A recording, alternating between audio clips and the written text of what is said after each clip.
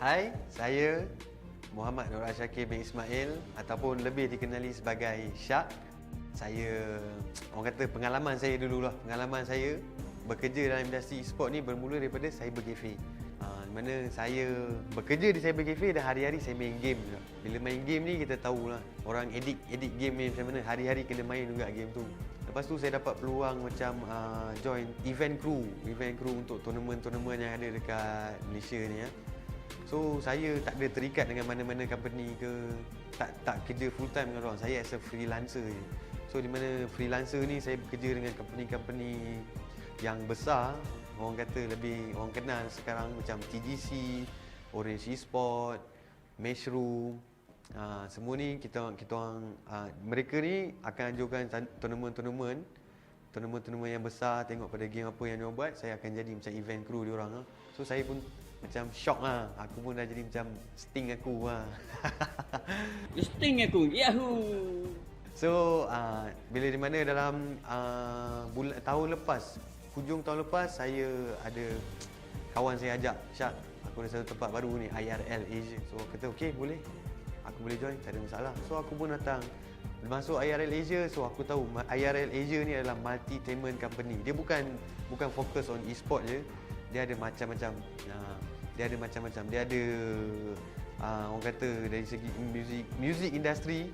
Music industry, kau boleh main gitar, main piano.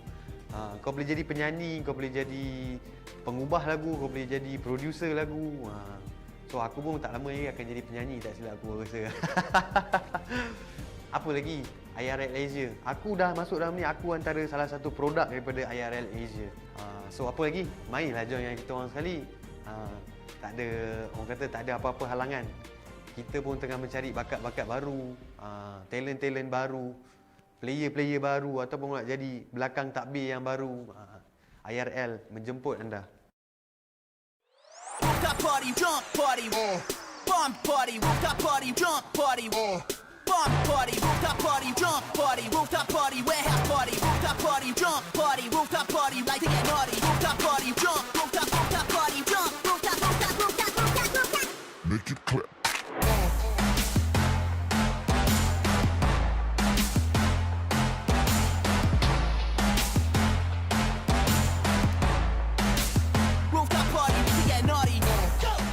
Ladies and gentlemen, welcome to IRL Asia's YouTube channel. I'm NeonFaith, and today we'll be taking a look at Summoners Odysseys plays for the week.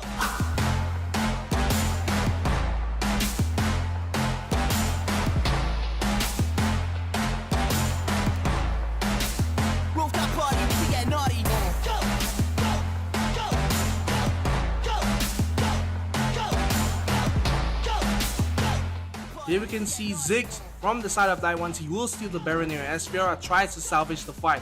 She won't be able to as the Baron and the fight will slip away from their hands.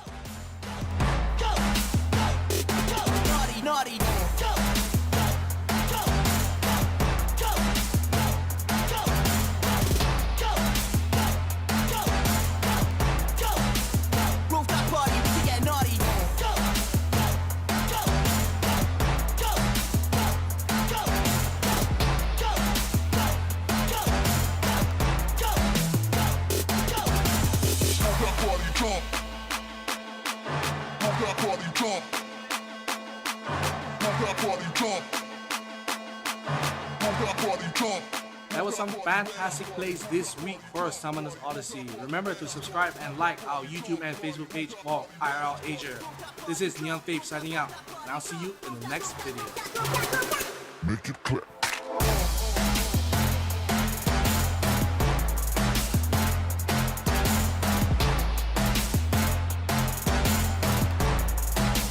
Rooftop party, we can get naughty.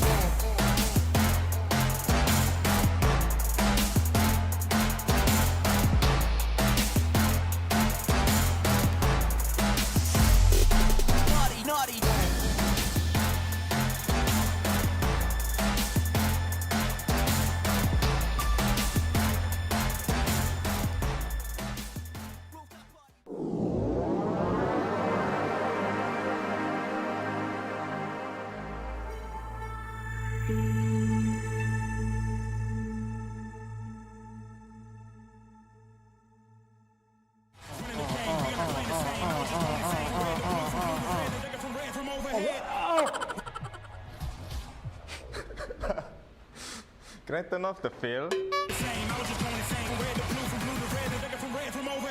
Wait, apa benda?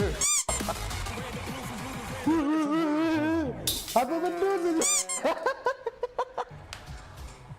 I missed both? What?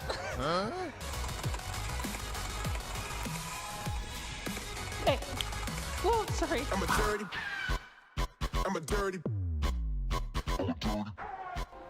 Alright, let's play some Beat Saber. Let's go. We're playing, yeah. I got the power. Itu easy lah. I got the power. I got unlimited power. Again. I got unlimited power. I got the power. I got unlimited power. Running the game. We are not playing the same. I was just going insane. Red to blue from blue to red. Looking from red from overhead. We're playing. Habis.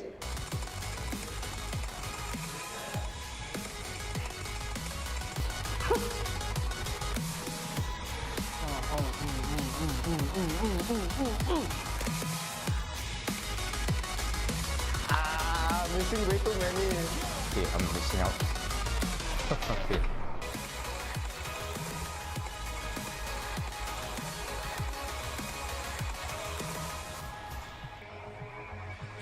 I'm coming closer. Victory is mine. I'm making history. It's time. I'm living this moment. Living the I'm a dirty. Okay. I'm a dirty. I'm colorblind actually. That was hard, but nothing too hard. It's way too hard, man. Too confusing. That was challenging. Yeah. Good game, good game. It was good. I beat Lionel. Weh, sana. Asal aku tak lulus, Mat. Serius ah. Tapi serius, susah. Tak boleh. Sebab dia bagi aku hard. Aku tak boleh nak main. I'm a dirty. Okay. I'm a dirty. I'm a dirty. I'm a dirty. Accelerator. I'm a dirty.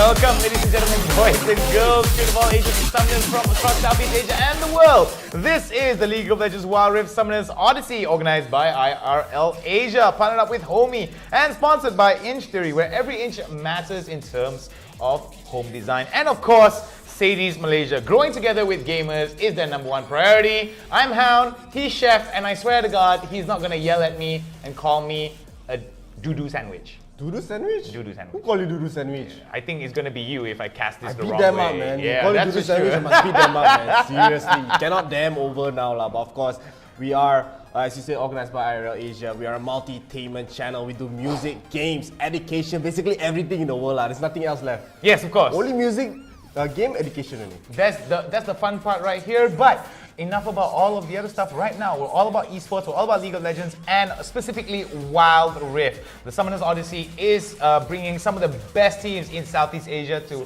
fight off against each other to see who will come out on top. To cover up what happened yesterday, Ace Esports were able to, Ardent Esports were able to walk away 3 games in a row with some big wins over Oligarchs as well as Level Up. But they struggled a little bit against Sugar Ramus in that last final game. However, Ardent Esports were able to cinch it out 2-1 in the grand final best of 3. Will it still be the same thing here? Because we've got so much talent that are basically going to be showing themselves out. They want to make sure there's a dominant show of force. What are you looking forward for here today, Chef? I mean, other than esports in general, they're kind of a relatively new team. They've just formed that new member with Hide. Before this, he was from VVB. They were 4-time champion for Wild Rift Summoners Odyssey. So them joining, they actually struggled a bit at the start. They got top 60, top 8, then they slowly inched forward, and now they finally got the grand final. So I want to see them bring back that same momentum. I mean, the past week, the past few days has been so many strong teams showing up. Nova PH Sugar Ramus are very new as well. So very, very interested to see. I mean, Philippines in general, they're like the new meta has been slowing down way more, but they're still being very aggressive, and that's what I really like to see usually. Well, we might not see that much of a Philippine dominant game because we are going to be watching a Malaysia versus Philippine matchup for the first match that we're going to be having. Is going to be featuring Last Whisper from Malaysia. Will it be their final whisper, or will it be sweet whispers of nothing into the ears of Nova PH Sugar Raymers? The Filipino team right now definitely has been really strong. They had a really interesting uphill battle against Ardent Esports. They were able to cinch out a pretty awesome game number 2 and match number 2 in game number 5. However, this might not be the case. They do have a lot of time since yesterday to come back in and basically try their level best to readjust everything, get a better understanding of the meta, and hopefully they will be able to basically create a better opportunity and better chance for themselves to get closer and closer to that grand finals. Yeah, I mean, Last Whisper are a newer team. This is the first time actually seeing them in the bracket, so very interesting to see. They're going to be up against a giant, man. Ooh. Nova, PH, Shigurimas are just so strong. They've just been shifting momentum left and right every single day, every single tournament. So seeing them again, going to the grand finals, is like the 3rd or 4th time in a row already that Nova PH went to the grand finals. Yeah, going to the grand finals is one thing, but winning the grand finals is another thing as Yeah, well. that's So, I mean, it's either you win the grand finals or you go back and you learn. So I do think that, like how you said, Nova PH Shiguremas had a lot of opportunities to come close and close towards winning a grand finals, but it seems to elude them mainly because of the strength that came in from Ardent Esports. So I do think that this could be an opportunity for them to just not only put their mark but also redeem themselves from a very interesting and dominant game that was being showed from the side of Ardent Esports yesterday.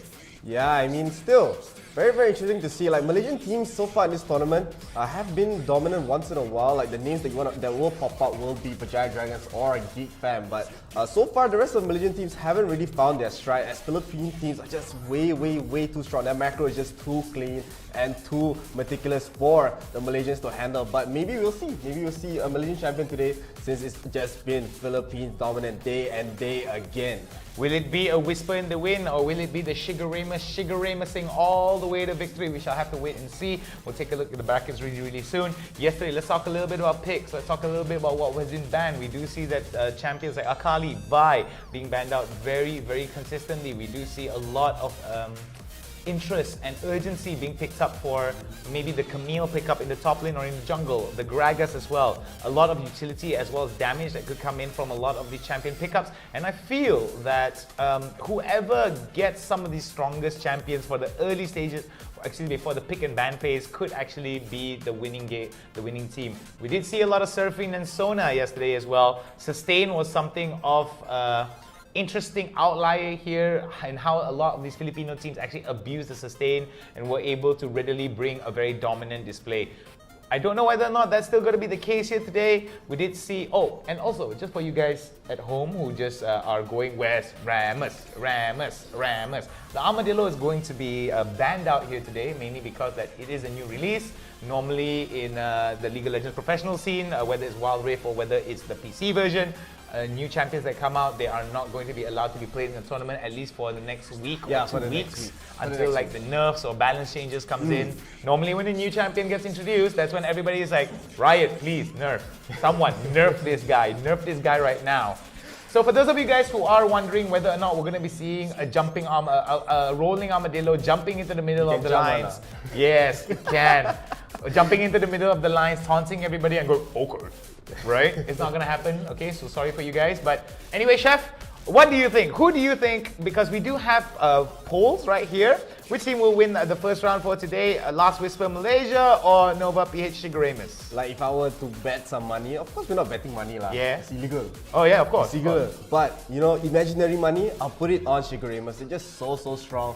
They're just way too clean. I mean, Last Whisper, they are the underdogs here, so me personally, I prefer to see an underdog win, but against Nova PH, it's a bit too hard for me to give it to their side. Yeah, I would like to see Last Whisper actually pull something out from their pocket and try to make sure to make it as competitive as possible, but we may actually see Shigaramus be in a very interesting spot here. It really depends on the picks and bans, and most importantly, the composition that they're going to be pulling into it. So at the end of the day, remember, ladies and gentlemen, we are going to be interacting with you guys at home. So for those of you guys who just joined us, make sure to kick your feet up, relax, and because the cut's not fun without you, and we need you at home to interact with us, drop us your comments, tell us who is going to win, drop the hashtag, right?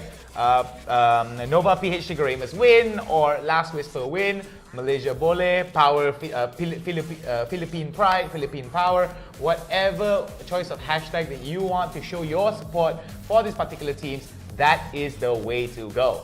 Yeah, not just that, please do get this page to 10,000 likes and follows. We want to get to 10,000 likes for more games, more tournaments, more content. We already have so much content on the Facebook page, so please do check it out. Help us get some likes down, and of course, you can get the supporter badge as well to support us directly. You know, you have the tag IRL Asia supporter. You have exclusive access to the private group for IRL Asia, and last but not least, if you send stars, we'll be able to show the promo video. Very nice promo video, got a NeonFaith and my Dato, my Idola, Shark 420. So please send some stars. Thank you guys for all the support so far. And of course, as he said, interact in the comments. So show your support to your team, show your support to your regions, as this tournament is for every single country in the Southeast Asian region. We have Philippines, Malaysia, Brunei, Singapore, Indonesia, Thailand, Bangladeshi players also got. So please do show your support to your teams, to your favorite players, to your favorite regions as well. Well, if you're not from Southeast Asia and you're from the rest of the world, we welcome you right here. So don't be shy, drop us some love right in the comments. And remember, guys and gals,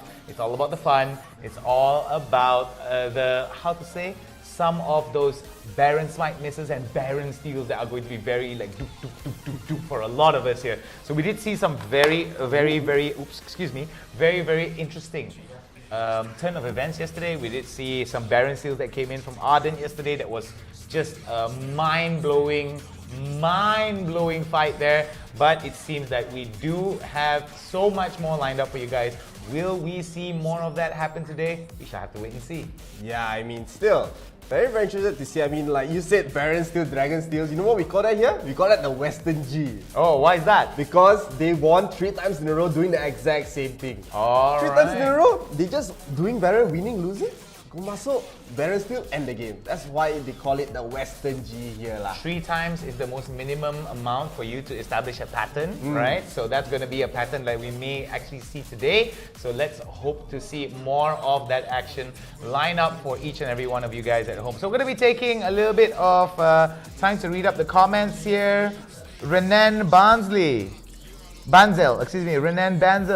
giving Nova PH wins.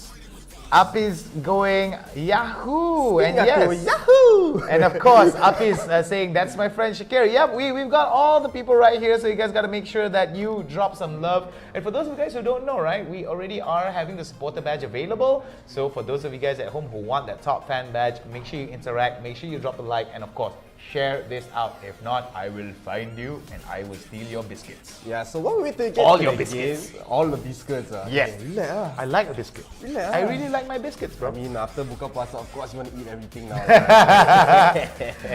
I mean, still, while waiting to get into the game, let's talk a bit about the Philippines, right? Yeah. The Philippines? Well, okay, now about the Philippines, right? Yeah. If you want to talk about regions in general, right? Philippines, specifically for League of Legends Wild Rift, very interesting macro mechanics. Fairly aggressive, and they tend to play it really, really safe. And I think we are having some bans that are happening off screen right now. I think there might be a bit of a something that might be happening. We might go into the game really quick. It'll go to our mind. Yes, it'll go into our mind. They're just mind. communicating to us Professor telepathically. Like yong. So anyway, for those of you guys, yes, Amir, his role. I look like a cheeseburger? I don't know. Oh yeah, he does look like a cheeseburger. I look like cheese, you know? Teh tarik cheese.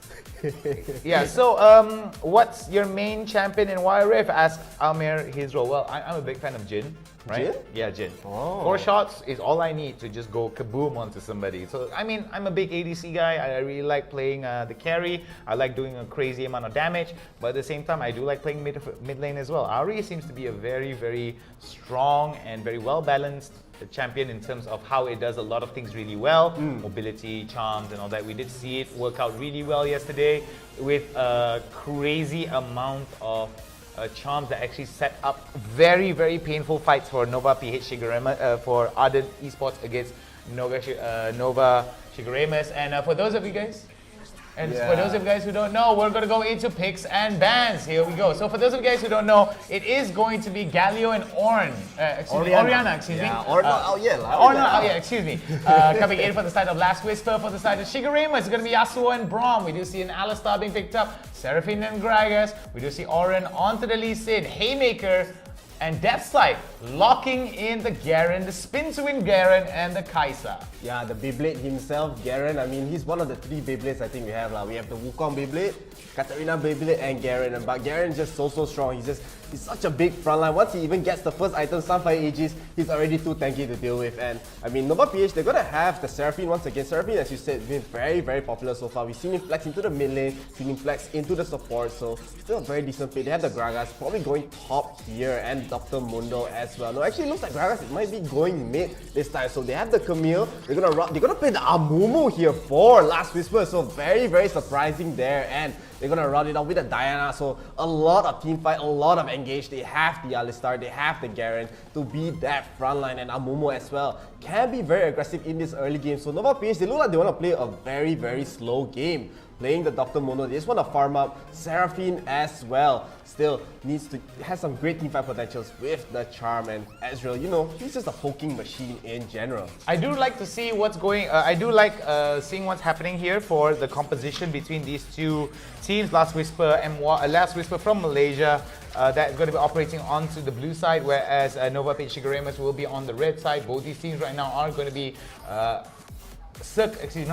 completing their composition as we head out of the draft phase. We're going to be waiting for the sirens to come up because we're going to go into the game very soon. We're loading in as quickly as possible, and I don't know about you, but I did see Dr. Mundo, and like you said, Dr. Mundo does have a very, very interesting dynamic here. All he needs to do is just get really tanky to be able to run at you, and if you do not have grievous wounds, it could be a problem. With the amount of cleavers that he can go through, and the amount of tankiness that he can, and the regeneration that he has with his masochism on his passive, it could spell a huge problem. Sirens are gonna go off. We will be witnessing game number 1 between Last Whisper Malaysia and Nova PH Shigeremas from the Philippines. Yes, Last Whisper will be on the blue team here. They're gonna go with a very, very solid combi. We haven't really seen Amumu much, so gonna be interesting to see how that will go. But Nova PH, they're gonna have a very standard comp with the Seraphine support, with the Gragas. We haven't seen Gragas mid in a very, very long time actually. Usually we see Gragas go to the top lane, go to the jungle, but they're gonna probably go for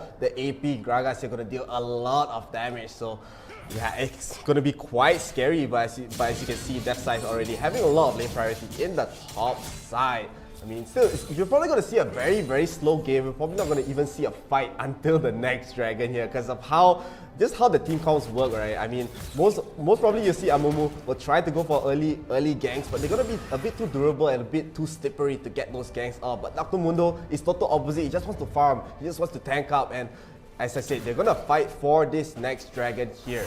Okay, Mundo as a champion here in Wild Rift definitely wants to play that stat check. He wants to be able to, Haymaker taking a little bit of damage there from Ruler. Ruler trying to get those mystic shots off. Icathian Ring comes down. Doesn't want to be put himself in the situation where he could take a little bit of the aggro from the minions as well as from Ruler. Ruler as well gets a bit low, but does have the sustain that comes in from Brian. Oh, beautifully done here. Icathian Rain may come down, Mystic Shots may come down towards a Haymaker. Haymaker right now still more concerned with getting those farms up.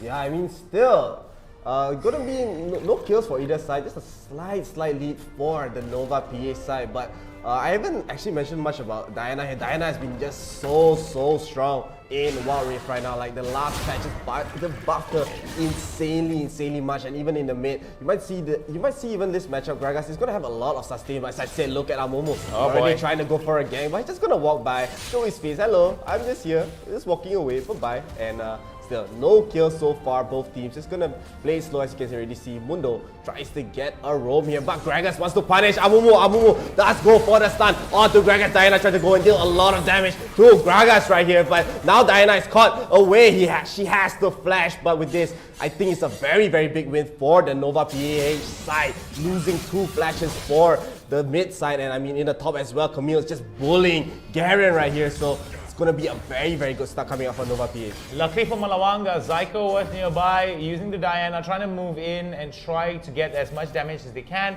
but it was the flashes that came in from the side of Malawanga as well as Zyko could open up themselves for a gank here if they decide to get that push priority on towards the mid side here. I don't see that much of a difference between the two teams in terms of the goal advantage. Starting to build up about 1,000 goal advantage, which I think is very much negligible in these early stages of the game. But thus far, it seems to be a slight little power balance towards Nova as they're getting priority into all 3 lanes. Yeah, we do see a nice double root with the 2-shot barrage as well. Akali is going to go in. I mean, Alistar is going to go in with the knockup. He's taking a lot of damage. Haymaker is trying to go in, trying to do some damage to Seraphine. He has to flash out. Gragas is going to come into the bottom lane. He already charged up. He got the casket onto Amumu. But on the other side of the map, we have Camille getting the first blood. Amumu gets the ulti and they do get the pickup onto Gragas as well. Diana using the ultimate, tries to kill Ezreal right there. They're all so low. They just has to back off. The ignite comes up, but with the healing, it looks like Ruler will not go down here. So still a 1-for-1, but a 2,000 goal lead, almost a 2,000 goal lead going to the side of Nova PH here. Nova PH definitely working out some big advantages for themselves very early on into the game. It is going to be 1-for-1 in terms of the exchanges of kills here. I do believe that it is going to be one that was started off very beautifully indeed. It is going to be Malawanga that takes up that kill credit as well as the Camille over the top side that is played by Shigo. That was very much looking forward to just locking them down over to the top side. Drake is now up and he used to call on the cell phone, and who will pick up that cell phone? We shall have to wait and see. Whether it's Nova, whether it's Last Whisper, who will pick up that call and get Drake out of there. Oh, there goes the 2-shot barrage. Yeah, I mean, still, it's kind of scary for Last Whisper. Like, as you saw, the gold lead was increasing for Nova PH side, but they didn't even get a single kill, and even still 1-for-1, they're up 1,000 gold here. I mean, that macro just so clean. They're earning this gold for pretty much, they're just growing it from thin air here, and I mean, Last Whisper, they have to be worried a little bit, as if Mundo gets way too tanky, they're not really able to actually kill him off. We do see they're going to start up the dragon here. Amumu will be spotting the members of Nova PH. You see Mundo in the front line. It looks like Dragon's half HP, but Amumu wants to go for a steal, but it's not really in range. He does have the flash, tries to go in, but they will get it engaged onto Diana here. The Parabellum does come out. Diana very low, she will fall. Amumu tries to run away. They're not able to contest the dragon here. Alistar is in the back. Haymaker will use the blast gun to run away, but looks like Camille really wants this kill. Doesn't get the stun, does get the hit. The barrier comes up, but it's not enough. Garen also here trying to run away, and in the back, Alistar does fall to Ezreal here. One by one, they are falling. The Ignite will take Garen away. Now Amumu, the only man alive. So a delayed ace coming up from Nova PH. Very, very well played coming from them. Oh my goodness, Oren there, luckily enough, he did have his ultimate, was able to get that healing off. One more hit could have spelled doom for him, but it seems that members of Last Whisper were not very much informed as to the movements of the side of Nova PH. They were able to just cascade downwards and get so many kills over to the bot side. 5-man kill, the unofficial ace, and we could see a race for some taste of blood here. Beautiful stuff here being shown from the side of Zyko. Zyko now looking towards getting more of that action onto his Nova, but Nova decides to just back out of there. Yeah, I mean, Camille is just so strong in this game. I mean, you can even look at the gold lead. Now it's 5,000 gold here. They want to go for a kill onto the Garen, but Garen is just a little bit too tanky. He is going to get the honey fruit at the top side, but looks like Nova PH, they are going to keep pushing it up. Mumu is spotted by Mundo here on the other side of the map. Camille does get a kill on to Kaisa right there. They're gonna get another kill now. They still want to kill Desai here. Desai solo. He cannot run away. He does try to flash out, but he will get caught here. And Amumu as well will be caught under the turret. Now it's a real ace for Nova PH. Very, very well played coming from them. And I mean, that goal lead is slowly but surely increasing right now. 8,000 gold, almost 10,000 gold now for Nova PH side. Not only 10,000 gold, they will be able to take almost 3 turrets. 3 turrets in their favor here. Last Whisper right now, the onus is on them to basically try to get back those turrets. This opens up so many opportunities for the side of Nova to roam around the enemy jungle, the jungle of Last Whisper, and that could set up some really interesting gank opportunities for them. We do see that Malawanga right now struggling a little bit with Oren here. Oren does have a lot of sustainability with his passive as well as his ultimate. It seems that it's going to be a consistent problem here. Oh, Psycho now looking towards getting into the fight. Malawanga as well as some of the other members of Last Whisper looking towards getting it. Oh, very nice arcade shift to get out of there. Psycho trying to go in and do a sustainable amount of damage, will not be able to do so. The Mystic Shot's coming out, trying his best to land some consistent pokes. I mean, NeonFaith are just so confident. They have 2 people in the mid lane. Now Mundo does join the fight, but look at them, they're so scared. They have 5 people, so afraid to go onto the 2 people in the mid lane there, but now they have to be worried about the rest. You do see Camille trying to go in. She will be engaging the fight. Amumu's already taking so much damage here. The Hextech Ultimatum does go out, the Charm as well does hit too.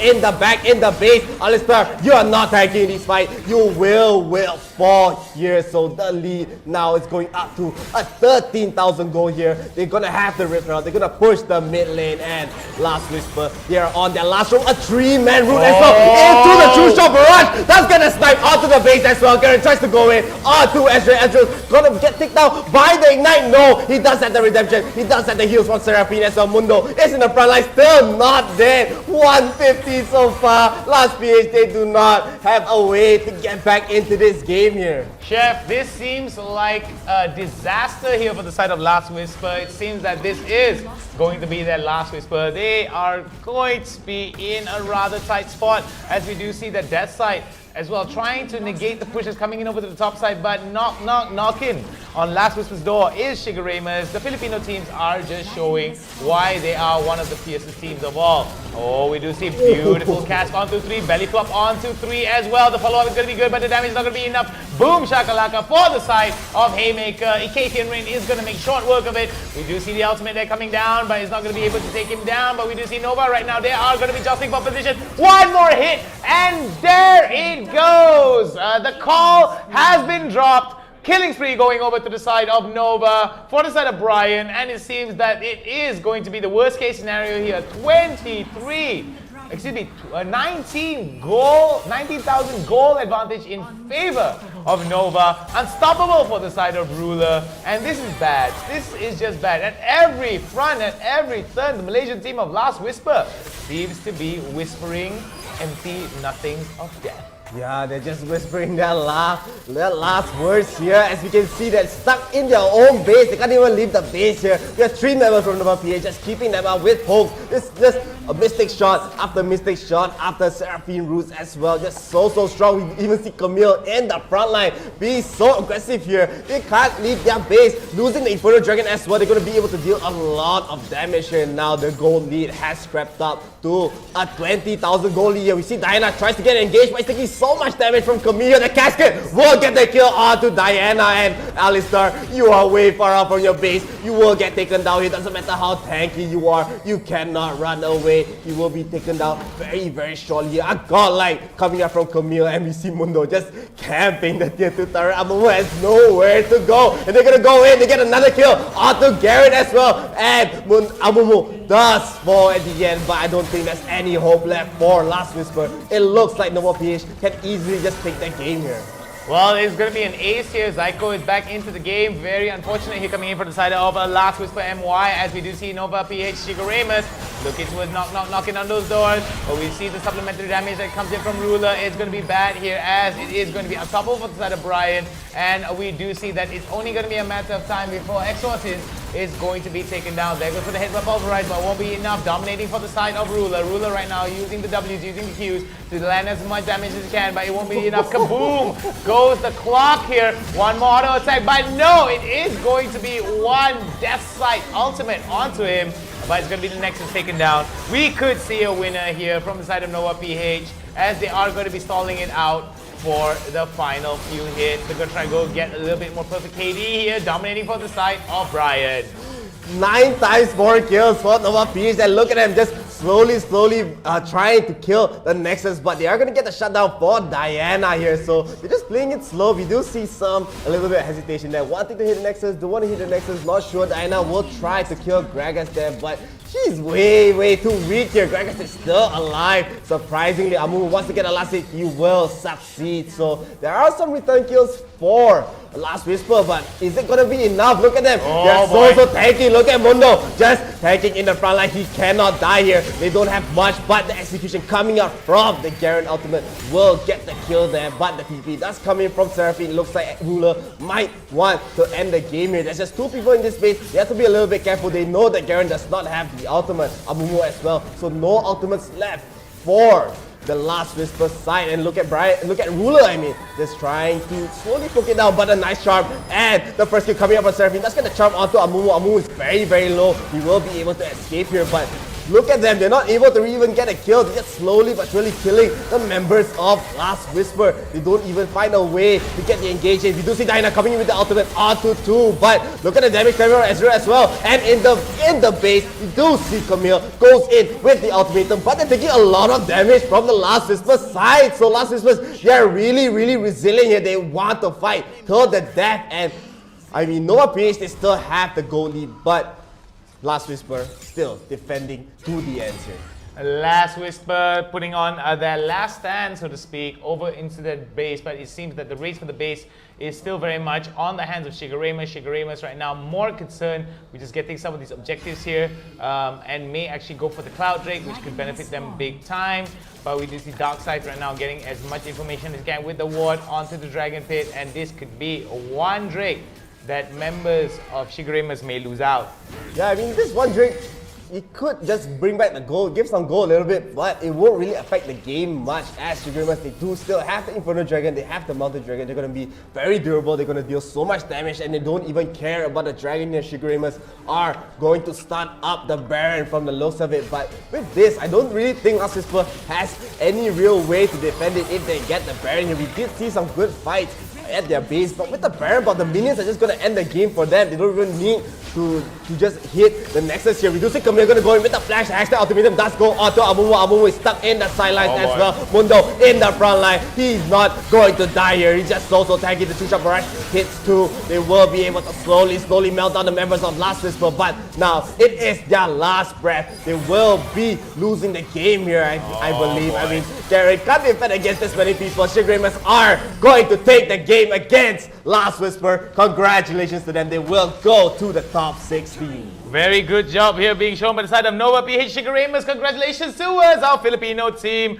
for Shigeremus being able to score that big first blood win over the side of Last Whisper. Remember, Last Whisper, thank you guys very much for playing, but it is a best of 1. You won't have another chance until, of course, the next Summoners Odyssey that we're going to be having. Remember, ladies and gents, we are having all of these tournaments daily, every day. We want you to join in. If you want to know how you can join in, remember, like the page at IRL Asia.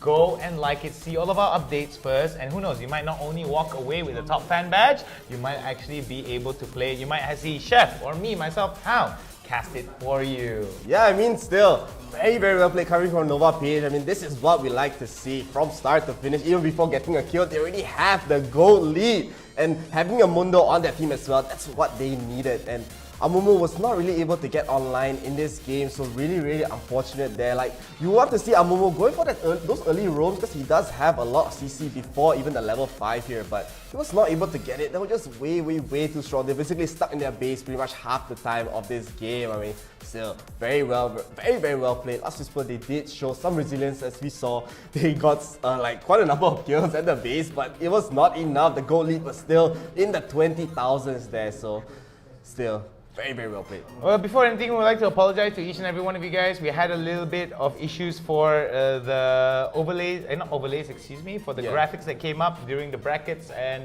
during the pick and bans. So we would like you guys to actually,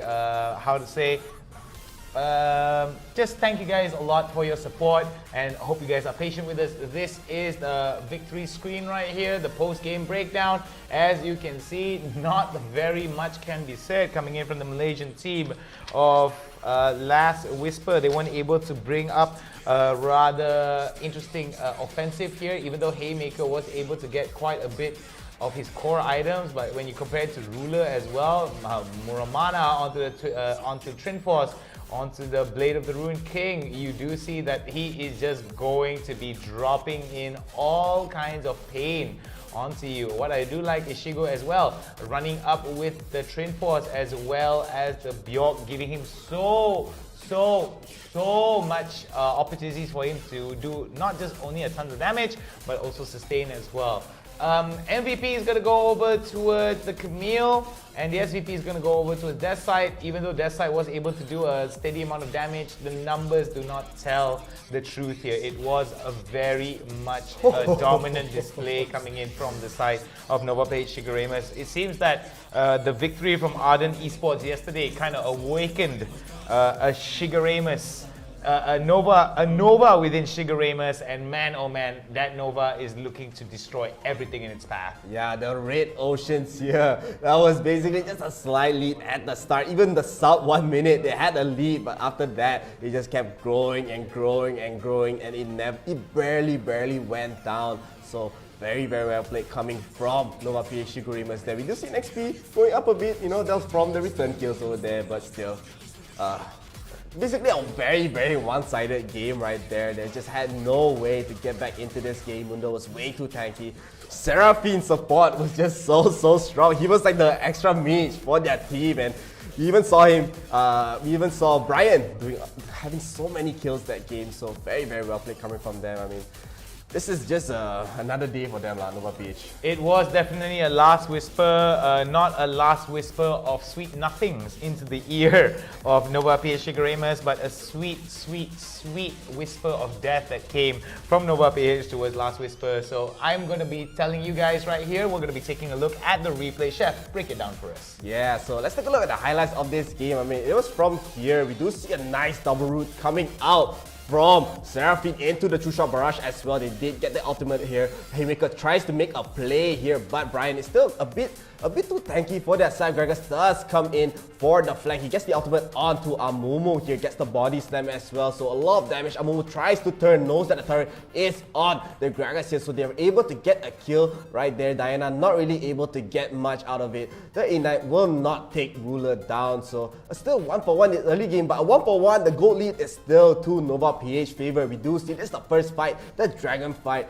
Last Whisper, they tried to contest it here, but Camille, being so aggressive, immediately uses the Hextech Ultimatum onto Diana. She just melts, comboing it with the Seraphine Charm as well. Alistar trying his best, trying to keep the damage dealers away from the fight, but there are just so many damage dealers in general for NeonFaith side. Shigure just going into the front line, Death side just going in to his death.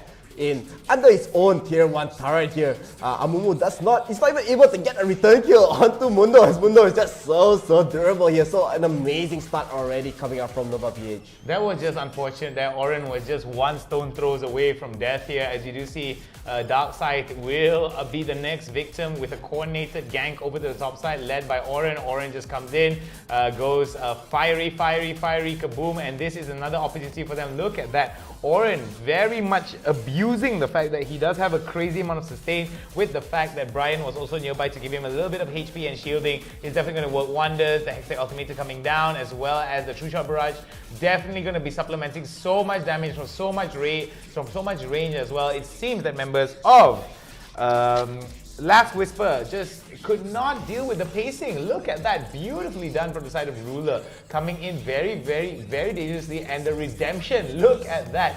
The Ignite almost took him down with one more tick, but it was the redemption that saved him as we head into that tier 3 turret on the mid side being taken down by the Herald. Yeah, I mean, we rarely see a Red Herald hitting the tier 3 here, so they're just basically running them down. We can see the gold going up and up and up, 17,000 gold here. Garen tries to defend the top turret, but even he knows that Camille is going to be way too strong. They just give it up here. We do have an engage coming up from Diana, but you have to be careful. Camille is so strong. A 3-man casket coming out into a 3-man body slam, dealing so much damage here. But he does get taken out by Last Whisper, as Haymaker does get the kill. That Shigure will get hit by the Garen ultimate, but Ruler is here. He wants to roll this fight. Look at the damage he's doing. Alistar trying his best, but in the back, Haymaker got sniped by Brian. An amazing play here. We do still see them being very resilient. They do still want to defend, but the casket just put NeonFaith, Last Whisper into the casket of himself. Casket is another word for coffin, right? Yeah, casket is another word for coffin. And that's definitely going to be the coffin here. Just tosses the coffin, the casket over towards them, and then it's GG for them. We did see that over to the bot side, Malawanga couldn't move out mainly because of the amount of pressure that was being built up from the side of Oren as well. So we do see that this is going to be a huge problem as the killing spree is going to come through. They are going to be aced out, and this is just going to be a dance that has one ending, and that's going to be Last Whisper. Basically not winning a game number one. As you can see, the charm that followed up was just too much for members of Last Whisper to handle, as the super minions are going to be knocking on their door. We do see that they are going to be trying to jostle for that position, trying to jostle for the fact that they want to be getting it. But look at that, the amount of sustained damage that's coming in is just way too much. But they were able to get that one kill over towards Ruler there. Ruler got a little bit too reckless and a little bit too overzealous in that. Voice Seeker is going to come out from Haymaker here. It's not going to come in. Icathian Rain comes down, but it's not going to be enough here. Oh, another one from long range coming in from Brian. Takes him down for the count. They're just basically dying from the turret shots coming from the Nexus here, but as I said, they're still very, very resilient. Last Whisper, they tried to defend till the end up to Shigurima's getting the Baron here. We do see a nice charm into, there's so much burst damage onto the Amomo here, but he will survive just barely, but left just two people in the mid lane. They're not even able to get the engager against the Ezreal and the Seraphine here. They know there's just so much damage. Camille is coming from the side. Diana does get the ultimate here, tries to get a lockdown, but he's taking so much damage from the Ezreal himself. Now, having a one-on-one, a nice Zhonya's as well, so I think, I'm pretty sure Last Whisper do get a lot of kills here, and the Truce of Barrage at the end to get the Diana here. But at this point, there was just really no way for Last Whisper to defend. They already had, Nova PH already had the Baron. The Diana ulti comes out, but no damage, no follow-up. Mundo just running them down, just tanking the turrets, does not care at all, and this is just a very textbook win coming up from Nova PH. There really barely any chance for Last Whisper's side. To be honest, Nova didn't even need the Baron, to be honest. They could have just closed it out. A little bit of overzealousness being shown from the side of Shiguremas.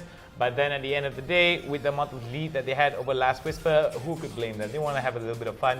To say the least, they wanted to play with their food. Yeah, they're basically playing their food. I'm pretty sure Shigure could have ended the game then and there, but he really wanted that kill onto Kaisa, so delaying the game a little bit, it didn't really matter. They still got the game. But with this, we are gonna go into a short break. So short break only kejap je, okay? So we're gonna come back with the top 16. So until then, we'll be right back. So do not go anywhere, and we'll see you soon.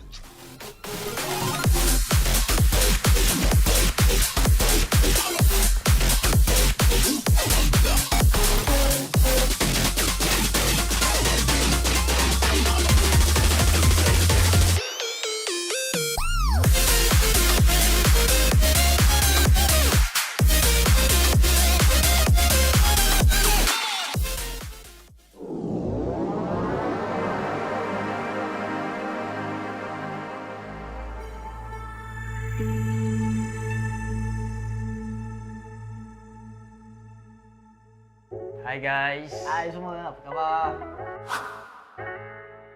Apa benda kita nak buat ni ah? Aku pun tertanya. Producer, apa kita nak buat hari ni? Kita ada Spiderman kita hari ni. Ada apa? Spiderman ni untuk apa ni? Ada apa, kita check dulu kepala dia ada apa. Ada lah ni, producer lah kita buat benda bukan-bukan. Surprise ni. Ada soalan ke? Soalan yang producer kita minta kita jawab hari ni adalah bagaimana anda bermula menceburi bidang e-sport? Peace, macam mana kau bermula dengan bidang e-sport? Bidang e-sport ni secara tak langsung aku masuk dalam bidang e-sport ni. Masa tu aku still kerja as a sales assistant dekat Orange Sport. And then one day tu my friend ada seorang kawan saya, which is Zava kan. Obviously nama Zava.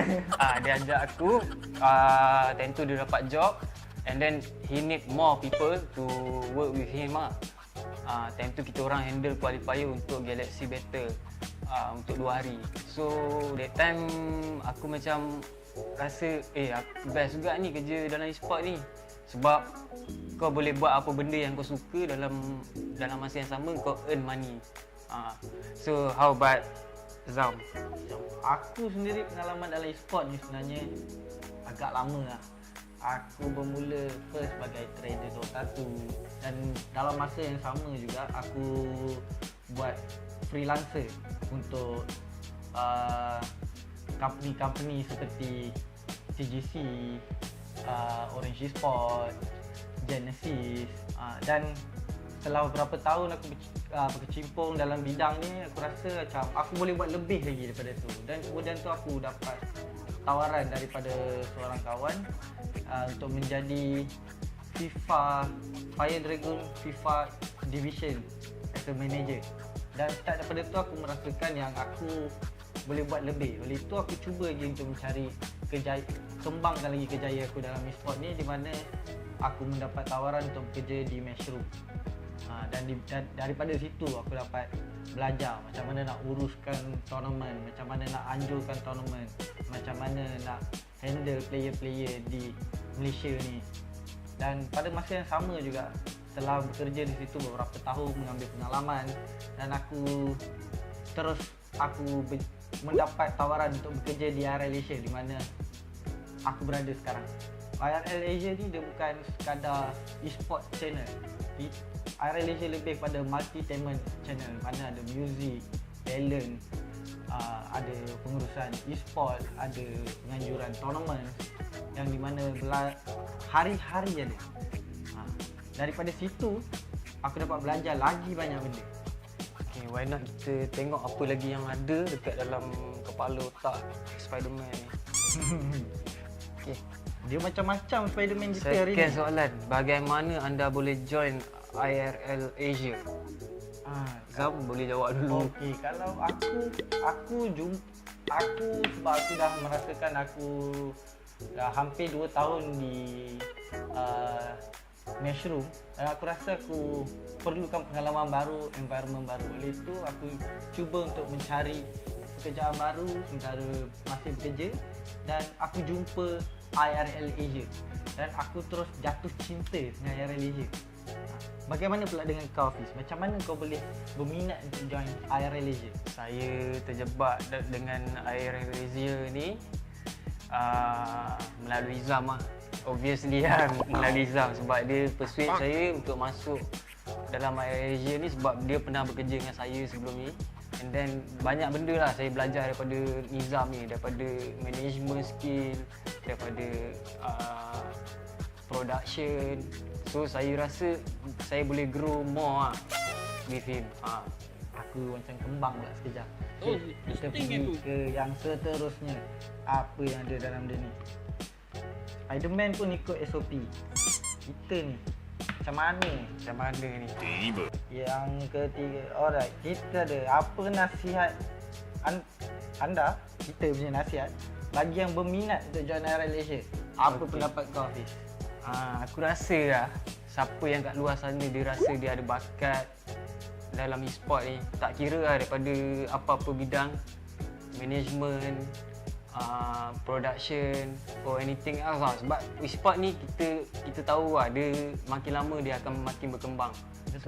Sebab dia dunia IT. Sekarang orang lebih menggunakan IT daripada sistem-sistem yang secara manual ni lah.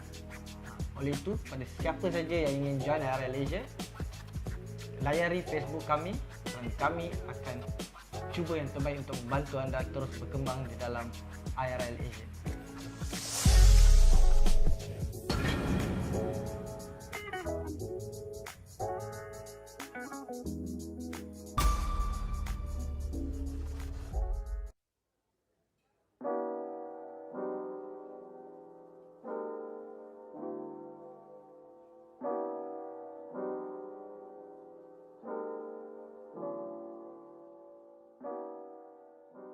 Hey yo guys, Victor Cax here, or as my friends know me, I'm just Victor Ang. My full name actually is Victor Ang Kai Xuan. I'm actually East Malaysian, but I actually grew up in KL. It's kind of complicated, but safe to say, I'm basically Malaysian. So I've been a professional esports commentator for 7 years, and it's quite a long time when I think about it. I think I first started off back when I was still working part-time at Gizmo Arena, which was a cyber cafe in Kuching, Sarawak. And at the time, we were doing an esport event in Unimas, and their main caster needed to take a break. So my boss actually pulled me aside, sat me at the caster's table, shoved a microphone into my face, and asked me to fill in for the caster that day. And the worst part about that thing was that at the time, I didn't know anything about gaming. Like, I barely played Dota 2 at the time, so I really literally had to improvise because I didn't know the name of the heroes or the skills. But somehow, as I was doing the commentary, people were actually enjoying what I was doing. So that's when I figured that, hey, maybe I should try to pursue this. So around the time I left university, I accepted a position in Genesis Cyber Esports to become their full-time caster. And at the same time, I picked up a lot about live shows, about production, and I eventually carried these skills to my next company, which was the gaming company. And there I worked as a production executive for 2 years before finally I met up with Jay and the boys over here at IRL Asia and decided to join up with them as well. I think what esports has really done for me is really opened up my horizons, because there's such a diverse group of people who works inside the industry, you know, from all different kinds of backgrounds or different kinds of games. But no matter all our differences, we're all united by the same thing, which is just the passion that we have for esports and gaming. And what's funny about that is that, you know, even though a lot of us will have disagreements with each other, we always agree that we always want to see gaming just rise up to the top.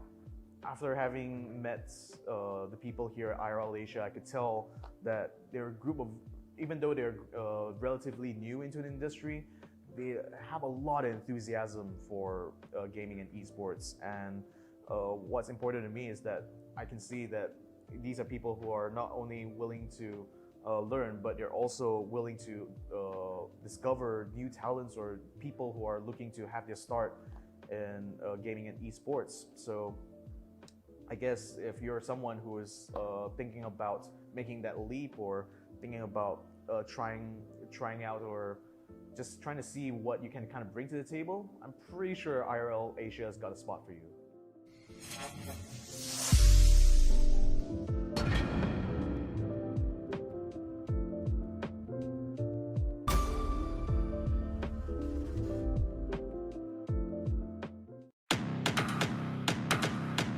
Welcome to Wild Rift.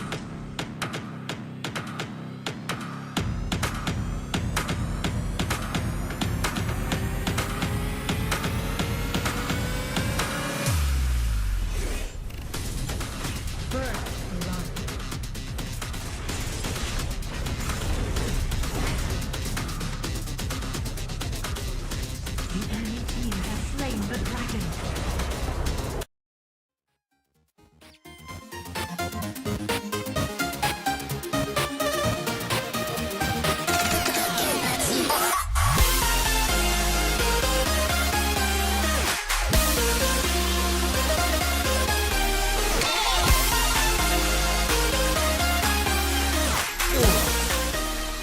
Hey, I'm Budak Bising, also known as Chef. And of course, today I'm joined with Hound himself, and we are gonna be watching Forest Summoners Odyssey today. So how are you doing, man? Okay, the producer was saying that, okay, we're taking things a little bit too seriously, we've got to have a little bit of fun, you know. I didn't expect to have that much fun, that's for sure. Correct, Budak Bising, Budak Bising. Of course, this tournament is organized by IRL Asia and partnered with Homiee. And not to forget, don't forget, we are also sponsored with Inch Theory and Sadis CDs Malaysia. They give us this very nice product all for the headset, matching with me, you know. I'm just really happy about this. Yeah, the headset, you look like a cheeseburger, the headset looks like a beautiful shade of an awesome banana I'd have in the morning. So cheeseburger, banana, that's the awesome color right there. Yeah, and of course, don't forget the hat lah, huh? The hat is very, very stylish, and thank you, Odysseys Malaysia and Insta for sponsoring this tournament. So right now, yeah, you can wear it, right, man? Yeah, I mean, it's a nice looking hat. So if you guys want some of the peripherals and some of the awesome stuff that Odysseys has in store, be sure to check them out on social media as well. And of course, we have tons of action. All of the sponsor stuff all out of the way. Yes. Let's talk a little bit about the game previously and how it actually transpired between Last Whisper Malaysia and Nova PH Shigaremas from the Philippines. It was a very interesting one indeed, and it was a very, very, not to say a tightly contested game, but it was a very, very dominant display coming in from the side of Shigaremas. I mean, still, we are going to get actually already into the pick phase here. So let's take a look actually. So right now, it looks like the teams actually is going to be Vipers versus LFS. Yes, so LFS is going to be having the first pick. They are going to go with the Alistar here. And I mean, still very, very interesting so far. We are going to get Alistar first pick right there. I mean, wow. Okay, so we're going to be able to see right now, you know, very, very nice. Alistar first pick, a bit unusual, giving up the Galio Camille here. Oh boy, I'm not entirely happy about this Galio Camille pickup here, because I am rather worried about the fact that if Galio comes in with the Grand Entrance as well as the Hextech Ultimatum that could come from the side of Camille, is going to be a very huge problem for the side of LFS. For the Vipers, however, it seems like it's a very interesting one indeed here, because they are going to be going for, for LFS, they are going to be going for Alistar, Fiora, and as well as the Ezreal that are going to be hovered over. For the side of Vipers, it is going to be Galio as well as the Camille. I was going to say that Gragas is going to be picked up for the side of Vipers, considering that they did want to get their bottom lane duo, their Dragon lane duo of Alistar and Ezreal locked up. They do have Fiora that can go to the top side of the Herald lane or the Baron lane, so that's going to be working in favor for the side of LFS. That is going to be a very interesting and very strong split push opportunity for them, but at the end of the day as well, they're going to be locking in the Wukong and an Ashe coming in from the side of Calm here for that final pickup. It's not going to be the final pickup yet. He does have the last pickup, Nostradamus, on to the Yasuo hover as well as Astral on the Lee Sin. I really like what this is picking up here, because if Alistar is able to come in with the Headbutt Pulverize onto 2, 3, or 4, then we could actually see the Yasuo come in with a beautiful ultimate. Lee Sin as well, that's another one that could actually be a spoiler here for the side of Vipers if he gets to the back line and is able to do some crazy damage as well as kick some people into the hands of LFS, then this could be a huge problem for the side of Vipers. Vipers do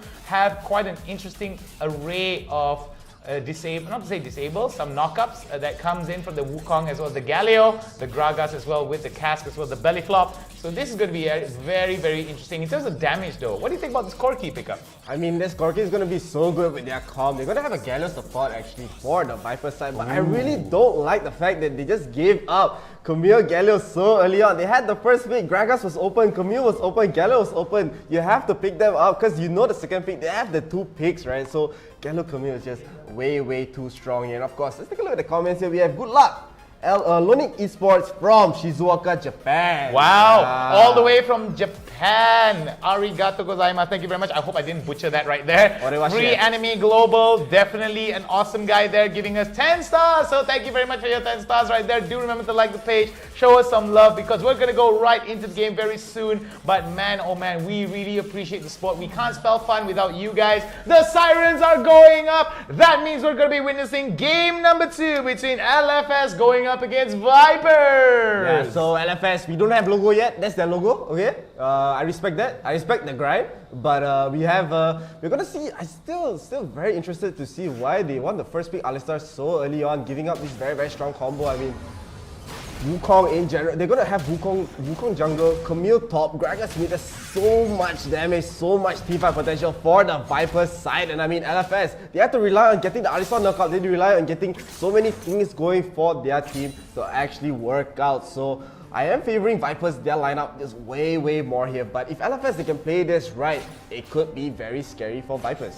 Alright, this is going to be very interesting. Indeed, Speedy right now is going to be over to the bot side as well as alongside with Jubani. Jubani is going to be looking towards setting up that headbutt pulverize and setting up those stuns really well over to the bot side. Over to the mid side though, we see Nostradamus as well as Astral going to go into a very aggressive push here. Oh my goodness, look at that. Not going to be a very good start here for Loms. As the Loms right now, low MS, excuse me, looking towards getting a little bit of that damage taken up. It looks like the Raptors are going to be stolen away from him. I mean, we do see this a lot for Lee Sins in general. They go for this very early invade onto the Raptors or onto the Red. So the bright side here is that Wukong didn't lose the Red, so he's going to be fine in this situation. But still, very even game. We're not going to see many kills happening so far unless Lee Sin gets a very cheeky gank here in this early stages of the game. We do see Fiora being so aggressive onto Camille here. Calm has to be very careful. Fiora is very strong in this matchup, in this top side. So that's why a lot of people, they pick Fiora into the Camille here. But still, Vipers, you do see a nice headbutt coming out from Alistar. Not really getting anything, just pushing away. Hey, wait, Speedy? Speedy? Hello? Hello, Oh, Speedy Speedy. is gonna get caught with no. the taunt, and he does realize, wait, I just realized what's happening here. He does back away with the Arcane Shift. So gonna be some damage for the Viper side, but still no kills, pretty much dead even this game. JJ Mon as well as Fair trying his level best to get as much damage as he can, get taunted immediately, but they weren't able to get it. Oh, immediately from Ting, he just decided like, nope, I don't want to be involved with this. Flashes over the wall, does not want anything to be done with the Astral here, does not want to be involved with Astral at this stage of the game, and I think that's going to be very wise indeed here for the side of Ting. Loms as well going to be moving around the jungle top side here, could set up a gang over towards the top side, and that could prove very detrimental to his Exhibit here because he's going to be pushed out. Yeah, I mean, Gragas tried to go for a kill onto Yasuo there, but Yasuo just survived with a single HP, so he will be fine here. But no summoners for the mid lane for both teams here. Ting, no summoners, he tried to get the kill, he used the flash to just back up because he saw Lee Sin, he saw Alistar in the vicinity here. So still, no kills so far, even though there had been some engages. But I mean, this is what we tend to see in general for this very slow. A lot of Philippine teams just like to do this. They play a very slow macro game. They don't go for early engages. But we do see teams like Nova PH, Arden. They go for these very early engages to get the early lead. But still, dead even so far. As we've seen it many times, the first fight is probably gonna happen during this first dragon here, the Cloud Dragon, also known as the winningest dragon. You know why? Highest win rate. Yeah, it does have the highest win rate, and I think it does actually play quite a bit into the fact that extra move speed definitely will help with the rotations. And since Wild Rift is a very strong rotational game, and all the Filipinos tend to play a very strong, a very strong type of a rotational skirmishing game, then that's definitely going to be something of a high priority for them. And for those of you guys who don't know, LFS, they don't have a logo yet. So, yeah, no logo. Just a little bit That's of... why I respect that, man. I respect the fact that they got no logo, you know. We don't have logo yet. Just gotta poke some fun at LFS there. But in no way is that a bad thing. That just goes to show that they're just having just a group of guys just having a good time. Over to the bot side here. Alistar is just walking. Oh, Jubani. What is Jubani doing? Gonna get taunted here. It's gonna be a very bad start. Kushabra's gonna come up. There goes the beautiful headshot pulverize on to 3. But there comes the other grand entrance coming in from the side of JJ Lemon, excuse me. JJ Mon right now gonna go up with the Justice Punch and with the knockup. Will it be enough? No, the damage not gonna be enough as they're gonna be trying to get away. But the knockup is gonna be good. Yeah, so Vipers, they get a very decent kill, nice first blood onto Jubani there. I don't know what Jubani was doing. They were just walking in front, but we do see Galileo does get spotted by the Lee Sin and gets the return kill for Astro right there. So very well done for LFS. So both teams have not yet got the dragon yet, and we do see a flash. Camille being so aggressive, does go for the flash of himself. The honey fruit will come out, will heal back Fiora here. Fiora can actually turn if she wants to. She does have the ultimate. If she gets all the vital points, it looks like Camille will fall down here. But now Calm, it's his turn to get the lane priority. So very unusual to see Exhibit down one whole level here, and Calm just basically destroying this lane at this point. Calm right now, very well aware that Grand Challenge is going to be down for the side of Exhibit. It's going to be a huge problem for the side of Exhibit if he wants to be fighting out. And it's going to be Exhibit getting taken down out of our view over to the top side here. Seems that it's going to be a dive that came in from the side of Calm. Calm, like his name suggests, staying calm, playing around the fact that the cooldowns were a thing for the side of LFS and takes down Exhibit rather well. This is going to be opening up another another opportunity for the Drake to come in, but you've got to be careful. Astral is nearby, does have his smite, could be a steal opportunity. Yeah, you do see it. The taunt does come out onto Lee Sin here. The steal does not happen. They just immediately destroy Astral. Now, Nostradamus is stuck in the pit. He will be taken down as well right after taking down Galley here. But look at Corky going in with the Valkyrie, trying to deal a lot of damage to Speedy here, but he's taking a lot for himself. He does get a 1-for-1 here, so still a 2-for-1 coming out for, a 3-for-2 actually, coming out for the Viper side. So very, very well played. They get the Cloud Dragon, the winningest dragon, the highest win rate dragon here, but come again, it's gonna be very aggressive onto Fiora. Fiora has to be careful. She does not want to die again. Fiora, in theory, she wins this matchup, but especially when Vipers already have this much farm, she's not really able to win this one-on-one unless she's just a bit more careful, a bit more calm. Very nicely done there, coming in from the side of Exhibit, trying his best to actually push back Calm. Does a very able amount of damage onto Calm. Will be able to go back onto his lane and try to get that a bit of honey fruit there to sustain himself. Over to the top side, we do see JJ Mon as well as Claire focusing on the top lane here, because a Rift Herald is going to be the next priority objective for them to focus on, give them a lot of pushing power and a lot of damage towards the turrets. And as you can see already, JJ Mon as well as Loms and Fair are going to be jostling themselves towards the top side of the map and giving in a little bit of love to the Herald. Yeah, so Vipers are going to start the Herald here. They're going to push the Herald very, very deep into the pit. Joe Bunny does go for the engage, but the taunt does come out onto Astro, the Dragon King as well. Comboing it with the Yasuo ultimate. The Rift Herald will be taken by Vipers and immediately gets the re-engage with the Galio ultimate as well. Does get the knock-up, so they already get 3. Now Speedy is all alone. He will get taken down, so there'll be 4 Vipers here. So very, very well played. They're going to have a very decent lead with this Rift Herald as well, but Exhibit, you have to be careful. It looks like the rest of the members are here as well. So a 5 kills for Vipers. They get the ace, and with this, they're going to be able to get so many turrets here. They still have the Rift Herald. They got the top turret. They're going to get this mid turret here without even having to spend the Rift Herald for this push. One of the cleanest aces I've seen thus far here for the side of Vipers. LFS right now playing to the symphony and the pace of Vipers. Vipers controlling the game really, really well here with some really good rotations as well as aggression. That seems to be working out wonders for them. LFS, however, playing a little bit more reactionary than proactively, and it seems that Vipers are very well aware of it, watching some of these fights, knowing that LFS will react to it accordingly.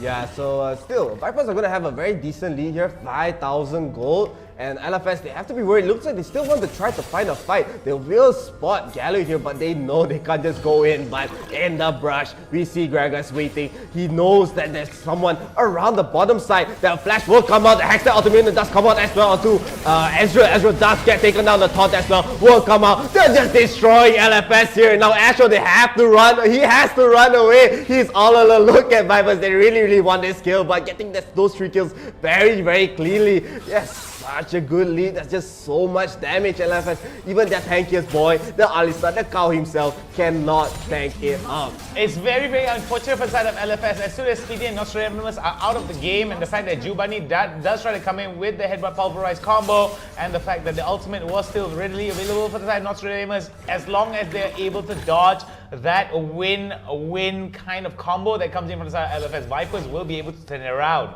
Yeah, still almost 7,000 gold lead here. The second dragon hasn't even spawned yet. It's gonna be the Inferno Dragon as well. The strongest dragon in this game. Whoever gets this dragon, I mean LFS, they need to try to contest it here. But we saw whenever they tried to go for a team fight, they're just melting slowly but surely from the damage coming out from Vipers here. And we still see them. They're trying to go for something. They're trying to group up. Fiora is giving up on the split pushes. She just wants to join the fight here. But Vipers, they're still way too strong. Jobani might get caught here by the body slam from Gragas, taking a lot of damage as well. Almost half HP. Wukong, let's go in with the ultimate. That Taunt does also come out. Alistar trying his best to tank it up. He does not fall, but a nice 4-man ultimate coming out from Yasuo as well. He will not even get a single kill here, and LFS, they lose 3 in this fight. And now it's all up to Astro. He needs to get this miracle steal, and Vipers knows it. They know that they want to steal it, but it is Gragas going in for the body slam. They get the kill. Another delayed ace, right? And the blue team refused to surrender as the lead has went up to a 10,000 gold lead here. 10,000 gold lead, and you see that Viper's composition definitely working out favors here. Better CC,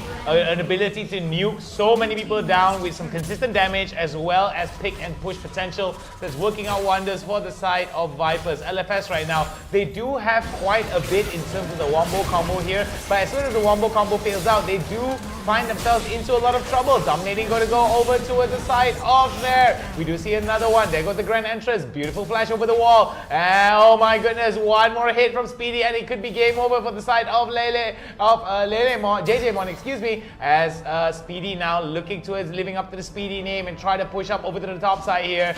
All fair right now. Look at the amount of damage coming in. And he will get taken down. Godlike, as it will be taken down from the side of Nostradamus. It was only a matter of time before that Godlike is gonna get taken away from him. Yeah, so Vipers got caught with their pants down a little bit. They were trying to be a bit too aggressive there in around the Blue Sentinel area. So LFS, they found some opportunities to get back into this game, but is it enough? Though the gold lead is still 10,000 gold. They have not gotten a single objective. They only got one entire turret in this entire game. So Vipers are still very, very strong. We see Calm probably making his way to the bottom side. Really wants to kill this Fiora here, as he might get the engagement. Look at the damage coming from Camille here. The ignite as well, but no ultimate yet. He will finally use the ultimate, but immediately reposted by Fiora here. Very well played. They get the knockup into the Yasuo ultimate, and the GA will come out. He will try to flash away. He'll try to run away, but it looks like LFS, they might still want to chase this. One hit away. Yasuo trying to go in, but not really in range. Calm is just able to dash back out with his grapple hook, so he got a very, very aggressive engage here. But it took LFS 4 people to try to defend this, but this game, Vipers the opportunity to start this Baron here. Astro tries to go for another steal, but again, he will fail. The Zonias does come up, but what does it matter? Corki will get the last hit here. Looks like Fiora as well will get taken down. Bunny, you're a little too weak, man. You're not tanky enough. You just gotta back off. He just tries, but he's not successful. Vipers take another 3 kills. 4 kills right there as Yasuo tried to re-engage. So, man, Vipers still looking so good. They have the Baron buff. Calm just able to slowly split push. If you do see Speedy trying to go for an engage, but you have to be careful. There's just so much damage here, man. What are you trying to do? This gets Vipers the ace. It looks like they can just end the game here for the round 2 of this tournament. It's going to be an ace there. 2 more members down for the count, as Exhibit as well as Astral are still going to be in play here. Teleport's going to come down for the side of Vipers as they're going to be closing it down really quickly. 4-man push there coming in. 3-man now coming back. It's going to be a 4-man coming back. Speedy is still not in the game. They're going to be trying their best to get it down. There it goes. Beautifully done from the side of Exhibit as well as Nostradamus to come up with the wombo combo. But this could be very bad. Look at the amount of damage that's getting there from the side of Nostradamus. Nostradamus flashes over the wall. Will be able to stay under safety there, but look at that special delivery coming in from the side of there. The amount of damage is going to be good. The Nexus is exposed. The Nexus is going to be taken down, and it's going to be a steady, handy defeat here, handed to the side of LFS from the side of Viper. But we do see that there is going to be some kills being taken up from the side of Speedy to improve his KDA, but KDA is not the one that brings you victory. A few more hits, and there we go. Vipers showing why they are venomous, dangerous, and most importantly, the winners of game number 2. Really well played. I mean, there was just barely any chance for LFS to get back into this game. He saw some return kills, but that was just Vipers just being a little too aggressive, a little too confident, getting caught. But the gold lead was still high. Like, maybe you can see from the gold graph, it didn't dip at all. I'm pretty sure. So still, Vipers, they were physically very similar to the first game. Just a rundown. Alright, before that, let's read some of the comments from a good friend of mine, Matt Shoutcaster. Nothing but love, baby. Nothing but love to one of my closest friends here. Viper's composition is just scary, better CC, good nukers, pushing potential, picking potential. All goods better on the side of a Viper. By the way, hi. Nothing but love at Matt. Yeah, since you send stars, right, it means you get to watch the promo video later. So probably after the stats, after the replays, you'll be able to watch the promo video. Yeah. it's a very nice promo video lah. Thank you very much. Thank you so much. Thank you guys very much. Thank you guys very much. That's gonna help us get paid. Thank you guys. Thank you guys. Part of that stars goes in our pockets, goes into everybody's pockets here to help improve. So who knows? The more stars you send, the bigger the table will get. That's a running joke that's starting up from yesterday, and it's still gonna continue until we have a bigger table. That's for sure. It's okay lah. It's compact, you know. Yeah, it's a compact table. Compact I mean, I feel like I'm can on see like the CDs products, you know. Yeah. CDs products. Don't forget to support CDs. I really like the blue lion robot thing. Yeah.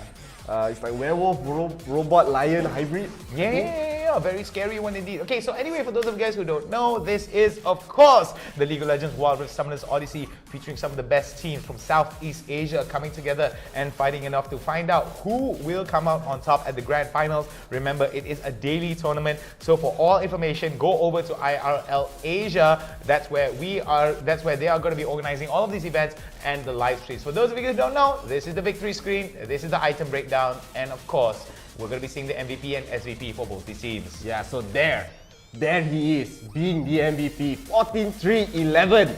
14,000 gold net worth. He had less net worth than the Camille, but he probably dealt the most damage in this game. So very, very well played. We do see the SVP being speedy here. We did see him trying to get some third kills, trying to go in, trying to do the damage, but it's not enough. Look at it. 32,000 here coming out from Corky.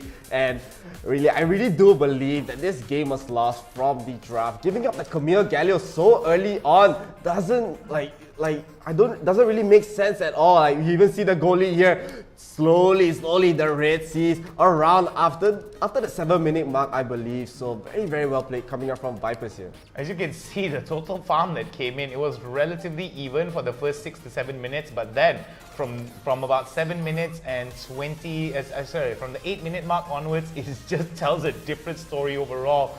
In terms of total XP as well, that's just an even bigger turn here, and it was a rather even game for the first 7 minutes, and it was rather unfortunate for the side of LFS. They did manage to bring some interesting fights, but then at the end of the day, Vipers just had the better composition. Like Atmat's pin comment says, the composition just scary, better CC, good nukes, pushing potential, picking potential. It was just better on all fronts. Yeah, I mean, still, you can't give up Galio Camille, man. That's just way too strong of a composition. Like, if you want to argue who was the best champion, left in the pool that game, it will be those two lah. Yeah, I mean, Akali, it'll be those two. I mean, at the end of the day, it really depends on the kind of execution that they actually use. I mean, you can have the strongest composition out there, but if you don't know how to execute it properly, you don't know how to play around the rotations and the objectives, then that composition, I mean, you can have the most expensive hammer in the world, but if you don't know how to hit the nail properly, you're just not gonna get it nailed in. Yeah, I mean, that makes sense, but Vipers, they're not a weak team. They're not. So giving them a champion, those two champions like that, it's just gonna be so bad. So they first picked the Alistar there. I really wasn't sure what was the reason behind it. They want to pick Alistar. They could have picked it later on, as Alistar is not really that highly contested in this meta right here. I mean, they were going to pick the Galio anyway. Like, if they got the Camille or the Gragas early on, they could have maybe made their team more well-rounded. They have better engages. They want to go for Yasuo also can. You can pick Gragas as well to get their combos in. So very, very peculiar coming from the draft. They weren't able to execute what they wanted. We saw some nice combos from Yasuo. 4-man ultimate, not enough. I mean, that's the thing. Like, at the end of the day, Alistar does really, really good setups for the Wombo combo, sure. Peels really, really well, sure, but the amount of mobility that's coming in from the side of LFS, from the side of Vipers, was just a little bit too much. If you manage to peel off one, Camille comes in. If Camille doesn't able to come in, there's going to be the belly flop into the barrel throw, which is just going to push the fight into a big disarray. And I feel that was one of the main signifiers. Let's take a look at the replay.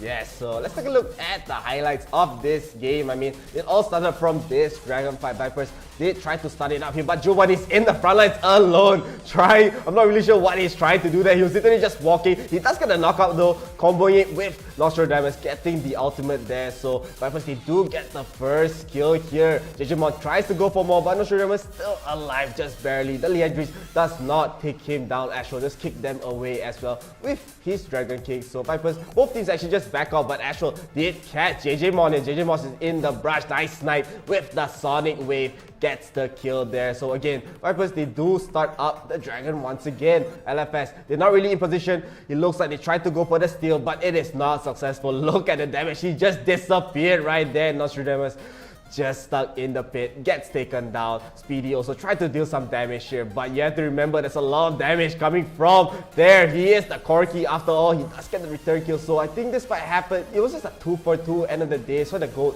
is still relatively even here. Very, very much even here for the early stages of the game, LFS as well as Vipers. But then as soon as some of the fights towards the Herald actually transpired, that was where Vipers were able to just establish an even bigger lead. Look at that. Even though the engages are good, the amount of re-engage that comes in from the side of Vipers and the timing behind it was really important. I mean, it's not just Calm that you have to worry about. You have to worry about JJ Mon, you have to worry about Ting, as well as their Loms as well. Definitely has a very interesting approach towards engaging some of these fights, trying to get people knocked up towards the best of his abilities. But look at that, they immediately separate Speedy from the entire fight, and that is just game over for them. I mean, they tried to set up a death rush right there, but they were the ones that got surprised by Vipers. They were just going in. They did not care. Ju Bunny, you are the tank, but you're just gonna fall down here as Vipers. They get another great engage, another cascade as well, brings everyone back into the teams there. A nice ultimate coming out from Yasuo, but there's just no damage, no follow-up for the LFS side. This gives Vipers another dragon, a very, very strong dragon, and then Astral trying once again to get this steal, but the nice body slam coming out from Ting does try to buy some time, and they even still get the kill right there. I mean, Fiora trying to go in the middle of 5 people, really wants that kill. He will be successful in getting an assist at the least onto Ting, but Galio with the ultimate as well will try to escape. Speedy really wants this kill. He is chasing him down to no ends, and Nostradamus as well is trying to go in here, but I mean, still, LFS, they had some return kills, but end of the day, it was just not enough. Yeah, I mean, here's the thing, Fair, even though he was able to shut him down, right, I mean, his Gatling gun is definitely going to be doing a lot of damage as well because it lowers magic resistance as well as armor. So that's, I think, one of the reasons why he was so brave at fighting Speedy at that range. And look at that, Hextech ultimatum does come down, but it seems that the knockup is going to be too real. But I think it was at this moment where Calm, living up to his name, staying as calm as possible, just gets out of there. Yeah, I mean, the very nice reports coming out from Fiora that exhibit very strong mechanical skill coming out. And that's why Fiora is just such a strong counter against Camille here. But it did not matter. Vipers this entire time were going for the Baron Astral again, trying to go for the steal, but the Zonias won't save his life. Corki does get the last hit. Fiora, we do see her trying to go in, trying to get you engaged. Ju Bunny as well. He's not tanky enough. He's gonna get body slam here, chain CC by the members of Vipers, and slowly but surely they have the Baron buff. They're just gonna slowly run it down. Speedy, I don't know what he was thinking, man. Calm is just way too strong, even in a one-on-one. So going for that attempt is kind of peculiar to say the least. But LFS, they were still trying to defend your Vipers. They were playing it slowly. They didn't want to rush things. They got the nice ultimate onto Yasuo, but stuck behind the wall, so not really able to get the kill. Instead, they go for a nice taunt coming out from Galio right there, but no re-engages. They were just slowly trying to push it in. The Cannons really wanted to end this game here, but LFS, I do believe they get some return kills. We do see a downward dive as well coming out for the side of Vipers. Yeah, it was a very interesting one indeed, going to go for those fountain dives there. Styling points onto everyone for the side of Vipers onto LFS. It was going to be an ace for the race to the base, and it was a game over for the side of LFS. And I don't know about you guys, but man oh man, was it very good indeed. Because at the end of the day, right, it was all about the composition. It was all about how they were able to execute their composition to the best of their abilities. And I think that Vipers is going to be very interesting of an outlier here when they are going to go into the quarterfinals, which is going to be happening later on. Yeah, of course, we are going to go into, our turn to go into a short break. So do not go anywhere, we'll come back with the top 8. So until then, we'll see you soon and we'll be right back. Don't go anywhere. We'll be right back. Get up, cause we gon' light up this place. We got the business for days. Toki GA from the outer space. So cover and dock, you're out of luck, we don't give up. Yeah, we're going up, next floor is us, you're riding with us.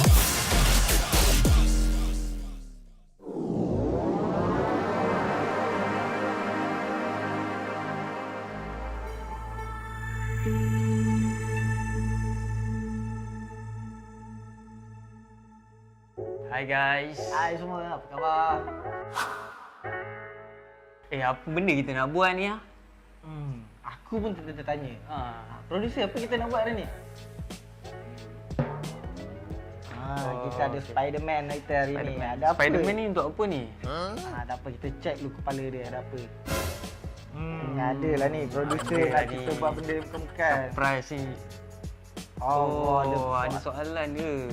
Okay. Soalan yang producer kita minta kita jawab hari ni adalah bagaimana anda bermula menceburi bidang e-sport? Peace, macam mana kau bermula dengan bidang e-sport ni? Bidang e-sport ni secara tak langsung aku masuk dalam bidang e-sport ni. Masa tu aku still kerja as a sales assistant dekat Orange Sport. And then one day tu my friend ada seorang kawan saya which is Zava kan. Obviously memang Zava. Dia ajak aku time tu dia dapat job and then he need more people to work with him time tu kita orang handle qualifier untuk Galaxy Battle untuk 2 hari. So that time aku macam rasa best juga ni kerja dalam e-sport ni. Sebab kau boleh buat apa benda yang kau suka dalam masa yang sama kau earn money. So how about Zam? Aku sendiri pengalaman dalam e-sport ni sebenarnya agak lama lah. Aku bermula first sebagai trader Dota 1 dan dalam masa yang sama juga aku buat freelancer untuk company-company seperti TGC, Orange Sport, Genesis dan setelah beberapa tahun aku berkecimpung dalam bidang ni, aku rasa macam aku boleh buat lebih lagi daripada tu. Dan kemudian tu aku dapat tawaran daripada seorang kawan untuk menjadi FIFA Fire Dragon FIFA Division as a manager. Dan start daripada tu aku merasakan yang aku boleh buat lebih. Oleh itu aku cuba lagi untuk mencari kembangkan lagi kejayaan aku dalam e-sport ni, di mana aku mendapat tawaran untuk bekerja di Matchroom. Dan daripada situ aku dapat belajar macam mana nak uruskan tournament, macam mana nak anjurkan tournament, macam mana nak handle player-player di Malaysia ni. Dan pada masa yang sama juga setelah bekerja di situ beberapa tahun, mengambil pengalaman, dan aku mendapat tawaran untuk bekerja di IRL ASIA, di mana aku berada sekarang. IRL ASIA ni dia bukan sekadar e-sport channel. IRL ASIA lebih pada multi-tainment channel, mana ada music, talent, ada pengurusan e-sport, ada penganjuran tournament yang di mana hari-hari ada. Daripada situ aku dapat belajar lagi banyak benda. Okay, why not kita tengok apa lagi yang ada dekat dalam kepala otak Spiderman ni. Okay. Dia macam-macam Spiderman kita hari ni. Second soalan, bagaimana anda boleh join IRL ASIA? Zam boleh jawab dulu. Okey, kalau aku sebab aku dah merasakan aku dah hampir 2 tahun di Matchroom, dan aku rasa aku perlukan pengalaman baru, environment baru. Oleh itu aku cuba untuk mencari pekerjaan baru sementara masih bekerja, dan aku jumpa IRL ASIA dan aku terus jatuh cinta dengan IRL ASIA. Bagaimana pula dengan kau, Fiz? Macam mana kau boleh berminat untuk join IRL ASIA? Saya terjebak dengan IRL ASIA ni melalui Zam lah. Obviously kan, melalui Zam sebab dia persuade saya untuk masuk dalam IRL ASIA ni sebab dia pernah bekerja dengan saya sebelum ni. And then banyak benda lah saya belajar daripada Nizam ni, daripada management skill, daripada production. So saya rasa saya boleh grow more lah with him. Aku macam kembang pula sekejap. Kita pergi ke yang seterusnya. Apa yang ada dalam dia ni? Spiderman pun ikut SOP. Kita ni macam mana ni? Yang ketiga, alright, kita ada apa nasihat anda, kita punya nasihat bagi yang berminat untuk join IRL ASIA? Apa pendapat kau, Hafiz? Aku rasa lah, siapa yang kat luar sana dia rasa dia ada bakat dalam e-sport ni, tak kira lah daripada apa-apa bidang, management, production or anything else lah. Sebab e-sport ni kita tahu lah, dia makin lama dia akan makin berkembang. Sebab dia dunia IT. Sekarang orang lebih menggunakan IT daripada sistem-sistem yang secara manual ni.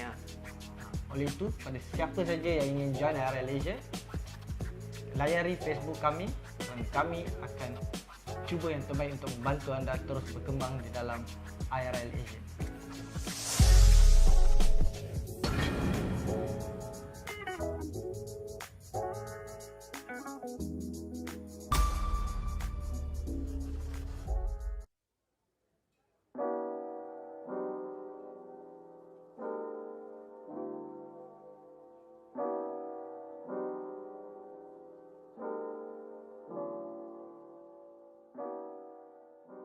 Hey yo guys, Victor Cax here, or as my friends know me, I'm just Victor Ang.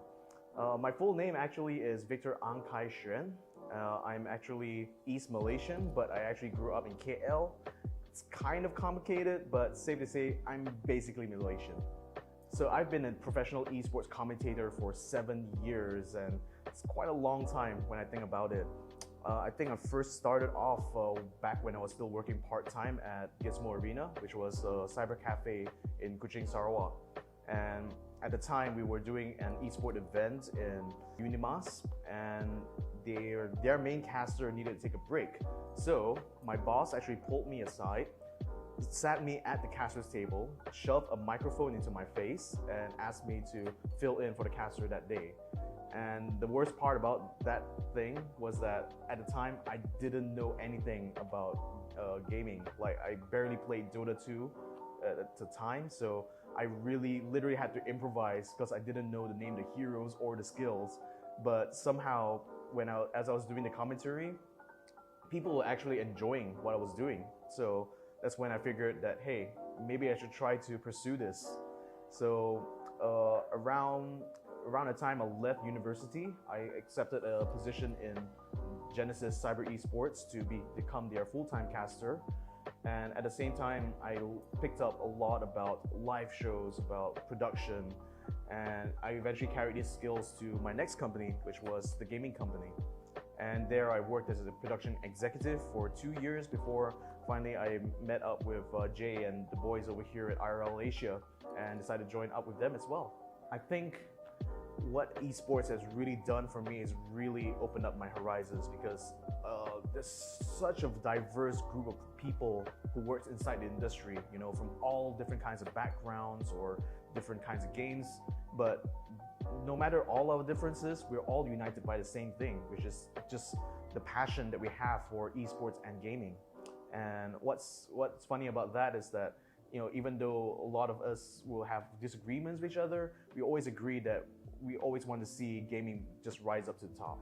After having met the people here at IRL Asia, I could tell that they're a group of, even though they're relatively new into the industry, they have a lot of enthusiasm for gaming and esports. And what's important to me is that I can see that these are people who are not only willing to learn, but they're also willing to discover new talents or people who are looking to have their start in gaming and esports. So I guess if you're someone who is thinking about making that leap, or thinking about trying out, or just trying to see what you can kind of bring to the table, I'm pretty sure IRL Asia has got a spot for you.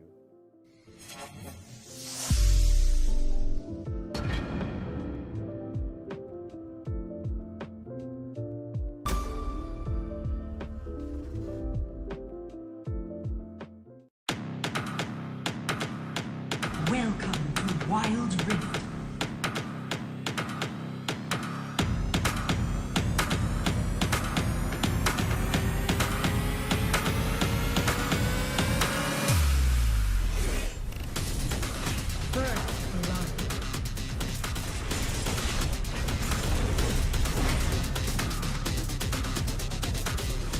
The enemy team has slain the dragon.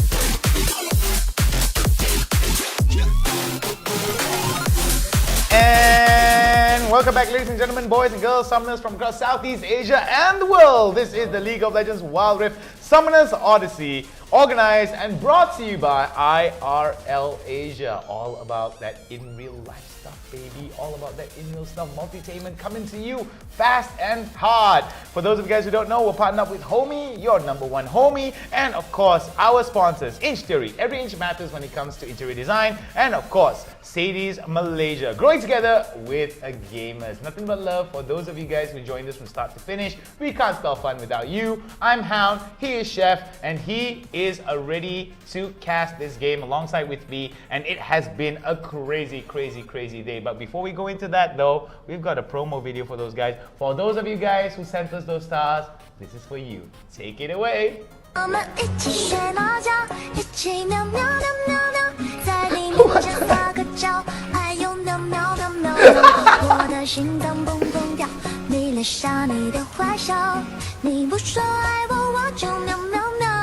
Hey, damn cute, huh? Hey, Shah, wait, how about you? Lionel is the cutest caster for sure, right? For those of you guys who think Lionel is the most amazing and cutest caster, make sure to laugh react, heart react, show all of your reacts, and drop us a comment showing Lionel is the cutest, alright? So you gotta make sure you drop us those hashtags and love right there. For those of you guys who don't know, this is game number 3. We're about to go into game number 3 soon. But before that, let's take a look back at the Vipers versus LFS games. What do you think about it, Chef? I mean, it was just so one-sided for Vipers. They just basically had the entire game. You might see the goal maybe a bit even, but it was all Vipers at the end of the day. They had a better composition, they had a better team fight, they had more damage, and LFS were not able to get back into this game. So still, very strong showing. Coming up from Vipers, they have been trying to reach to the top 4 many times, so mainly today will be the day. Maybe it might be the day for them, maybe it might not be the day for them. We shall have to wait and see. Remember, ladies and gentlemen, we are heading into the quarterfinals here. If Vipers loses out, they may actually be kicked lower down and be removed from that semi-finals and grand finals spot. So it's really important for Vipers to stay consistent, and I think judging from how Vipers have been drafting their composition, I think they might have a winning strategy here for this entire tournament. You know what else is the winning strategy? What? For us to get 10,000 likes and follows for the Facebook page. So please do get us to 10,000 likes and follows. We want to get more games, more tournaments, more content for you guys. If you like Valorant, PUBG Mobile, Wild Rift, Mobile Legends, please do like our page. We want to give you guys more tournaments for you guys. We have a lot of content already on the Facebook page as well. And of course, you can get the supporters badge, you know. Pay the monthlies, and then you can see the tag. You can join the exclusive Facebook group for you guys. You can build your own community as well. Last but not least, just now we saw the promo video. It's because someone sent stars. So if you want to watch the promo video, you just want to show your support, you can also send stars to us. Oh heck, if you really love the fact that he is the cutest caster, just send those stars just because. Anyway, we're going to go into AFK Eagles going up against Lonic Sports coming up here. We're going to be seeing Camille being banned on the first rotation here, coming in from the side of AFK Eagles. It's going to be a Philippines versus Philippines agenda here, and who will win out. I don't know about you, whatever team wins this out, you know who wins the biggest? The Filipino crowd, because it's just a Philippine dominant show thus far. Yeah, Filipino pride indeed. So of course, please do show your support for your teams, for your regions as well. We do see a Lee Sin Katarina ban. Katarina has been banned up a lot, mainly because she's quite scary if she does have an early lead. Not many teams do play Katarina. It's mainly more of a respect ban, or it's like, yeah, we've been seeing this too many times. Katarina just running them down, getting the early lead, so they don't want to deal with it. They're going to take away another assassin here. They are Kali, pretty much arguably the strongest champion in Wild Rift right now. There's so much damage, so much backline control, just able to go in, swoop in and out, destroy the backline. So very nice bans, very standard bans actually coming out from both teams here, and we are going to get into the picks as well. AFK Eagles are going to get the first pick. Alright, so AFK Eagles going up against Lonic Esports, both of these guys going up against each other.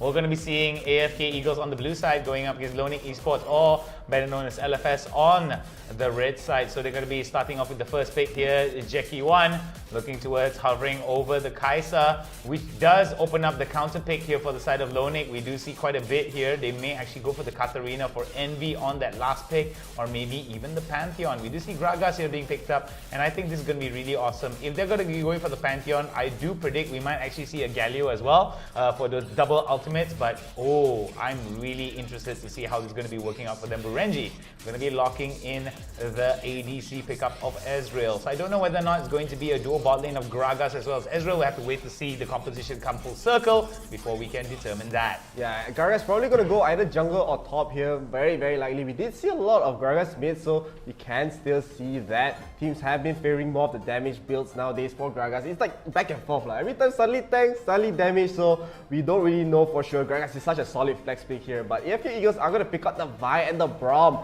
Very, very strong picks for them. Vi, amazing engages, like even create situations where teams just want to ban out the Vi. She's just way too annoying to deal with, especially in the early game. But looks like Leonic might go for Jarvan here, and Jarvan can be paired up with Galio. They can still pick the Galio here if they want to, but Jarvan Janna is still going to be very, very good, but instead they're going to go with the Olaf.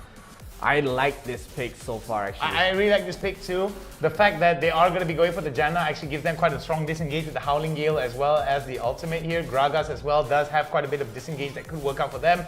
Ezreal from the distance with the Mystic Shots as well. True Shot Barrage can be a very, very strong damage output here. But looking at what we're seeing from AFK Eagles here, they are going to be running off the composition. Kai'Sa, Braum onto the bot side, Vi into the jungle, Ziggs in the mid lane with Fiora onto the top lane for Lonik as well. It's going to be Gragas that's most likely going to go to the top lane.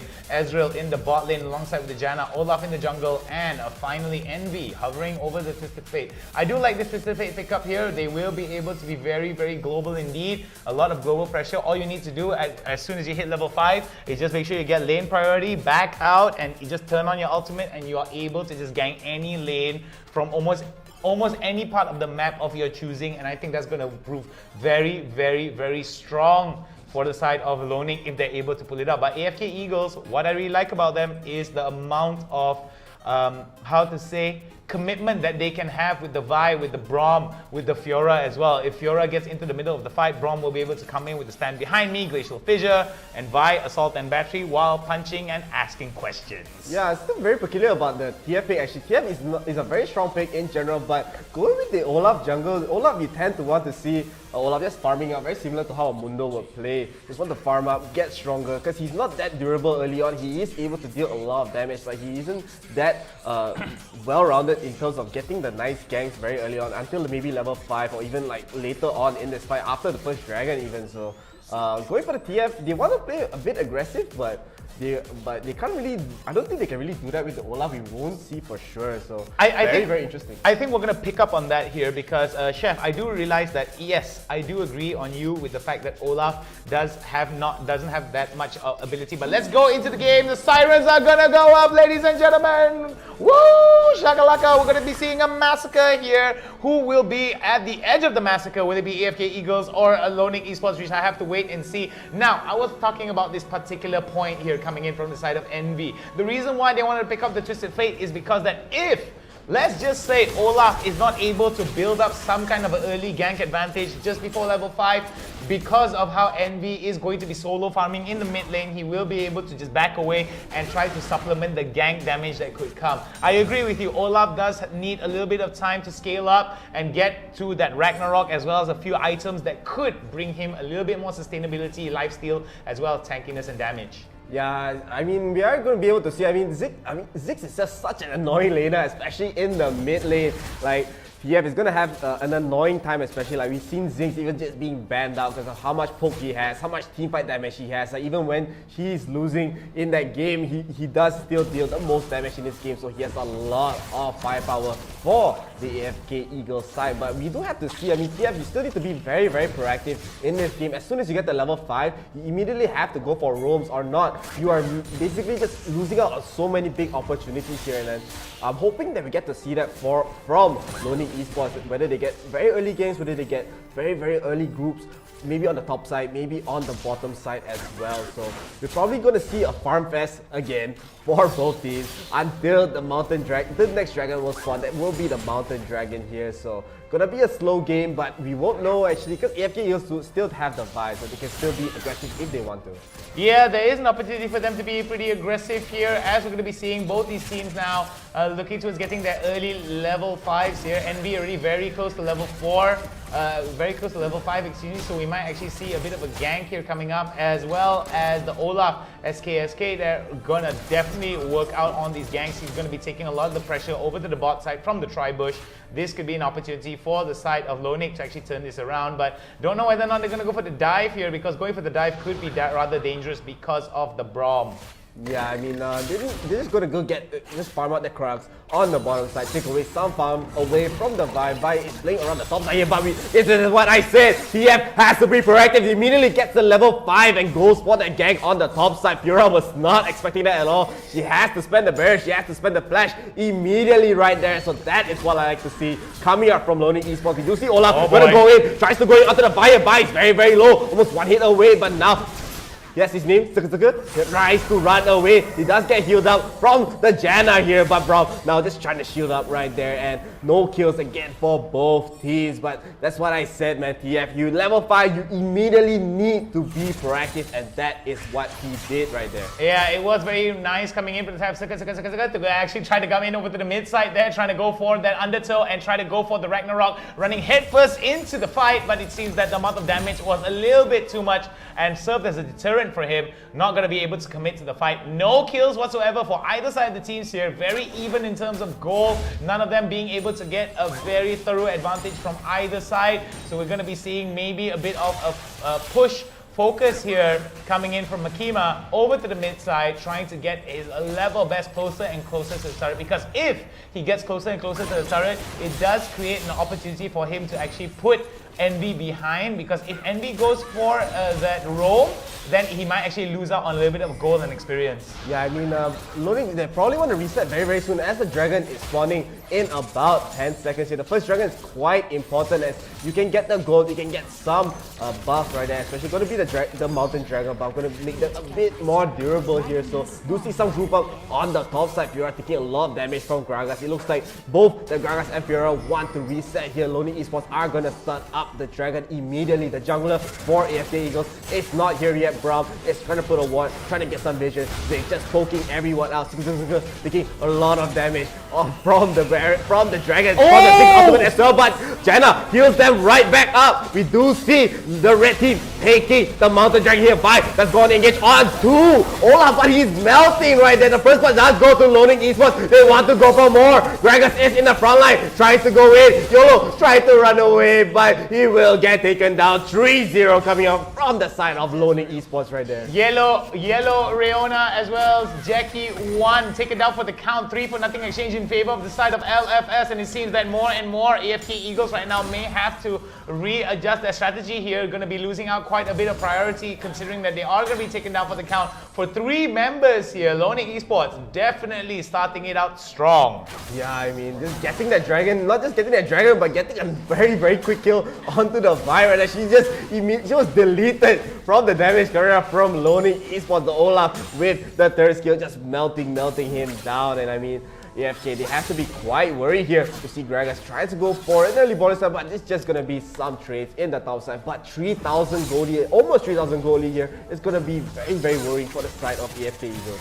Alright, so we're going to be seeing a little bit of poke there coming in from the side of Burenji. May actually try to get Riona down for the count here. Jackie 1 not too far behind, and it does seem to me that he doesn't have enough information to know where is the Olaf. But look at that, very, very good changes here, very good exchanges, over to the top side. But it's going to be, it's going to be the Gragas that gets the kill. We don't read Japanese, so very sorry, we don't know how to pronounce that name. You just call him Gragas lah. Yeah. He is playing the Gragas here. The red peril has just spawned. Olaf immediately starting it up. So Loading, they are going to gonna split their forces here. They have some forces in the mid side, some forces in the bot side. So AFK Eagles, they know this is happening. They know the Rip Herald is happening. They want to try to contest it here. Braum is in the front line, but not really able to get closer to the pit. The 6 bomb comes down. It's basically just helping Loading Esports here, but now they want to go for the engage. The volley send comes out. Ultimate Braum. Braum gets a nice ultimate fight. Also goes in, but the healing coming here from Jenna is gonna heal everyone back up. She will be able to flash away. It looks like Fiora is gonna take her down though, but Olaf really wants more. But instead, she will get stunned up under the third one turret here. So it's gonna be a 3-for-2 coming up from Loading Esports, but they get the Rip Herald at the end of the day, and it looks like they're not stopping. They want to pressure a bit of the mid side, but it looks like they're probably just okay to reset here. Yeah, that's going to be okay for them to reset 3-4-2 in favor of the side of Lonic here. Lonic definitely winning it out pretty well, and we're going to be seeing now members of AFK trying their level best to take down that top side turret. They want to be opening it up. No turrets in favor for any of these teams thus far, but Lonic slowly building up about the 3,000 gold advantage in their favor here. Is definitely going to be helping out their power spikes and itemization, especially when they want to be taking some of these fights. Yeah, I mean, just Janna is just so annoying again. I mean, to deal with, especially Fiora wants to go in the middle of the fight, but Janna just pushes everyone away and gets the killing as well. So Loading Esports has so much teamfight potential for their team fights, I guess. I don't know what's the continuation to that, but I mean, we'll be spotting the Blue Sentinel will be taken away by AFK Eagles side. So they are going to be trying to group up here for the top turret. They still haven't got a turret yet in this game. AFK Eagles also understand that the Ziggs bomb does come out, tries to clear the minion wave. Bai does go in, but he will be taking some poke damage, so she has to be a bit careful here. And the team ultimate does come out, wants to spot where are the rest of the members of AFK Eagles, but still, they are going to still group up. They really want this tier 1 turret. The Rip Herald does go down, and very nice group up coming up from the side of Loading Esports.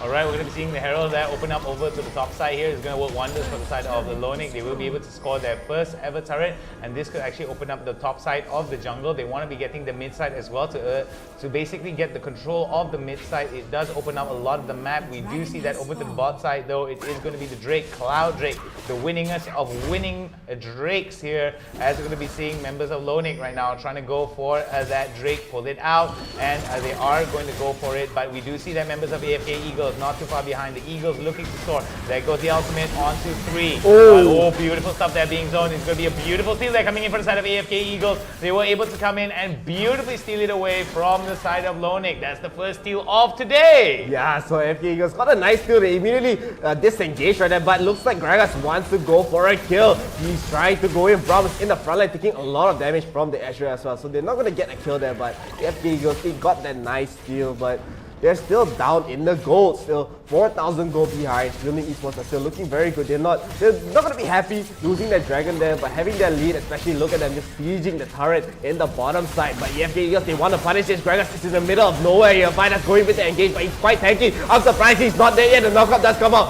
onto the Braum. The True Shot Barrage does get the kill. It looks like Kaisa will also fall. So Loading Esports, they get 2 right there immediately. AFK Eagles, they wanted to go for something there, but they were not able to execute it at all. So Loading Esports still gonna be pushing out the bottom side. A nice body slam onto 2. Looks like Ziggs is under the turret trying to save himself. The redemption will heal the members of Loading Esports up.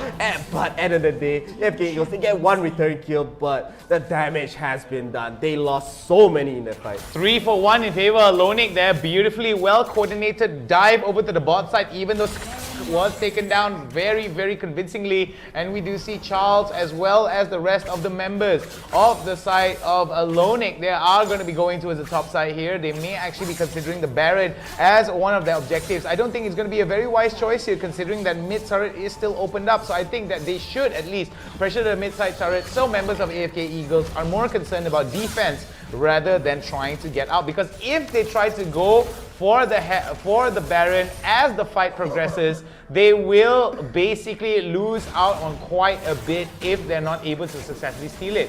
I mean, I know you noticed that, but the True Shot Barrage actually stole the Wrist Scuttle on the top side, so AFK Eagles are gonna be not too happy about that. But Olaf is in the sideline, just trying to annoy them a little bit. If ulti does come out, maybe want to go for the kill onto the Fiora, but Fiora is able to escape. They will get another turret under their belt here. So 2 in the bottom side. They're gonna group up in the mid side as well. AFK Eagles do not want to to lose this mid turret. This mid turret is so important. It will just open up the map so much if Loning Esports actually do get it. So that's why they want to group up. Vi is in the sidelines waiting for an engage, but the poking coming up from Ezreal just not giving AFK any single opportunity to even try to engage here.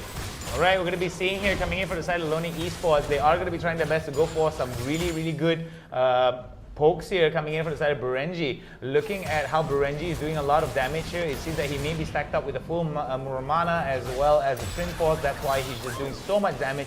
We do see they're coming in from Envy. They're picking a card as well as the 3-card shuffle onto the mid side here. Baron's going to be started out by Charles Saka as well as as well as some of the other members of Loning here, but we're going to be seeing very dangerous indeed here. Jackie is onto the other side. There goes the ultimate, but it is going to be the smite that takes it down. Beautiful assault and battery. They're coming in onto Jackie. Jackie now will be able to take down one, but he may be in the middle of a problem here as we do see the Olaf Charles right now running into everybody, and running into everybody, being as as he could here, as another turret is going to go down for the count. We do see that he is going to be able to jostle for position and may actually go for the Drake in another few more seconds. Yeah, AFK, they tried to do something again. They do get the kill onto the Ezreal, but it did not matter. Losing that Baron there is gonna look so scary. The minions are just gonna slowly push it down. Six is trying his best to clear the minions. He's the only one realistically can actually just clear it out. But they have to be worried about the other side. The Ocean Drake is also spawning very soon in just 1 second here. They want to go for a kill onto the Gragas, but I mean Gragas is able to deal a lot of damage, and Fiora not able to get the other vital point here. Loning Esports are gonna start up the Ocean Dragon here. Braum is gonna be spotting out the members, but they have no vision in the pit. And the dragon is melting very quickly. The nice knockout coming up from Janna as well does catch 2 of the members of AFK Eagles. They get another dragon under their belt. 2 dragons for their side. They're gonna have a lot of sustain with the Omni Vamp as well, and the Baron Bombs, who's gonna allow them to slowly push the turrets even if they're not fully committing here.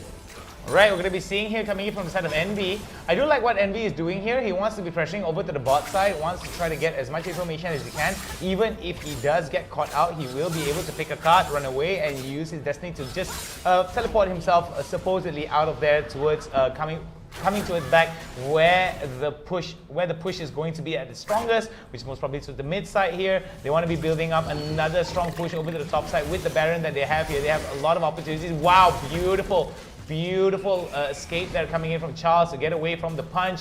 Void Seeker is not going to be hitting the target, not going to be hitting the mark, but it seems that we're in a lot of trouble here. Assault and Battery is going to go down. There goes the explosive cast. We're going to see a redemption there coming in out for the count, but it's not going to be enough. We're going to go for the Grand Challenger. Not too far behind is going to be Solera. Solera right now going for the Howling Gale. Beautifully done. Look at the heals there coming in. And Envy comes in with the Destiny. There goes one. Will that be another one? Nope. It is beautifully done there. The response coming in from the side of Loning was just too much for AFK. AFK biting a bit more than they could chew. Gragas is just so tanky. I'm surprised he didn't even die a single time. They spent so many resources here on the top side. It wanted to really just kill the Gragas right there. So Loning Esports right now, they're gonna siege onto the top side. They get the inhib turret here, and AFK Eagles, they were really wanting to get some return kills, but they were not able to. The Janna coming in with the redemption, Tristafay coming in with the Destiny, gets the return kill onto Kaisa. I mean, 13-4, the goal lead 12,000, and I'm not really sure what AFK Eagles can do to get back into this game. Alright, we're going to be seeing here coming in from the side Loning as well as AFK Eagles, both of them now looking to pushing, AFK Eagles right now trying their best to push out a little bit more, get a little bit more of their map control, but considering that none of the tier 1 turrets are going to be down for the count for the side of Loning, 6 turrets for the side of Loning compared to AFK Eagles who do not have any. When you're in this kind of situation though, Chef, what do you think is going to be the winning strategy that could come from AFK Eagles? I mean, they don't want to be turtling up too much because it's going to be a slow death choke. So what do you think AFK Eagles have to do? They need to get like 3 aces in a row. Like, as you said, they haven't gotten a single turret. So even if they get the Baron steal, even if they get a team wipe, they're not able to end the game at all. This just delays the game for both teams. They're loading. They still have an amazing lead. They still have so many turrets under the belt. There's so much map control here. Look at them just pushing slowly. No Baron buff. It does not matter. monster here. They want to maybe go for the kill onto the Vi as well. Vi will get the charge in and the ultimate onto the Twist of Fate, but Jenna will be trying to heal everyone back up. Olaf is in the front line. He does have the GA though, so he won't get taken down. Jenna finally uses the ultimate. They are trying to go into the front line, but it's just taking so much damage for Loading Esports. They are just slowly backing away. Flash after flash after flash right there. So Loading, they cannot die at all. Alright, so we're going to be seeing flash after flash after flash, but we're going to be seeing another fight there coming down over to the bot side. Charles now in a little bit of trouble here. Going to try to take as much damage as he can, tries to go for the barrel roll, will not be able to get it out. He wants to go for the belly flop, but belly flops onto it, and boom! There he goes! We're going to be seeing him go take it down for the count here. Charles right now trying his best to sustain, but it's not going to be enough. Oh wait!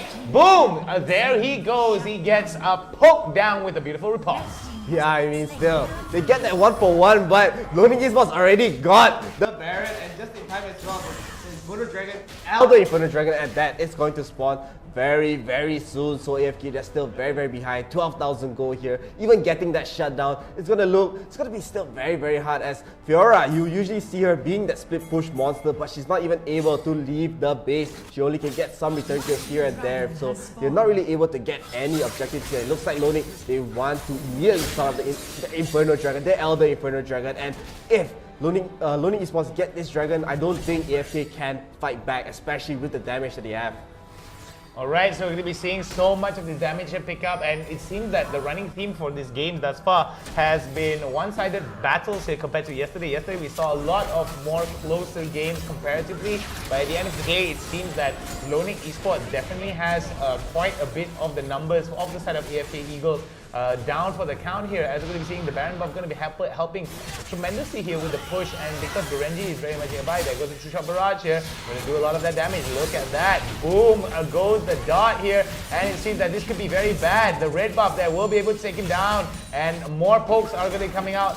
There goes the Elder, and this could be doom for the side of AFK Eagles. Yeah, Loading Esports, I mean, Berenji was just in the bottom side, just buying so much time here. AFK, they wanted to kill the Ezreal there, but not successful at all. Instead, losing Jerick on the Fiora.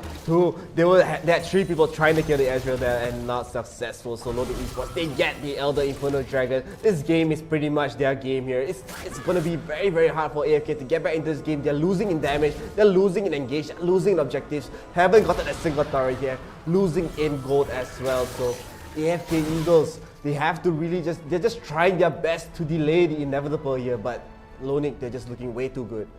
Alright, we would like to give a big shout out to our pinned comment here for 50 stars. Thank you very much, Hulowski Esports. I hope I didn't mispronounce your name there. Good luck, Loading Esports. I don't think Loading Esports needs any luck. I think they need to show AFK Eagles a little bit of mercy right here and make the death quick. But it seems that AFK Eagles, despite the fact that mercy is not on the minds of Loading, they are still going to try to push him out. Beautifully done there, coming in from the side of Loading. They will be able to get 1. Will they be able to get 2 there? Riona is down for the count for 50 seconds without the Braum in the game. No Glacial Fissure, no CC. This could be the start of the end for the side of AFK Eagles, as Loading Esports is knocking on AFK Eagles' door. Yeah, Jen Ultimate just healing everyone back up, but AFK Eagles, I don't think they can defend this. The Nexus is melting. Loading Esports will make it to the top 4 of the tournament. So very well played coming from them. Another one-sided game in this tournament. I mean, these teams are just going crazy right now. DJ Khaled always says it fine. Another one for the side of Loading. They were able to basically drop it out very well. And I do not know about you guys, but man, oh man. Oh, before we go into all the stats and all of the numbers and stuff, we've got the stars there coming in from the side of Hulowski. And here's for you, baby.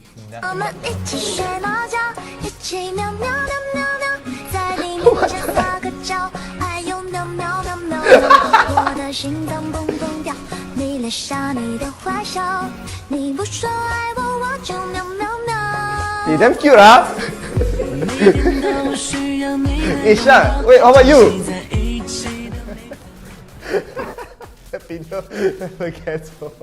Shark. Okay, now Shark is a dangerous animal underwater, but if you get him outside of water, he's a fish out of water. Do arigato lah, do this one lah, of course. You're gonna be getting the stats right here. So let's take a look. The MVP being Charles. the Japanese name here, we did get from the production that the name basically just means Charles, I guess. Yeah. What we've been told by production, of course, Charles. I mean, man, that's a really long name, but I think the winner of the best team is right there, you know? What a name, man. I feel like he just mashed his face on the keyboard, didn't know what name to put, just and it came out as so he will be, I'm pretty sure Olaf in general is one of the, he just showed so much potential in this game as well. The highest damage does go to the Ziggs. This is what I said. Ziggs, win or lose, he will deal the most damage. Most of the damage is just chip damage, but the damage is there. So very well played coming out from the side of team. Yeah, okay, one thing that I would like to highlight is the fact that Envy was able to stay relatively perfect in terms of not even giving out one elimination towards any members of AFK Eagles. And here's a surprising one here. For round number 3, who will pass to the semi-finals, it was a very strong push towards AFK Eagles, 58%, whereas Loning Esports were down by 42%. But it seems that our commenters and viewers were wrong in terms of the prediction. It was Loning Esports with a very dominant display.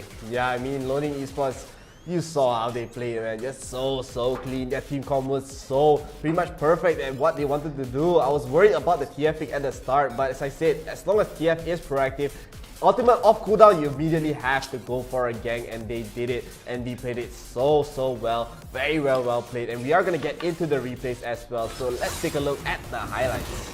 Well, the highlights are going to be played out simple here. We're going to be seeing a very interesting fight here over to the top side, and it all started when Envy turned level 5, opened up the Destiny and tried to get that back away from the side of Jerick. We do see here coming over towards the Drake side, there is going to be a bit of a contest for the Drake.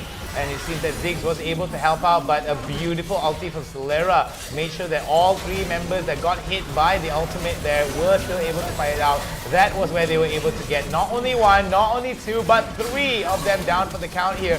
And it was all on to Charles as well as Burenji that were able to supplement the damage. As we go into the Herald again, we did see that Makima tried his level best to come in, but it was a little bit too early there. If he was just behind by maybe a second, it could have been a very good opportunity. Relation Fissure there comes down right into the Grand Challenge, but it was not going to be enough. The damage was not going to be supplemented well enough for the side of AFK Eagles, even though they were able to get 1 kill, but that kill, 2 kills, excuse me, but those 2 kills were not that detrimental towards the side of Loning Esports. They were more concerned about the objectives. Yeah, I mean, if they do get this very nice steal here with the Ziggs ultimate, they get the smite, they get the steal, and immediately back off here. So the AFK Eagles, they did get a very good fight. They did not have to lose a single person, but Loning Esports is still very aggressive. You see on the bottom side, Gragas is in the front line just tanking everything. AFK, they wanted to punish these Gragas. Hey, this guy a bit too over lah, so we want to kill him, but you can't kill this man. He is way too tanky. Look at his health, just half HP here. Loning Esports, that's slowly running them down under their own turret. No safe space for the AFK Eagles side. Ziggs just trying to slowly push out the way, just clear out the ways here with the ultimate as well, expended, but a nice body slam into a flash coming up from Charles right there, gets the engage in. I believe Olaf did fall in this fight. He was taking the start at the end, but the damage has been done for Loning Esports. And this was where the Baron came into play here.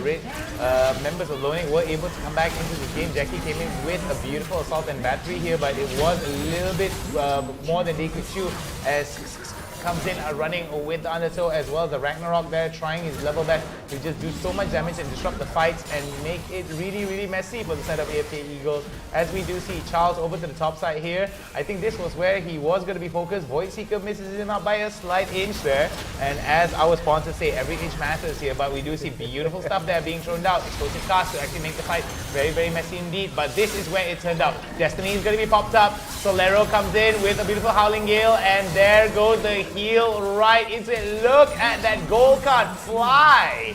Yeah, I mean the gold card fly, I don't know until where Kaisa thought she was safe. She got the flash, but the gold card just followed her till the end of her life as well. See Olaf in the front line, she still has the GA. It's not going to go anywhere anytime soon. You are trying to go in, trying to get some return kills here, but you're just taking so much poke damage from the Ezreal, from TF as well. So still, Lonely Esports just slowly pushing it down. They do get the bottom inhib turret. I do believe they finally got a kill onto Gragas. Yes, Gragas did get a nice return kill onto the Zig at the end. So Fiora trying to go in, trying to get some kills. The body slam does come in, immediately pops the Zig right there, but it will be a 1-for-1. But during this entire time, Lonely, they do not care. They're getting the objectives here. They got the Baron at the end of the day. Well, it is going to be an inevitable push here. Solera does get hit by quite a bit, but returned with a beautiful Howling Gale. As you can see, the True Shot Barrage will be able to follow up and do supplementary damage here, as we're going to be seeing more members of the side of Lonic now push out onto two fronts, bot side and mid side. Top side as well is going to be exposed. This is where it turns south for the side of AFK Eagles. I mean, it was south 11 kills ago, but it is definitely going to be the end of the game here for the side of AFK Eagles, as Lonic want to close it out very much so, ending the game for AFK Eagles. A valiant effort from the Eagles, but they will not be soaring high today, as their wings are going to be clipped violently. Yeah, so Lonely Esports are going to make it to the top 4. I believe this is the first time we see them in the top 4 here, so very exciting. I love to see newer teams in this tournament making it very far. Maybe we get to see them in the grand finals as well, if they can beat so many other strong teams left in the top 4. But until then, we are going to go into a short break. So do not go anywhere. We'll be right back, and we'll see you soon. Drop some likes, give a start. My cat needs expensive cat food. I need that start. Give it to us now.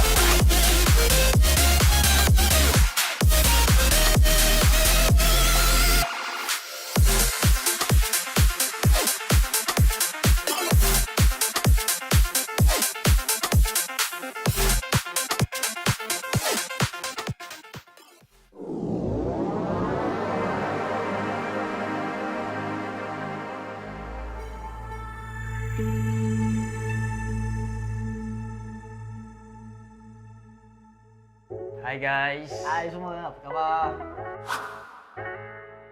Apa benda kita nak buat ni? Aku pun tertanya. Producer, apa kita nak buat hari ni?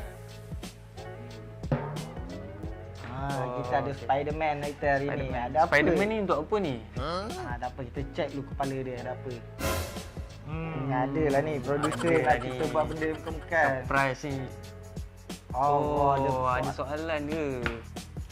Soalan yang producer kita minta kita jawab hari ni adalah bagaimana anda bermula menceburi bidang e-sport? Peace, macam mana kau bermula dengan bidang e-sport ni? Bidang e-sport ni secara tak langsung aku masuk dalam bidang e-sport ni.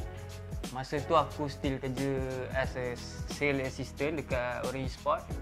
And then one day tu my friend ada seorang kawan saya, which is Zava kan. Obviously memang Zava. Dia ajak aku, time tu dia dapat job, and then he need more people to work with him time tu kita orang handle qualifier untuk Galaxy Battle untuk 2 hari. So that time aku macam rasa best juga ni kerja dalam e-sport ni, sebab kau boleh buat apa benda yang kau suka dalam masa yang sama, kau earn money. So how about Zam? Aku sendiri pengalaman dalam e-sport ni sebenarnya agak lama lah. Aku bermula first sebagai trader Dota 1, dan dalam masa yang sama juga aku buat freelancer untuk company-company seperti TGC, Orange Sport, Genesis, dan setelah beberapa tahun aku berkecimpung dalam bidang ni, aku rasa macam aku boleh buat lebih lagi daripada tu. Dan kemudian tu aku dapat tawaran daripada seorang kawan untuk menjadi Fire Dragon FIFA Division as a manager. Dan start daripada tu aku merasakan yang aku boleh buat lebih. Oleh itu aku cuba lagi untuk mencari kembangkan lagi kejayaan aku dalam e-sport ni, di mana aku mendapat tawaran untuk bekerja di Matchroom. Dan daripada situ aku dapat belajar macam mana nak uruskan tournament, macam mana nak anjurkan tournament, macam mana nak handle player-player di Malaysia ni. Dan pada masa yang sama juga, setelah bekerja di situ beberapa tahun, mengambil pengalaman, dan aku mendapat tawaran untuk bekerja di IRL Asia, di mana aku berada sekarang. IRL Asia ni dia bukan sekadar e-sport channel. IRL Asia lebih pada multi-tainment channel, mana ada music, talent, ada pengurusan e-sport, ada penganjuran tournament yang di mana hari-hari ada. Daripada situ aku dapat belajar lagi banyak benda. Okay, why not kita tengok apa lagi yang ada dekat dalam kepala otak Spiderman ni. Okay. Dia macam-macam Spiderman kita hari ni. Second soalan, bagaimana anda boleh join IRL Asia? Zam boleh jawab dulu. Okey, kalau aku sebab aku dah merasakan aku dah hampir 2 tahun di Matchroom, dan aku rasa aku perlukan pengalaman baru, environment baru. Oleh itu aku cuba untuk mencari pekerjaan baru sementara masih bekerja, dan aku jumpa IRL Asia dan aku terus jatuh cinta dengan IRL Asia. Bagaimana pula dengan kau, Fiz? Macam mana kau boleh berminat untuk join IRL Asia? Saya terjebak dengan IRL Asia ni melalui Zam lah. Obviously lah melalui Zam, sebab dia persuade saya untuk masuk dalam IRL Asia ni sebab dia pernah bekerja dengan saya sebelum ni.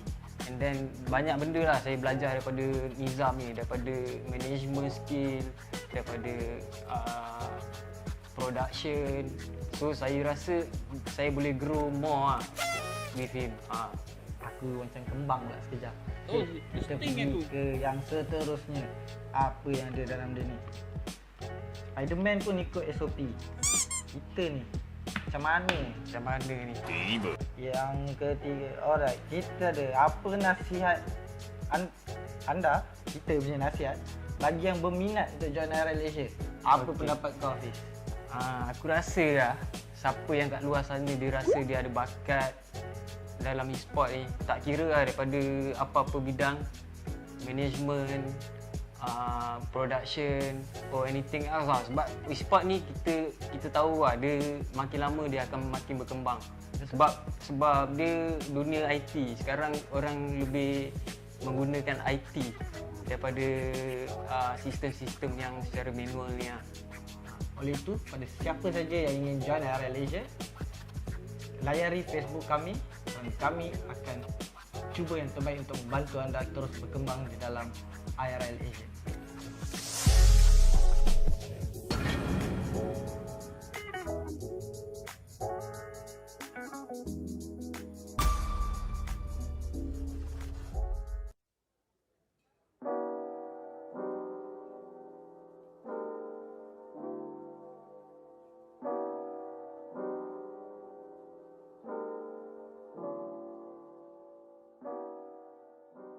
Hey yo guys, Victor Cax here, or as my friends know me, I'm just Victor Ang. My full name actually is Victor Ang Kai Xuan. I'm actually East Malaysian, but I actually grew up in KL. It's kind of complicated, but safe to say, I'm basically Malaysian. So I've been a professional esports commentator for 7 years, and it's quite a long time when I think about it. I think I first started off back when I was still working part-time at Gizmo Arena, which was a cyber cafe in Kuching, Sarawak.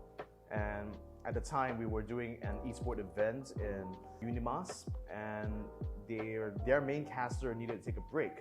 So my boss actually pulled me aside, sat me at the caster's table, shoved a microphone into my face, and asked me to fill in for the caster that day.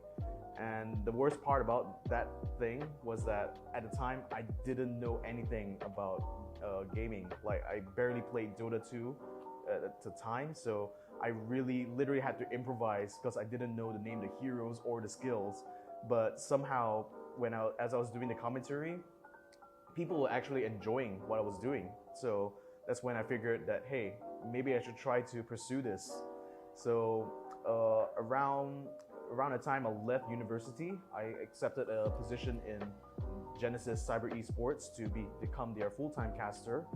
And at the same time, I picked up a lot about live shows, about production, and I eventually carried these skills to my next company, which was the gaming company. And there I worked as a production executive for 2 years before finally I met up with Jay and the boys over here at IRL Asia and decided to join up with them as well. I think what esports has really done for me is really opened up my horizons, because there's such a diverse group of people who works inside the industry, you know, from all different kinds of backgrounds or different kinds of games. But no matter all our differences, we're all united by the same thing, which is just the passion that we have for esports and gaming. And what's funny about that is that, you know, even though a lot of us will have disagreements with each other, we always agree that we always want to see gaming just rise up to the top.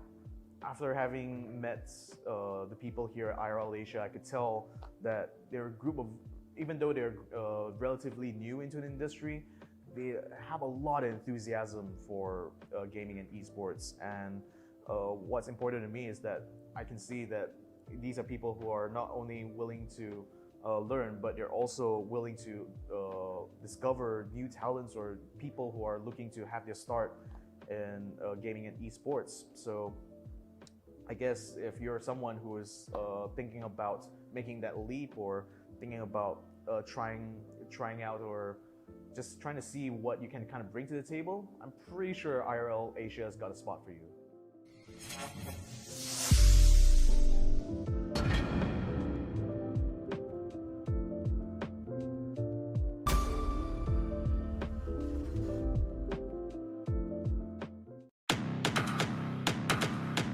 Welcome to Wild Rift.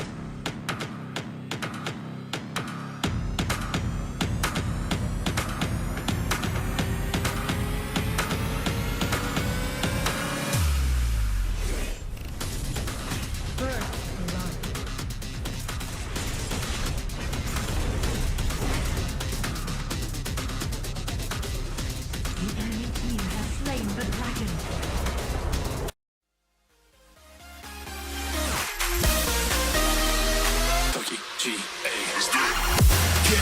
Get up. We want you to get on your feet. Stand up, stand up. Come on, get loose with the heat. Right now. Pick your body till you black out. So get Ladies and gentlemen, welcome back to Wild Rift Summoners Odyssey. My name is Chef, and I'm joined today with Hound. And of course, this tournament is organized by IRL Asia and partnered with Homiee. And not to mention our very, very nice sponsors. We have Inch Theory, Every Inch Matters, and last but not least, Series Malaysia for giving us this nice stuff. Like got the headset, got the plushies, got the cap as well. So thank you guys all for the support, and of course, thank you guys so far for your very, very nice engagement in the comments. So how do you feel about that last game? I felt really good. I would like more stars to give it to my cat. You know what I mean? To get expensive food for my cat. I'm just kidding, guys. It was a really, really great game, actually, to be honest. It was one very, very handy defeat that was given to AFK Eagles by way of Lonik. And I don't know about, I just really don't know how to explain it, but AFK Eagles, they wanted to soar high, but I've never seen a team get their wings clipped so hard, so fast, so violently by a team thus far. Yeah, I mean, Lonik is just showing basically a masterclass of how to play this very, very aggressive comps. I mean, Gragas is just still so strong. I'll be surprised if teams just still leave it in the pool right there. I mean, they had the choice to make. They did ban out the Camille, they did ban out the Akali, but leaving the Gragas open, first picking the Kai'Sa there maybe wasn't so wise. So giving the Gragas is still very, very scary. And still, Lonik, they were on top at the end of the day, and they're actually going to be our next match. Still, they're going to go up against a grand finalist, a top 4 contender, Oligarchs as well. So have you seen much about Oligarchs? Yeah, I did. I did see some of their games yesterday. They did lose out against Ardent Esports, but I think it was one of the more closer games, if I remember correctly. I mean, memory does serve me not as well, mostly because of my age, you know. But yeah. I so sometimes always forget lah. It's like I see the game also, I'm like 20 I also lupa the names, you know, for the teams, you know. But of course, before we get into the game, please do get this page to 10,000 likes. We want to get to 10,000 likes for more games, more tournaments, more content just for you guys as well. And of course, you can get the supporter badge to support us directly, and you can send the stars as well. Like just now, send stars by Hulowski Esports, man. Thank you guys so much, Hulowski Esports, for sending the stars. And if you guys send the stars, you'll get the promo video. Nothing but love. Okay, anyway, without much further ado, I think we're going to be jumping into picks and bans very, very soon. in a bit. So I don't know about you guys, but what do you think is going to be predictions here? I mean, before we jump into the picks and bans, we're gonna look into our crystal ball and see whether or not we are going to have any predictions that are gonna go our way. Will the casters get it right, or will the casters get it wrong? If I get it wrong, maybe I'll do like 20 push-ups or something, you know? Just because. You look like you already do 20 push-ups. Can you not? Can you not? You know, like, please? Hello? Oh, yo. I did 20 push-ups in 2 years. But anyway, all jokes aside, I'm thinking we might see maybe an Akali ban or a Camille ban. Not entirely sure on what, how Oligarch is going to respond to Lonic, but I'm thinking that they may actually consider trying to get the Janna pick away from them. They did have quite a very interesting, how to say, Olaf game where actually came in really well. Charles wasn't as impactful for a lot of these skirmishes, but in the team fight, he was very impactful as well. So I'm thinking that maybe they might actually consider target banning some of the mid lane champions as well as the top lane champions because they were so impactful. Bottom lane tends to be a little bit more manageable because we do see mostly an Ezreal being picked up.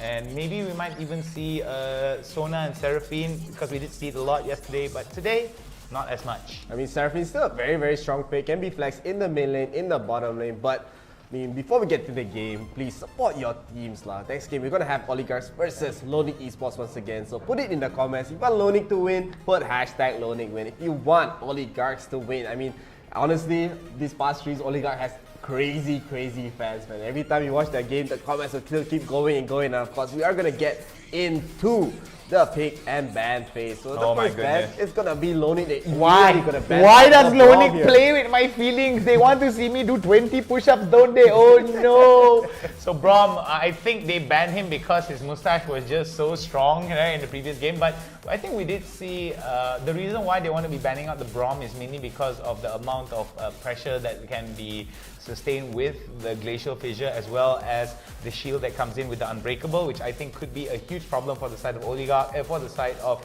Lonic Esports if they allow it to go through towards Oligarch. But like I said, the Gragas is going to be banned out for the side of Lonic. They did realize that Charles was definitely a very strong pickup here with the Gragas, so they want to be denying that pickup for the side of Lonic onto Charles. This Lee Sin pickup is definitely going to be towards but we also see Camille there being banned out. So I was very much right. We were going to see Camille being banned out, Gragas being banned out, and I do not have to do 20 push-ups. So thank you. So anyway, for those of you guys who don't know, this is, of course, the semi-finals for the League of Legends Wild Rift Summoners Odyssey, brought to you and organized by IRL Asia. We're going to be going into the picks and ban. Actually, the ban phase has been done, so now we're going to go into the picks. Charles right now, immediate hover over Akali. What do you think is going to be the response here for Oligarchs? They might actually consider going maybe a control mage, maybe with the Orianna. Maybe if they set up with the Orianna, they can actually maybe get it with one of those very in-your-face commitment kind of champions with the Vi, or maybe even the Leona. Even though Leona isn't exactly into the meta right now, we may actually see some crazy stuff here. But Sai as well as Smooch looking towards hovering over the Kai'Sa as well the Wukong, Chef. Yeah, I mean, okay, I think the first pick, Akali left in the pool, that's an obvious no-brainer, insta pick right there. But Oligarchs, I understand what they want to go for. They want to go for the Kai'Sa Wukong here, still keeping it very flexible. They want to maybe go for counter picks later on for the later picks. Wukong very strong engaged, Kai'Sa in general, one of the strongest AD carries in this game. You want to compare Kai'Sa Corki, they're pretty much dead even. But most teams have been favoring Kai'Sa more than Corki these days just because she has a lot of mobility as well. And we're going to see a Lux here for the first time of today. I mean, Lux has been rising in popularity in general. Her shielding is actually a bit too insane lah. A bit too insane. You get the Harmonic Echo down, you build some AP. She's just gonna basically, the shield's gonna be damn stable, you know, damn thick. So very nice pick coming up from Lonic Esports right there. Alright, so it's going to be very interesting indeed here. Careless as well as Snape going to be going for a very interesting Janna and Fiora pickup here. That's going to be with Kai'Sa as well over to the bot side. Fiora's going to go over to the top side as well. Sai is going to be playing into the jungle. So I think that's going to be very good indeed. He will be able to Nimbus strike in with the ultimate, spinning to win and knocking everybody up so hard they'll feel it until next week. So Berenji right now I think is going to be very comfortable with the Ezreal. We do see Solera going up with the Lux. That's going to be creating a very strong poke composition over to the bot side here. Zay Ziggs on Envy on Ziggs. So I think that's going to be a good one. On to the mid lane here, and Chezu right now for the side of Oligarchs, hovering over that Ahri. What do you think about this Ahri pickup? I mean, Ahri is like a pseudo assassin. She's able to just pick off she's just able to get a lot of very good pickup if she gets the damage in. So Oligarchs, I like that comp. They have great engages, they have great split push, they have great damage coming from Kai'Sa, coming from Ahri, from Fiora as well, and great disengage with the Janna. So to deal with the Akali, she's just still gonna be able to get into the front lines. But I mean, Lonnie Esports, they have great engages as well. They have the Vi engage, they have the pokes coming up from Ezreal, coming up from Ziggs, and Lux is able to give some sustain for the team. So very even drafts so far. I like both drafts, and it's all down to execution here, I believe. Yeah, I think it is all down towards the execution and how these two teams are going to be playing off against each other. But I do believe that coming in from the side of Lonik, they do have quite a strong poke potential over to the bot side, and I think that's going to be a huge problem for the side of Oligarchs. Why? Because if you're able to actually just siege out from a long range, and if one binding lands from the side of Solera onto anyone from the side of Oligarchs, especially on the squishies, it could prove a very easy day for the side of Lonik. However, Oligarchs as well, they are no slouches. They are going to serve as an obstacle for the side of a Lonik if Lonik isn't too careful. But I'm thinking that Lonik does definitely have quite an interesting a spot where they are. Siren is going to go up. Blue and red lights are going to be permeating the screen here as we go into game number 1. I'm going to be seeing a little bit of early action here as both these teams poking each other out. Yeah, they went for a 5-man rush into the mid brush that tries to maybe catch someone off. They are not successful. They maybe got one summoners out of Smooth right there. So Smooth, no more flash in this early game. So Lonely Esports, they get some win out of this early fight. But as you said, they're going to go for the Vi jungle here. We're going to see a very standard mid matchup as well. So Sai, she has to be farming up. He's going to take some time to farm up in this game, as we rarely see Wukongs really go for the engages until maybe get the level 5 with the ultimate, with the what's it called, Nimbus Strike? Yeah, Nimbus Strike. Yeah, yes. Nimbus Strike right into the ultimate. Yeah, okay. The cloud lah. The cloud is Nimbus Strike. Oh, okay. So still very even so far. I think this lane, especially in the mid lane, is going to be very interesting as Ahri, she does have some pick-off potential, but Ziggs is just so annoying. He's able to get a lot of lane priority very easily with the bombs as well. But I do believe we're not going to see anything very special coming up from this early game, probably until the next Dragon fight. And Akali, they also have to be very careful about Akali. If she gets a lead, it's gonna look very scary for Oligarchs here. It is going to be looking very scary indeed, as Charles right now looking towards getting some exchanges here. Will be able to get that passive off after she lands that nice stuff. Oh, look at that, the second skill right into the E and Q, definitely doing some really good damage here, as it is going to be Careless right now taking a little bit of damage and trying to return the same amount of damage to Solera. Yeah, still no real group up coming up from both teams. Oligarchs, they do secure the bottom side Scuttle Crab here, get the early goal, get the early experience, get the early vision as well. But Akali is taking a lot of damage from Fiora here. This is not what we usually see. She does try to re-engage but gets taken down by Fiora. So Snape getting the first blood there, very nice. A bit of a misplay coming up from Charles right there, giving that first blood to the Fiora. So Oligarchs, they do get a very decent lead here. Oh, Solera has to be very careful that she doesn't get a kaboom here. Careless does have quite a bit of HP, and all it takes is just one dash right in with a Kathian Rain, and it could be a problem. There goes the Nimbus Strike on towards the bot side here. Sai will be able to get the kill credits, and it seems that Lonik Esports already very early on. The charm, and it's going to be kaboom right onto the bot side here. Very beautifully done from the side of Oligarchs. 3-0 here, and Lonik right now seems to look like the obstacle in the form of Oligarchs is going to be a big one indeed. Yeah, so Oligarchs getting a very great start right there, trying to shut down the Akali early game. They got the bottom shutdown as well. So Lux and Ezreal not really able to get a lot of lane priority, especially with Kai'Sa getting the farm right there. So Oligarchs up almost 2,000 gold here, around 1,000 gold actually. You see Akali tries to go for a re-engage here on the top side. The Fiora ultimate does come out, already one vital point hit, but Wukong is here for the gank. He has the ultimate, no more shrouds for Akali. She will be able to get taken down here. So Oligarchs claim another kill onto the top side, still being very proactive with the rotations coming up from side. Well, the smoke bombs, aka the Twilight Shrouds, were not were not out of cooldown, so it seems that Charles kind of miscalculated that. Beautiful final spark right into the Mystic Shot. Will be able to get that kill on towards Lonik there. Beautiful ultimate there coming in from the side of Careless, but Careless, too careless indeed, giving away the double kill over towards Berenji, over to the bot side. Now coming in, beautiful assault and battery there, knocked him up. Will there be another punch there coming in? Charles right now not too far behind. The Ignite's going to come down, beautifully done, as it will be a very nice assist as well. We're going to go over towards Charles onto the top side. Yeah, still very slight missile from the bottom side, taking way too much damage. They're giving that double kill to the Ashwell. That is not what they want to happen. And in the top side, as Snape was a little too careless, he's a little bit too overconfident as the Vi comes in, gets the gang, and now Oligarchs, they are going to be starting up the dragon here, the Ocean Dragon. Not the most important dragon in this game, but a dragon instead of the dragon. But Vi is going to go in and does not get the kill here. Jenna will be healing the rest of the members up. Oligarchs will try to get a kill onto Akali. They will succeed, and in the front, Snape is taking way too much damage here. He will be taken down. It looks like Sheizu tries to go in into the backline, tries to deal some damage, but the poke coming up from Lonik is a little too strong. They're just kiting them out slowly but surely. Smooch is taking a lot of damage as well, and Brenji tries to go in. He wants to get the kill, one hit away, and the flash does let Sheizu escape here, so he's still going in. But Loading Esports, they lose the dragon, but it doesn't look like they lost the fight here. They're still being very aggressive, but a nice snipe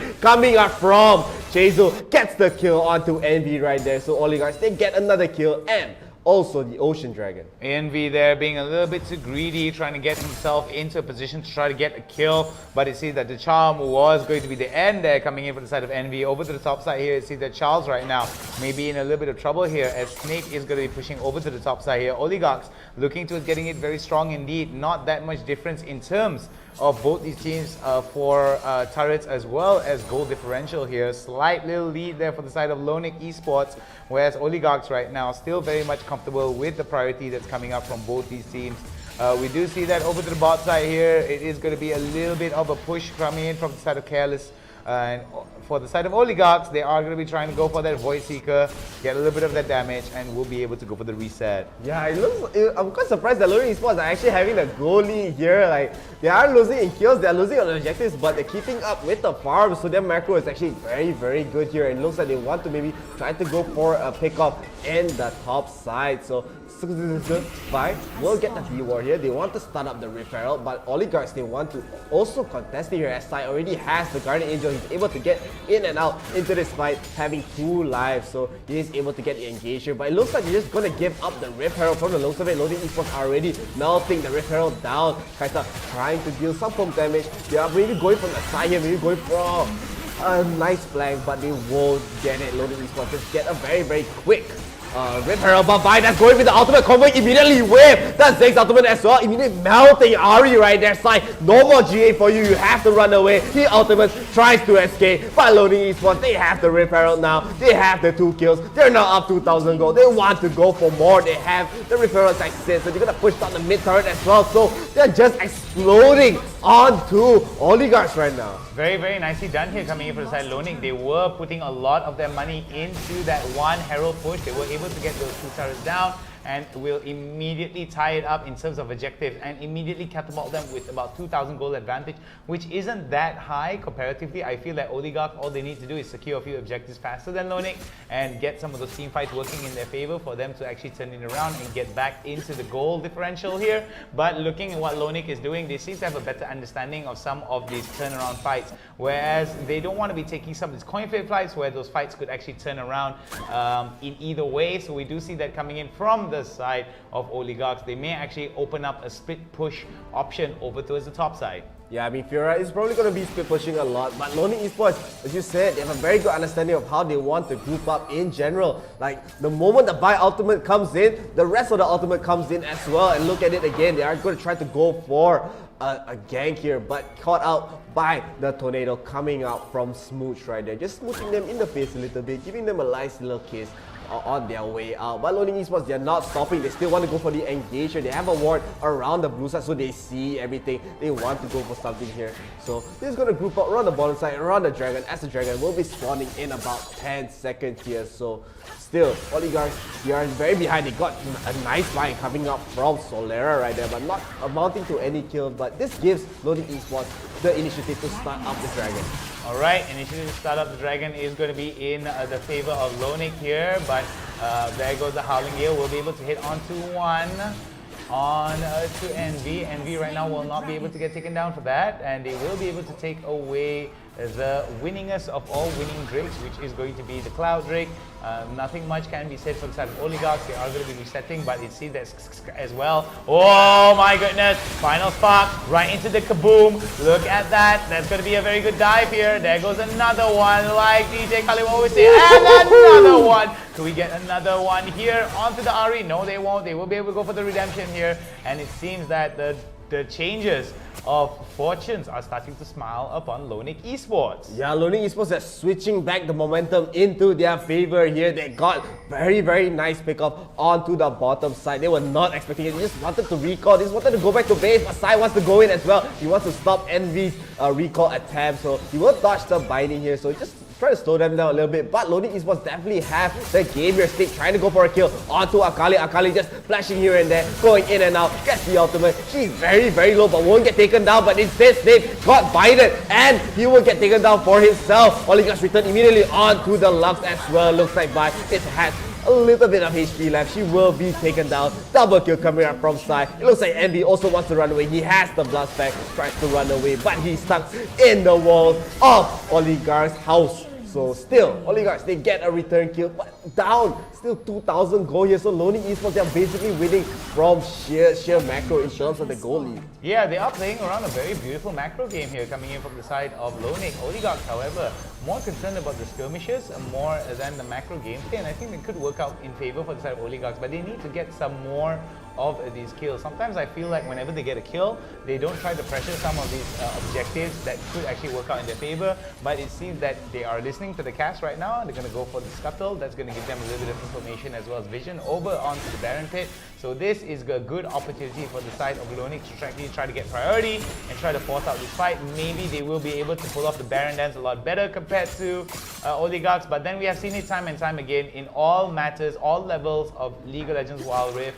All it takes is just a coin flip when it comes to the Baron dance. I mean, Lonic Esports having this goal lead is going to make Akali quite scary. Like in general, she's just going to be able to deal so much damage. Even in that fight, not taking out the Akali there was a very big loss, even though Oligarchs got 2 nice kills, but Akali is just going to be so scary. Janna is just going to melt. Kaisa is going to melt. Chezu as well might melt if they give Akali a lot of space here. So Oligarchs, as you said, they're going for the skirmishes, but like Lonic on the other hand, every time they go for a skirmish, they want to look for objectives. Look at that, another objective under their belt. The top tier turret right there. The first tier turret in the top side. So Vi immediately goes for the dash, tries to catch Sai. Sai's in the brush all alone. He does get the ultimate though, but immediately binded. Vi gonna go in with the ultimate, comboing in with the Ziggs ultimate. The redemption will try to heal everyone back up. Janna will use the ultimate as well to just push everyone back. But now Oligarchs, they don't have many ultimates to deal with. Snape is just alone in the front line. He doesn't get binded. The repulse will come out, but it's just delaying the inevitable, I mean. And Chezu will get taken down. Not just Chezu, Janna as well. Careless is all alone in the top side. It looks like he'll be taken down. A triple kill coming out from Ezreal. You do see Sai tries to get a return kill on to Vi here. But now he has to run away as Sai still has the GA. Still tries to go in. Really wants that return kill. He does get it though. No more GA for this time by Lonic. I'm pretty sure they're going to get a very clean kill here. And ace coming up from Lonic Esports. A shutdown as well as an unofficial quadra kill is going to go over towards the side of Burenji. This is going to be an easy Baron for the members of Lonic, but I think they want to be going more for the Drake. I think this is going to be a big question mark here. No, not like a big question mark. The reason why is because Smooch, Snape and Chezu are back into the game as well as Careless. So they want to be nipping their losses. They don't want to be going too crazy into the Baron yet, but they do want to force out the Infernal Drake, which could work wonders for the side of Lonic. Oligarchs does have that Ocean Drake, which gives them a little bit of sustainability, but right now the story of gold economy definitely shining upon Lonic in terms of the coin. 6,000 gold advantage in favor of Lonic.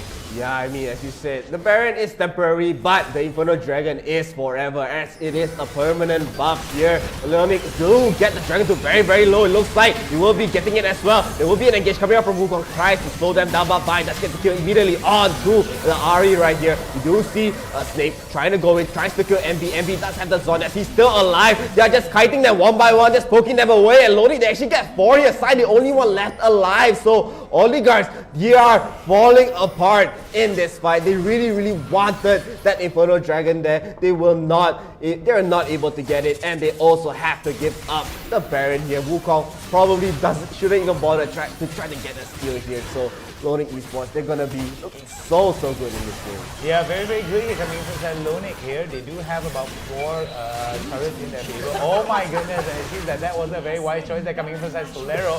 Solero now will be the only one on the team that won't be able to enjoy the Baron buff, as we're going to be seeing over to the bot side, mid side, and top side. There are going to be priority being built up for the side of Oligarchs onto the top side here, but nothing that one champion will go up, throw a few skills, and basically use that Baron buff to push over towards the top side as well. So I'm thinking that priority is going to be on the mind, lane priority, excuse me, is going to be on the minds of Loning, as they're going to be looking towards jostling for position, getting into a proper line of positioning, and try to pull the trigger onto Oligarchs yet again. Yeah, so 8,000 goalie coming out from the side of Loning Esports. They're going to look very good. As I said, there's just so much damage coming out from Loning Esports, and especially with the Baron buff, you're not really able to.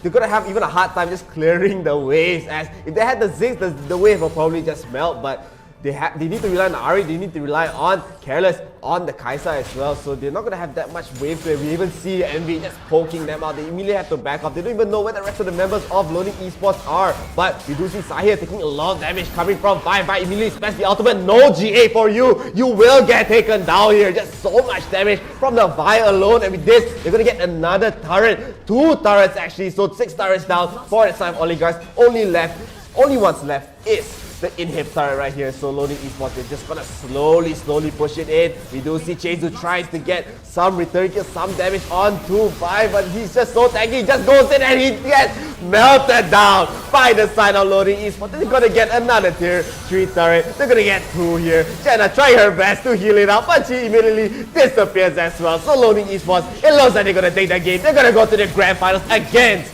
Oligarchs right here. Oh my goodness gracious me, it doesn't look very good for the members of Oligarchs here. Again, they came so close to advancing, and all that stood in the way was Loning. And pretty early on, we really thought that Oligarchs were going to be a very a strong team to serve as an obstacle for Loning, but it seems that Loning just made some adjustments along the way, and it was the end of the day for the side of Oligarchs. Valiant effort indeed coming in from the Oligarchs, but it is going to be Loning Esports that comes out. And yes, I agree to you guys.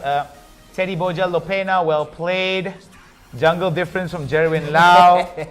I don't think it's a jungle difference, sir. I think it's just an execution of better strategies coming in. So Daniel, skin diff. Daniela and Marasik says and Kulowski Esports says congratulations to Loning Esports. Thank you guys very much. This is going to be the post-game breakdown in terms of itemization, and as you can see already, Berenji only 1 death thus far, and as you can see from his itemization, you can see why. A lot of damage that he's able to output. And he went for the Proto Bell.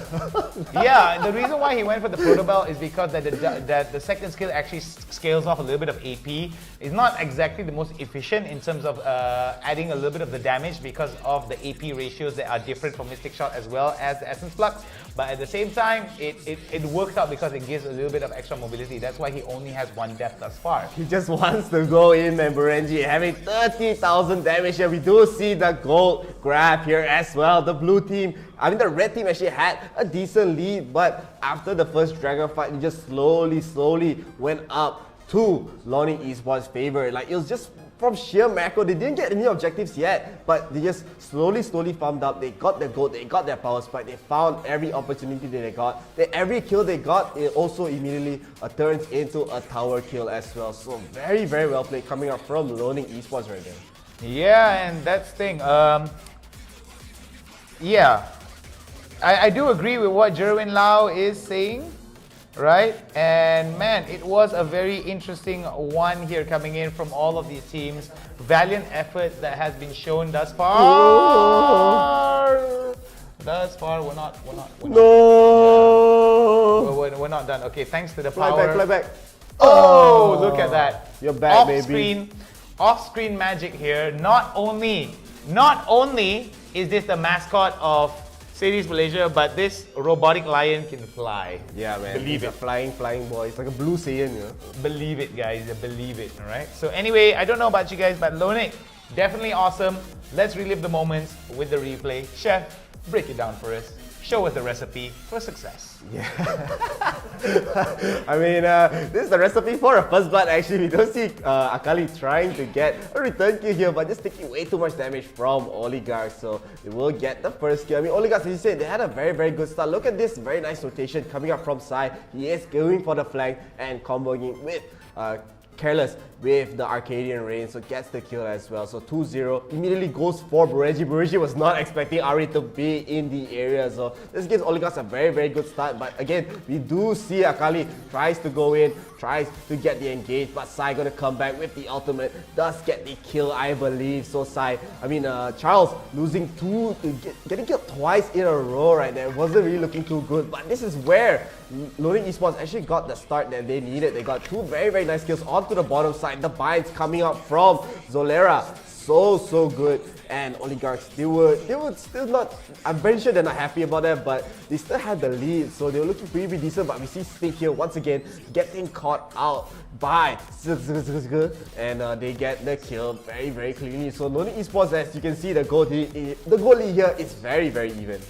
A very even goal lead indeed here, as we're going to be seeing the first Drake fight is going to go over to the Oligarchs, and they were able to try to turn it around for at least the early stages of the game, but it was a rather interesting one as Burenji. Look at that, Burenji was able to do so much damage from a very insane amount of distance. So that's definitely the reason why he was able to stay very safe indeed. But at this turn, it was the flash that actually saved up Chezu, excuse me, from the side of Oligarchs, and they were able to live to fight another day, despite the fact that they did lose out one member. Two members here. It's going to be a 1-for-1 exchange, but this is where the turnaround is going to work out here for the side of Lonix. They were able to actually get that Herald towards very efficiently, and I felt that that's one thing that is going to serve wonders for them. As we're going to be seeing it here, over towards the mid side, they are going to just try to get that kill onto Sai. Immediately want to take down two turrets in their favor, and because of the Herald, how strong the Herald is, they will be able to at least drop down that tier 3 turret, the Nexus turret, in the mid side to at least 50%. So we do see here another amazing fight. 4-man dive over to the bot side here, started out with a final spark onto the Assault and Battery as well. That's where they were able to get off. The charm was not able to land. If not, that could have been a kill, and they were able to actually get out. But this is where another fight was able to work out very well here. Snake, they're trying to go off with the Grand Challenge, will not be enough as Suka comes in to try to help out with a little bit of damage here, but this is where it all turned out. Lucky enough, Suka was able to shield it out really well, but look at the amount of damage that's coming in from the side of the Ziggs, but it's not going to be enough, as it was going to be the fall for the side of Oli that comes in. Oligarchs there were able to get a triple kill for the side of Sai, but they weren't able to translate it into a huge victory. Yeah, so Loading Esports, as you can see, look at them just being so aggressive here, and what's happening right now is Wukong trying to go in with the ultimate, and then again, Oligarchs tries to go in, tries to re-engage Channel with the ultimate as well, trying to heal everyone up, but the poke damage from Loading Esports is just way too much to handle, as you can see as well. Oligarchs just slowly melting through the damage from the Azure right here. So many kills, Careless being too careless in the top side and gets taken down, and Loading Esports, they are just running them down. Like after this, I believe they were able to just back off. They didn't even want to go for the Baron here. They know that the jungler is dead, as Sai does get a nice kill onto Vi as well. Does lose his life at the end of the day, but Loading Esports still very strong. Very strong indeed. There goes the Legendary onto the True Shot Barrage. That definitely worked out favors there for the side of Lonik. They were able to just get so much of this action done and dusted for them. And we can see right here, the blue team right now, Lonik Esports right now, starting it off really well, taking the second Drake here, working out wonders, turning out one kill into 2 kills, going for the double onto 6, as they are going to be able to get not only the Drake, but also the Baron Nashor, despite the fact that it was very unfortunate for the side of Oligarchs that they were taken down for the count. Yeah, I mean, still Lonely Esports just getting a nice solo kill onto side right there by Skr, and Chezu as well, thinking that he can probably deal some damage, but immediately deleted from the damage coming out from the Vi here. So with this, Lonely Esports were just able to slowly push it down. They had 2 men down. They were not going to be able to defend it. Look at Janna, just immediately disappeared from the damage coming out from Lonely Esports, and the Nexus just melts to the hands. And with this, Lonely Esports are going to be able to get into the grand finals here. Okay, for those of you guys who are wondering what just happened, continuity error all around, but we changed that. That's like magic right here. It turns pink right here. For those of you ladies out there, and you guys out there who want to impress your lady friend at home, get her this right now. Bang for your buck. If all of that fails, right, this will melt any heart. You can just stand on top of your home in Pride Rock and just go, "Ha, new blue enter, robot lion thingy." So anyway, all jokes aside, I don't know whether or not that clip is going to come back and haunt me in the future, but yeah. Anyway, I hope you guys did enjoy the show. We've got another game coming up for you guys, and you know what the beauty of it is? The grand finals. You know what that means? Best of 3. So we're going to potentially go into a best of 3. We are going to take a short little break, only 10 minutes thus far. For those of you guys who just joined us, thank you very much. For those of you guys who watched us from start to finish, we can't spell fun without you. So keep staying tuned because we're only going to be short for only 10 minutes. You see? 2 hands only. 2 hands only. We'll see you again. When we wave it like this, it means we're saying goodbye. We're going to take a short little break and we'll be back soon, right after this.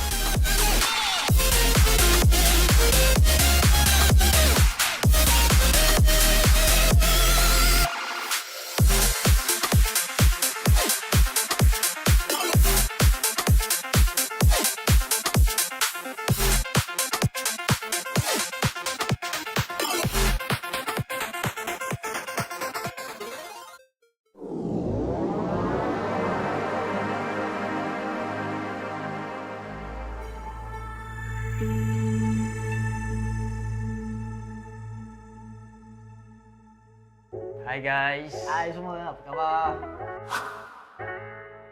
Apa benda kita nak buat ni ah? Aku pun tertanya. Producer, apa kita nak buat hari ni? Kita ada Spiderman kita hari ni. Ada apa? Spiderman ni untuk apa ni? Ada apa? Kita check dulu kepala dia ada apa. Ada lah ni, producer nak kita buat benda bukan-bukan. Surprise ni. Ada soalan ke? Soalan yang producer kita minta kita jawab hari ni adalah bagaimana anda bermula menceburi bidang e-sport? Peace, macam mana kau bermula dengan bidang e-sport? Bidang e-sport ni secara tak langsung aku masuk dalam bidang e-sport ni. Masa tu aku still kerja as a sales assistant dekat Orange Sport. And then one day tu my friend ada seorang kawan saya which is Zava kan. Obviously nama Zava.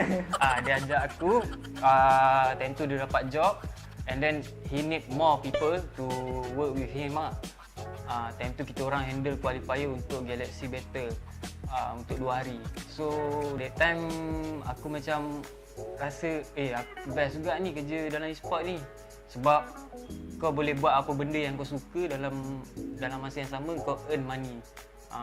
So how about Zam? Aku sendiri pengalaman dalam e-sport ni sebenarnya agak lama lah. Aku bermula first sebagai trader Dota 2 dan dalam masa yang sama juga aku buat freelancer untuk company-company seperti TGC, Orange Sport, Genesis, dan setelah beberapa tahun aku berkecimpung dalam bidang ni, aku rasa macam aku boleh buat lebih lagi daripada tu. Dan kemudian tu aku dapat tawaran daripada seorang kawan untuk menjadi FIFA Fire Dragon FIFA Division as a manager. Dan start daripada tu aku merasakan yang aku boleh buat lebih. Oleh itu aku cuba je untuk mencari kembangkan lagi kejayaan aku dalam e-sport ni, di mana aku mendapat tawaran untuk bekerja di Matchroom. Dan daripada situ aku dapat belajar macam mana nak uruskan tournament, macam mana nak anjurkan tournament, macam mana nak handle player-player di Malaysia ni. Dan pada masa yang sama juga setelah bekerja di situ beberapa tahun, mengambil pengalaman, dan aku mendapat tawaran untuk bekerja di IRL Asia di mana aku berada sekarang. IRL Asia ni dia bukan sekadar e-sport channel.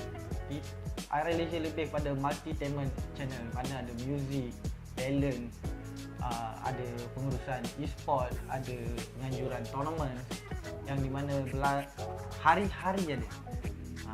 Daripada situ aku dapat belajar lagi banyak benda. Okay, why not kita tengok apa lagi yang ada dekat dalam kepala otak Spiderman ni. Okay. Dia macam-macam Spiderman kita hari ni. Second soalan, bagaimana anda boleh join IRL Asia? Zam boleh jawab dulu. Okey, kalau aku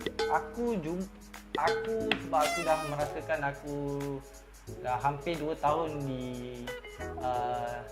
Mushroom, dan aku rasa aku perlukan pengalaman baru, environment baru. Oleh itu aku cuba untuk mencari pekerjaan baru sementara masih bekerja, dan aku jumpa IRL Asia dan aku terus jatuh cinta dengan IRL Asia. Bagaimana pula dengan kau, Hafiz? Macam mana kau boleh berminat untuk join IRL Asia? Saya terjebak dengan IRL Asia ni melalui Zam lah. Obviously lah melalui Zam, sebab dia persuade saya untuk masuk dalam IRL Asia ni sebab dia pernah bekerja dengan saya sebelum ni. And then banyak benda lah saya belajar daripada Nizam ni, daripada management skill, daripada production. So saya rasa saya boleh grow more lah with him. Aku macam kembang pula sekejap. Okay, kita pergi ke yang seterusnya. Apa yang ada dalam dia ni? Spiderman pun ikut SOP. Kita ni macam mana? Macam mana ni? Yang ketiga, alright, kita ada apa nasihat anda, kita punya nasihat bagi yang berminat untuk join IRL Asia? Apa pendapat kau, Hafiz? Aku rasa lah, siapa yang kat luar sana dia rasa dia ada bakat dalam e-sport ni, tak kira lah daripada apa-apa bidang, management, production or anything else lah. Sebab e-sport ni kita tahu lah, dia makin lama dia akan makin berkembang. Sebab dia dunia IT. Sekarang orang lebih menggunakan IT daripada sistem-sistem yang secara manual ni lah. Oleh itu, pada siapa saja yang ingin join IRL Asia, layari Facebook kami dan kami akan cuba yang terbaik untuk membantu anda terus berkembang di dalam IRL Asia.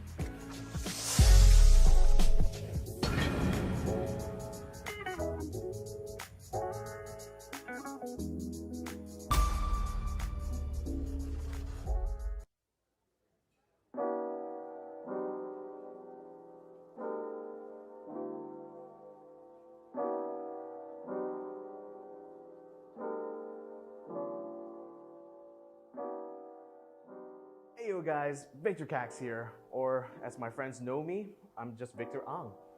My full name actually is Victor Ang Kai Xuan. I'm actually East Malaysian, but I actually grew up in KL. It's kind of complicated, but safe to say, I'm basically Malaysian. So I've been a professional esports commentator for 7 years, and it's quite a long time when I think about it. I think I first started off back when I was still working part-time at Gizmo Arena, which was a cyber cafe in Kuching, Sarawak. And at the time, we were doing an esport event in Unimas, and their main caster needed to take a break. So my boss actually pulled me aside, sat me at the caster's table, shoved a microphone into my face, and asked me to fill in for the caster that day. And the worst part about that thing was that at the time, I didn't know anything about gaming. Like, I barely played Dota 2 at the time, so I literally had to improvise because I didn't know the name of the heroes or the skills.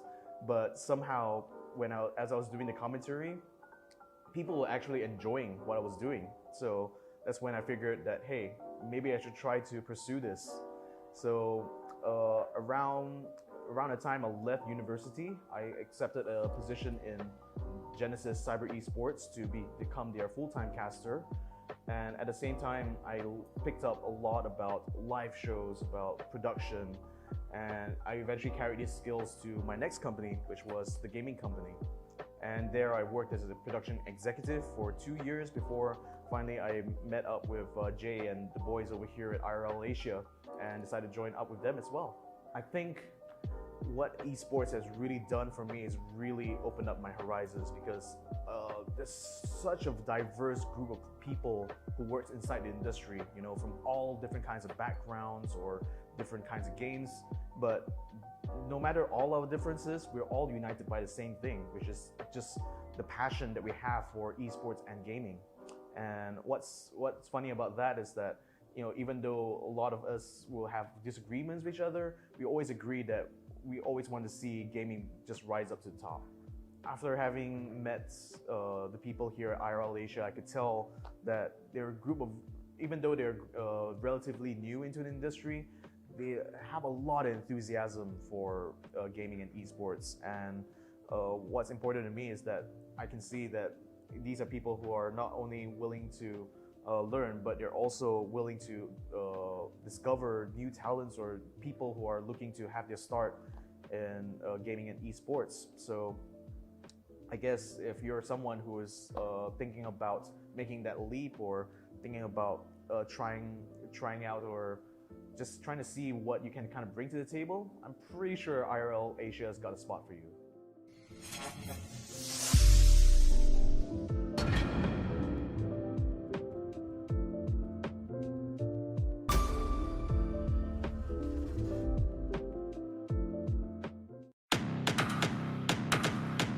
Welcome to Wild Rift.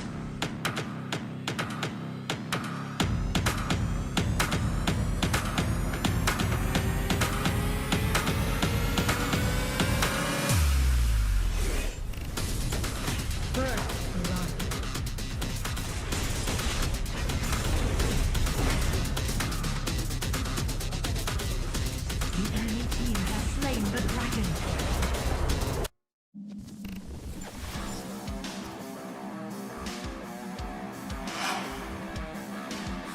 Hey, I'm Raji Boy, also known as Jay.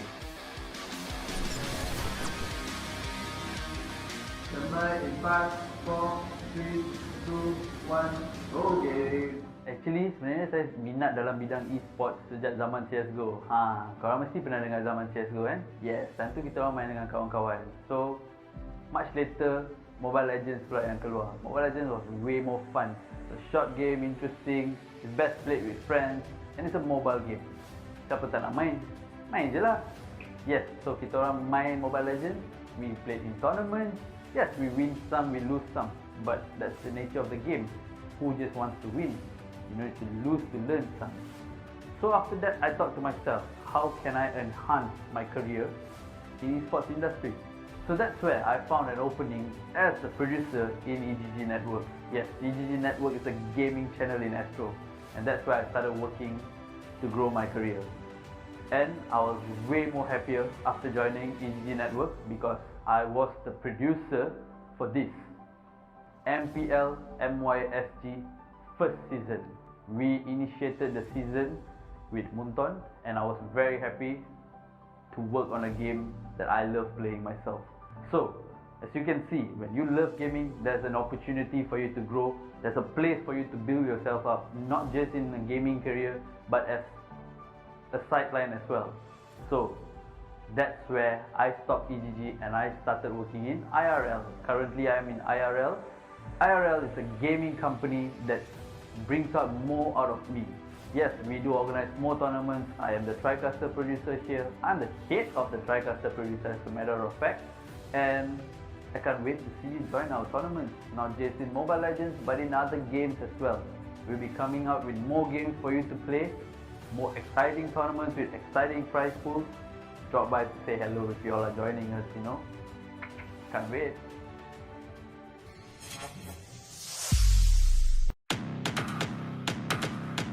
Welcome to Wild Rift.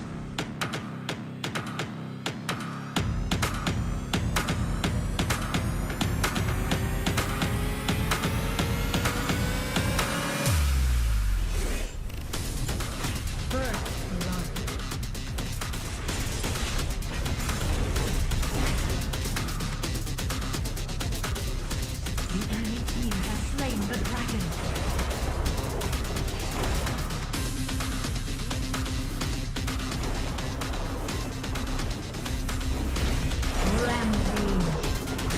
Unstoppable. Victory. Yes.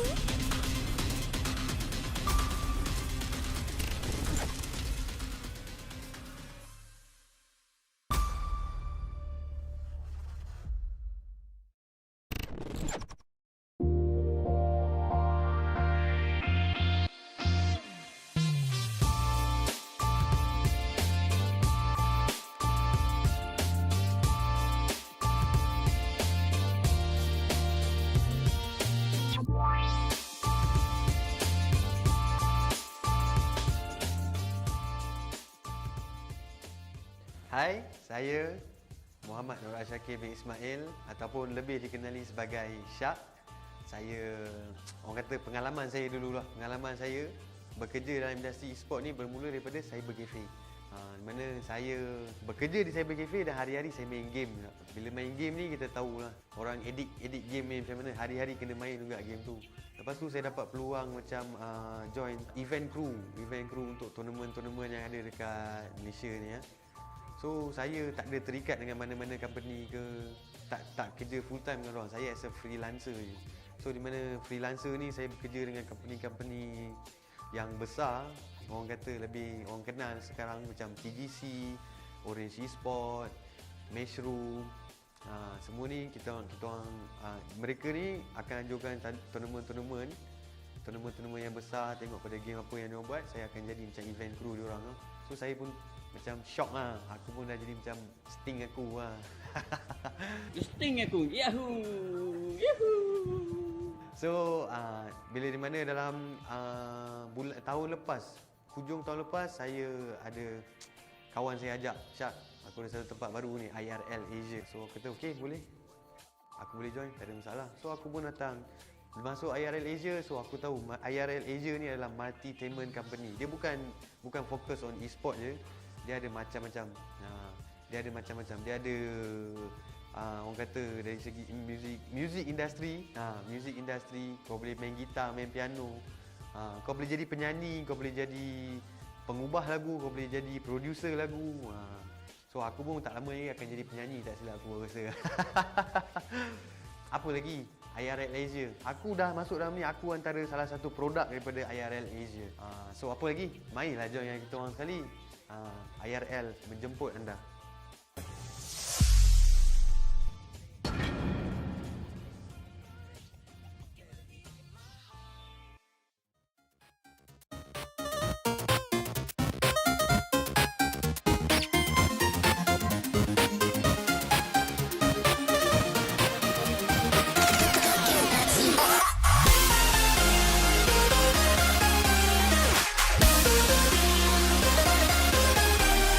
And welcome back, ladies and gentlemen, boys and girls, summoners from across Southeast Asia and the rest of the world. This is the League of Legends Wild Rift Summoners Odyssey, brought to you by IRL Asia, partnered up with Homiee, your number one homie, and of course, sponsored by Inch Theory, where every inch matters, and Sadie's Malaysia, growing together with gamers. We have reached the climax, the end of our show, a potential best of three. This is the grand finals. He is Chef, he has the recipe for success. I am Hound, I am ready to hound you guys down with all the crazy games, all the crazy smites, and most importantly, all the back and forth action. Chef, how you been, Chef? You ready for the grand finals? Yes, of course I'm ready. And before we can get into the grand finals, let's talk a bit about our sponsors. This is the time to talk about our sponsors, of course. This tournament is organized by IRL Asia. We're a multi-teamment channel. We do games, music, education, so everything lah.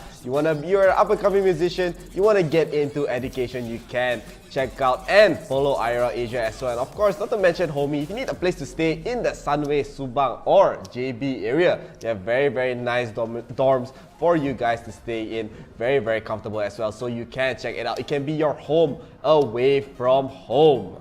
For those of you guys who just want to get a little, even a little bit of a staycation kind of thing, also that can work out for you guys.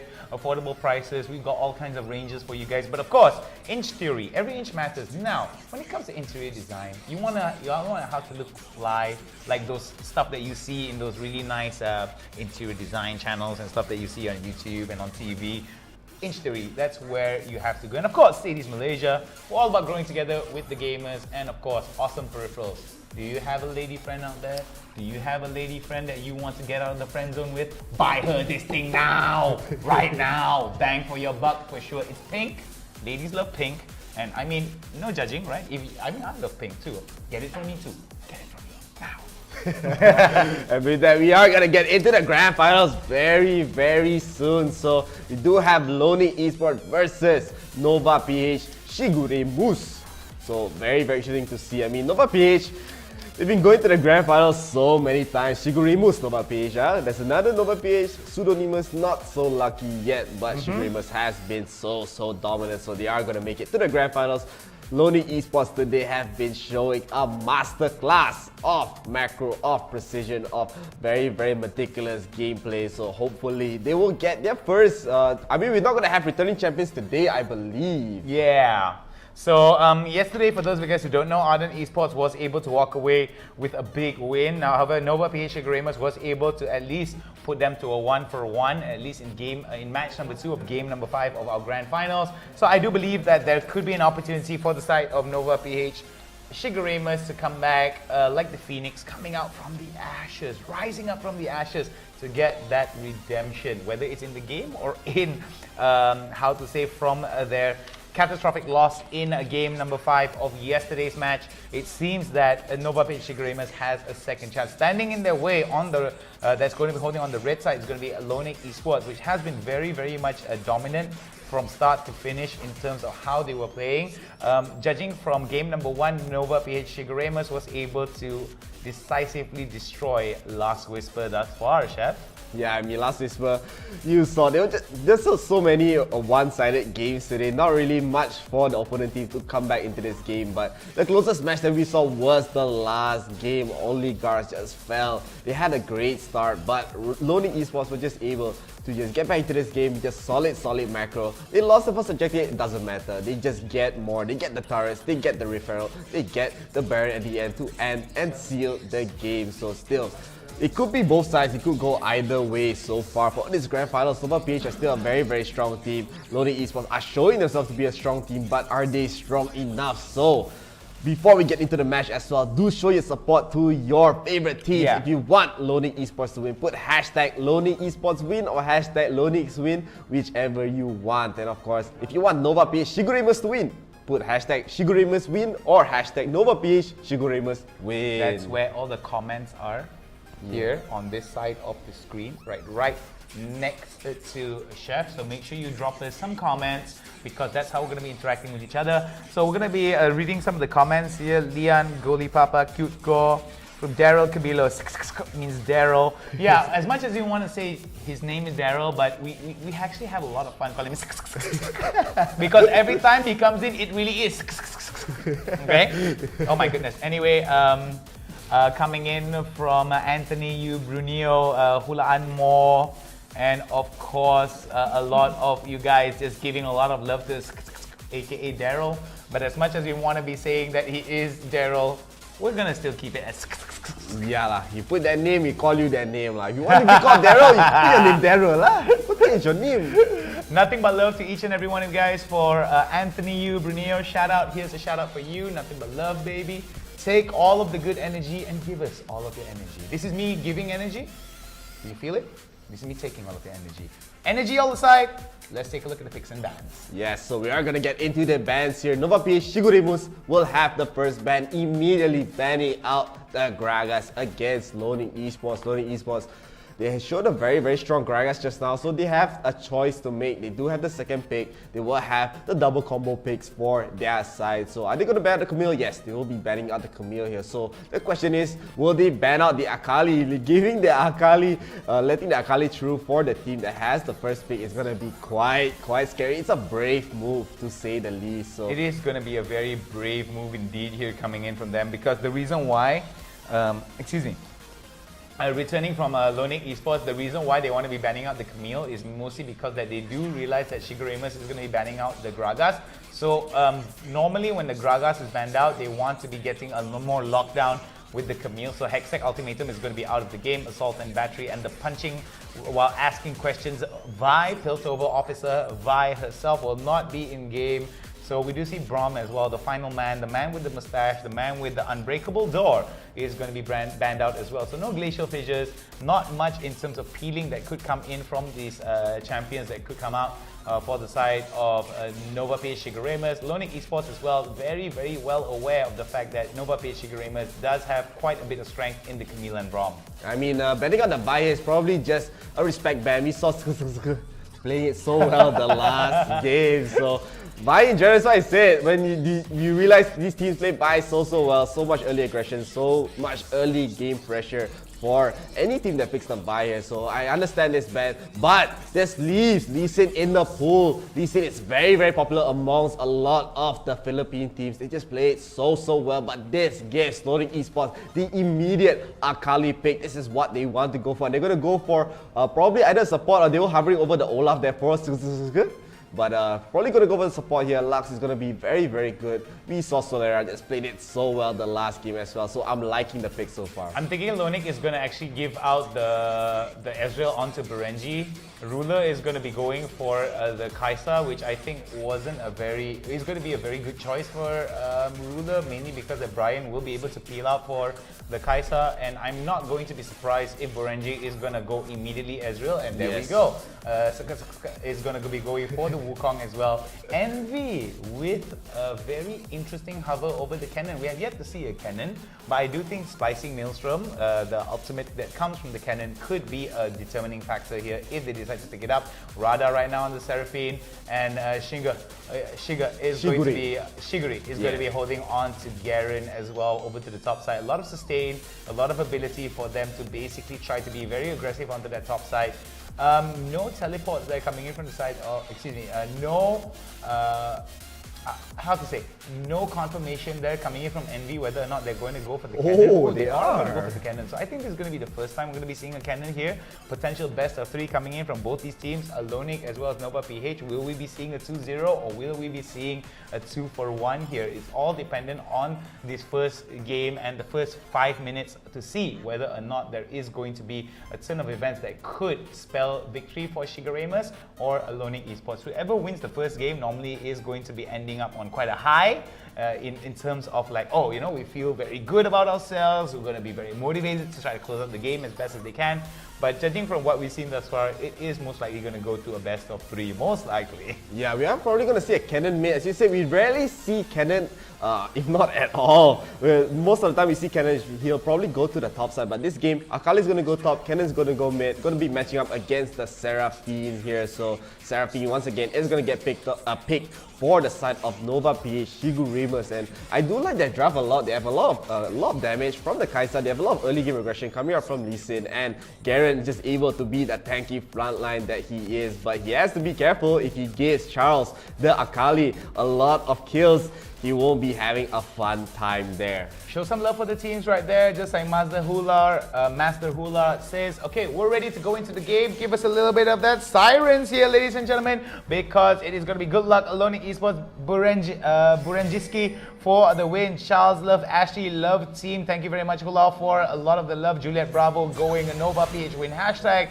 and all the way from Shizuoka, Japan, I hope I said that right, Free Anime Global going good luck. Lonic Esports, as you can see, it's a Philippine game, but we have everyone from all across the world showing their support. Thank you guys very much. Remember, drop a like onto the page, drop us a share. Make sure you share this with your mom, with your dad, with your grandma, with your grandpa. Invite your cat to watch this game because they are going to be enjoying it. Yeah, I mean, still, we're going to have a slow start in general. No invade, no early ganks. We're going to have a standard game, a 1-1-2 in the lanes right here. So Solera and Burenji going to be in the bottom side. They have a very, very strong poke comp in general. So Shigeremas, they have to be a little bit worried. You saw this exact matchup the last game, but I mean, Ruler is such a strong player in general. We might be able to see him just go crazy in this game, but I don't know if you watched Ruler before. He is an aggressive player in general. He will just go in and go ham. He does not care whatever champion that he plays this game. So I would love to see that this game as well. In the mid side, we do see Rada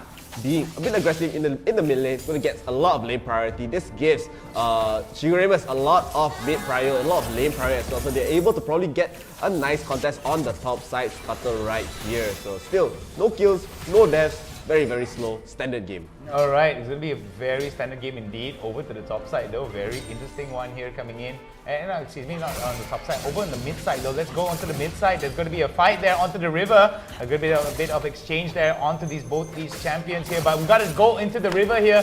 Oh, but this could be a very, very interesting one. Oh, as I was saying it, we're going to be seeing first blood coming in from the side of Shiguremas. And it's going to be working out in their favor here. But Lonik right now trying to turn the tides of the battle. Oh, look at that. Ikatian Rain goes down for the count right onto the Wukong. Wukong goes kaboom as is going to be experiencing the great screen. Yeah, so 1000 gold lead coming up from Shiguremas. They have a very, very good start there. Ruler getting that early kill as well. It's going to look pretty decent for their side. I mean, Lonik Esports, they need a lot of farm to get online actually. I mean, Cannon, the power spike will come a little bit later. He just needs like two items to actually get online. But on the side of Shiguremas, he just needs either one or two. Once Ruler gets the first item in, he's probably going to go with the Infinity, with the Manamune or the Blade of the Ruined King with the Executioner's Calling, and he'll be so strong for their side. Shigure as well once he gets the Sunfire Aegis, he's gonna be so tanky as well. So Shiguremas having this great start in this early game. It's gonna look very good and all on as well. Getting caught in the crux. The Akali ultimate that's coming. He's very low. He tries to go in with the Sonic Wave as well, and Akali survives the sliver of HP. Wukong still trying to go in. Shigure trying to run away. So the last ultimate just barely missed. A nice flash coming up from Shigure right there. So still, they're going to even up the kills, but Shiguremas are still in the lead in terms of gold. The final stock not going to be landing well here. Ruler right now trying to get as much priority as he can. Got to be careful that he doesn't get binded. Over to the bot side here, we have seen time and time again, whenever Solera will be able to land out a beautiful binding, Renji immediately, without hesitation, will follow up with some crazy damage. So this is going to be very interesting to see how members of Shiguremas are going to be sustaining themselves over to the bot side. Both of them are going to be starting the reset, and we do see that there is going to be a roam over to the mid side. Top side seems to be an island right now for both Shigur as well as Charles. Both of them not going to be able to exchange it, but look at that. Quite a bit of damage being exchanged from both of them, despite the fact that Charles was in the Twilight Shroud. Yeah, I mean, still, it looks like Shiguremas are going to get a lot of priority around the Dragon Pit. They are going to be dewarding that one board in the Tri-Burst. Their Loading Esports has just resetted, so they're taking their time. They're not really rushing the Dragon yet. This is the winningest Dragon, the Cloud Dragon, the highest win rate Dragon for whoever gets this Dragon here. So both teams, they definitely do not want to give this up, especially Loading Esports. They're still down in the goal. They're trying to get back into this game, but this goal lead is quite small, so you can actually just get it back. But both teams still not starting up the Dragon yet. Very unusual to say the least. It's going to be very unusual indeed here. It could be a big opportunity for members of Lonik to try actually go for the rotate. Shiguremas right now, very interesting indeed. They are building up quite a bit of a goal advantage in their favor. We do see Solera right now may actually be caught in a very bad spot. Beautiful jump right into the Dragon's Rage. They're going to work up real wonders there coming in. The insect was beautiful, delivering it beautifully.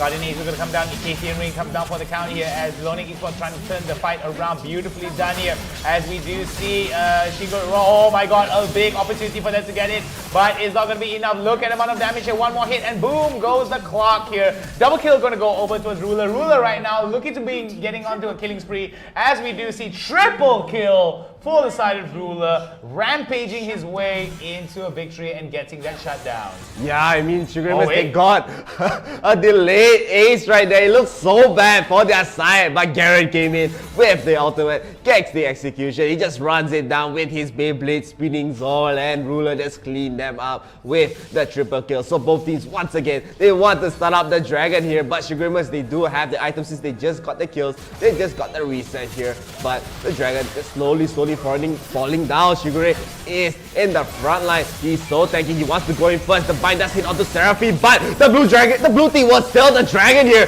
and it looks like they are going to try to re-engage into this fight. Wukong tries to go in. He's very low. He tries to run away as Oran as well does get the dash out. So Shigure, they do get the Dragon for free there without losing a single person in the entire fight.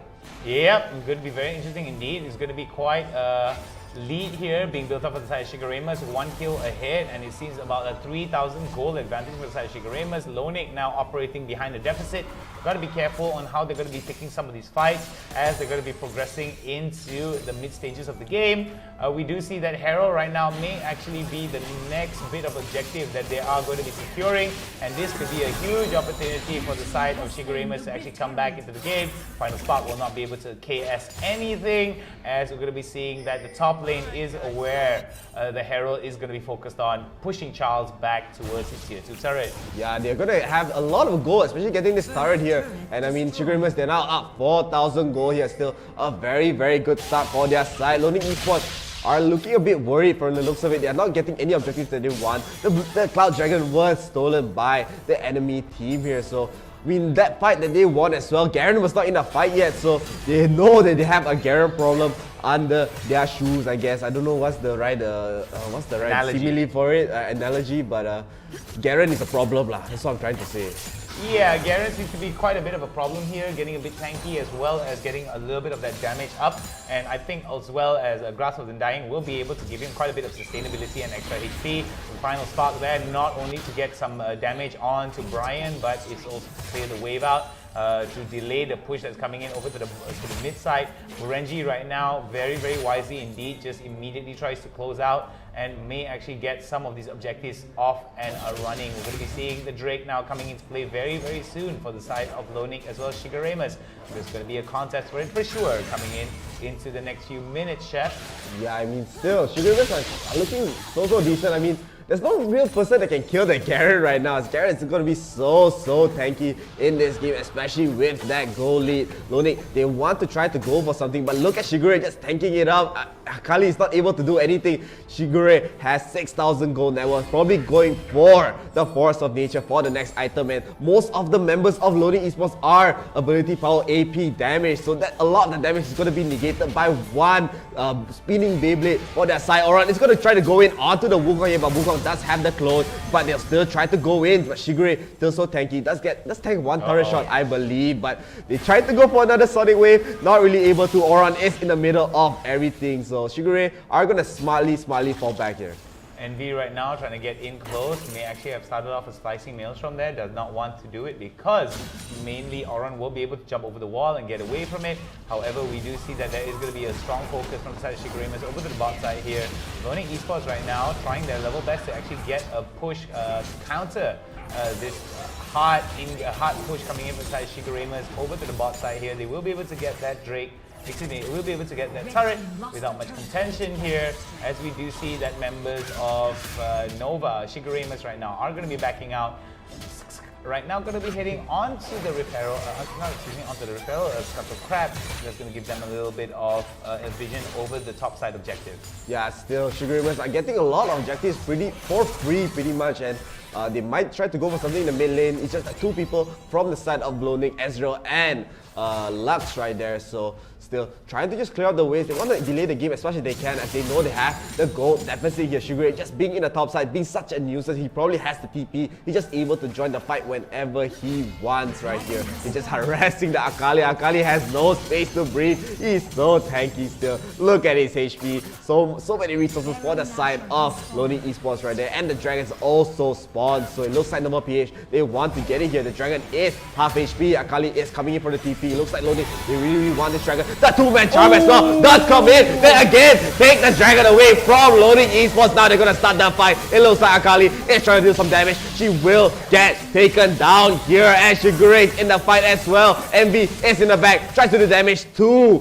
Kaisa right there, by Kaisa with the Arcadian Ring. Does get that kill, and Shigure with the dunk does get Lux as well. So again, another win for Shigeremas, 7,000 gold, another Dragon under their belt, and not just that, they're gonna get the mid turret as well. That was beautifully done there, coming in from Shigeremas. A little bit of Demacian justice there coming in from the mid lane, and mostly because Shigure was definitely a little bit tanky, does have a little bit of damage here, was able to just soak up a lot of that damage and act as a frontliner, and it seems that Lonic Esports cannot fight this game front to back. They need to actually try to find a flank and try to get access onto Ruler, as well as Radha and Brian, is basically onto Ruler being the main damage dealer here, and with Brian as well as Radha acting as how to say, peelers for the side of Ruler, going for that double enchanters. There's the double utility support there is definitely going to prove huge problems here, considering how strong that peel is compared to Lonic Esports. Yeah, I mean, Lonic, they want to try to get a group up onto the Seraphine on the top side, so Seraphine has to be a bit careful here. She just wants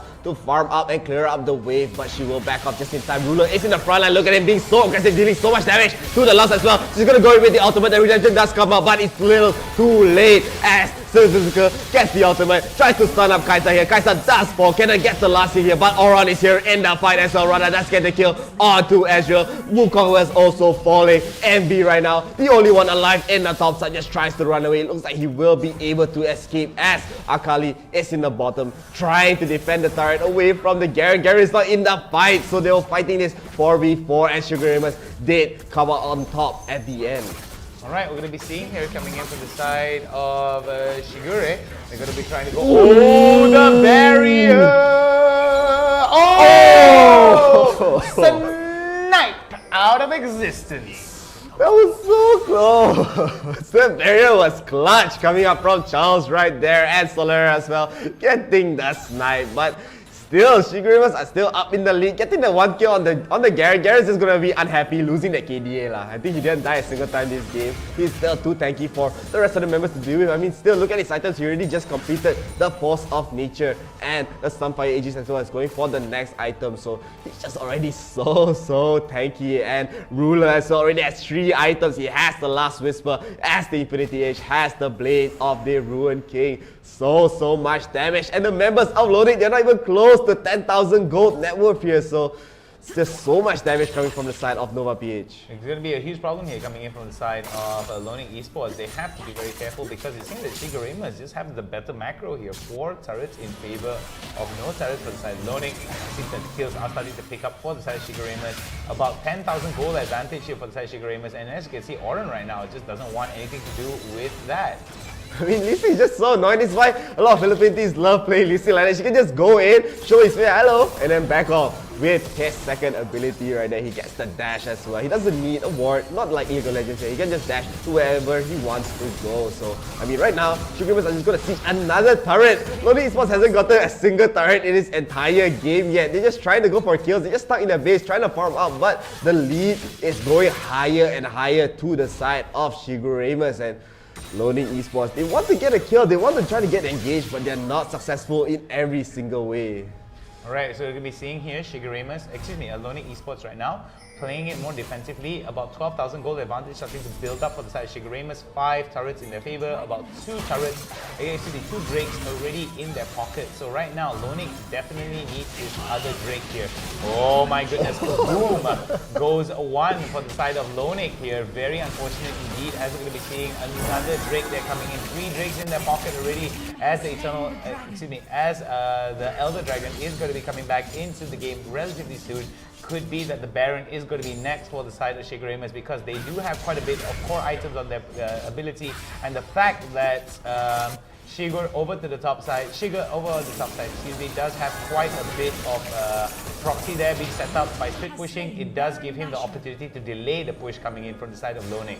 Yeah, it looks like Auron tries to go for a takeoff there. He does barely miss the cannon, but he is in the backline. He does get the Dragon Kick onto the Wukong right there. He wants to re-engage onto the cannon. Cannon will get taken down as Wukong's GA will be spent right here. He has nowhere to run. He's stuck in between of everyone for the side of Shigurimas. The last ultimate does come out, but just dealing a bit of damage, but the root as well coming up from Seraphine just melts the members of Lonic Esports, and they're just going in. They're going in for more. Akali does get taken away from her own fountain right there. It looks like this is going to be the first game going to Shigurimas. Wukong cannot defend this, and Lonic Esports are now down 1 game in the grand finals. Very interesting indeed here. Lonic right now was a very much dominant force here, and it seems that the tables have turned 180 degrees in favor of the side of Nova PH Shigurimas. It seems that it was a very interesting part here coming in from the side of Shigurimas. They just had the better macro. Lonic, however, was playing to the pace that was being set, and it was Shigurimas that just showed how to defeat Lonic really easily. Now, that's not to take any away from Lonic. This could be that they're hiding their secret hand. who has seen Lonic actually draft the cannon? I was actually really confused. Maybe it could be to get a read onto Shigeremus, and we might see a reverse read coming from Lonic. However, it's very hard for us to tell, right? So we have to wait and see how that's going to be working out. For those of you guys who are wondering how long before the next game comes, we're not going to go on a break. Here is the post-game breakdown and stats. I mean, look at that. The MVP does go to Rada on the Seraphine. 3-1 and 13 right there. 13 assists coming up from the Seraphine right there. He probably dealt a lot of damage as well in this game. I mean, look at Ruler. 16,000 net worth under his belt. I'm pretty sure he's the one that did the most damage lah. I wouldn't be surprised right there. Yep, 18,000 damage. I mean, not actually the most damage in this game is Burenji on the Ezreal right there, so quite surprising. But he was not able to clutch out this game. MB tried his best, 10,000 damage there, but wasn't really able to get into the fight. He was just melted from the damage coming up from Nova PH right there. So look at the lead. The goal lead was every minute of the game was pretty much for Shigeremus. Yeah, except for maybe like the 2-minute mark here. Total XP is going to tell a different story, however, but it was a very much a dominant display. It just goes to show that members of Nova PH Shigeremus just have a better macro understanding overall compared to the side of Lonic, and that's just really sad there coming in from the side of coming from the side of Lonic. However, they do have 2 more games to go, potentially 2 more games to go, unless Nova PH Shigeremus is able to defeat them handily in match number 2 of game number 5 of our grand finals here at the League of Legends Wild Rift Summoners Odyssey, organized and brought to you by IRL Asia, partnered up with Homiee, and of course sponsored by Inchtory, where every inch matters, and Sadie's Malaysia, where growing together with gamers is where it's at. I don't know about you guys, but for those of you guys who can't wait, let's take a look at the replays.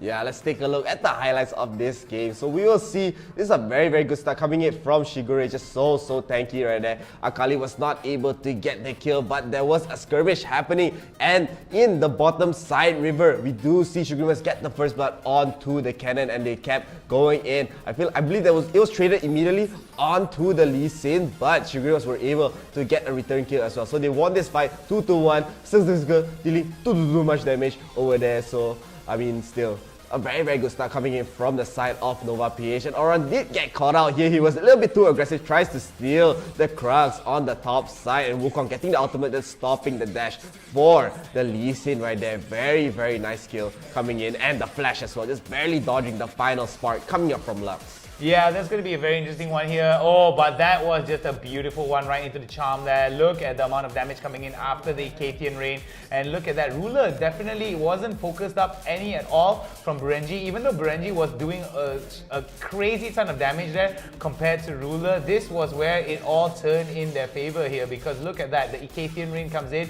the barrier comes down, the ultimate comes out by Ruler. Ruler will be able to take down 2 there. Beautifully done, as he does get another Icathian Rain onto the Ezreal to take him down for the count. Burenji, even though he was doing a crazy amount of damage, he wasn't able to translate it into some big meaningful wins for his team in some of the team fights. Yeah, we do have Nova PH stealing the Cloud Dragon right there. I mean, Ruler was just going ham. He was going crazy. He was just running and dealing all that damage. Look at everyone's HP. They had no sustain in this fight. Lux alone can't help shield all the damage coming out from Nova PH. The final spark tried to steal the Rift Herald here. Won't be successful. They immediately converted to a top turret. And again, Lonely Esports, they tried to start up the Mountain Drake for themselves. The Mountain Drake was really half HP as Shigure started in, but a nice 2-man charm coming up from Rada does get the engage in, and another nice fight coming up from Oran as well, gets the Mountain Dragon, I believe. So still, Lonely Esports, they are just falling slowly but surely. The MV tried to run away but taking too much damage, and the dunk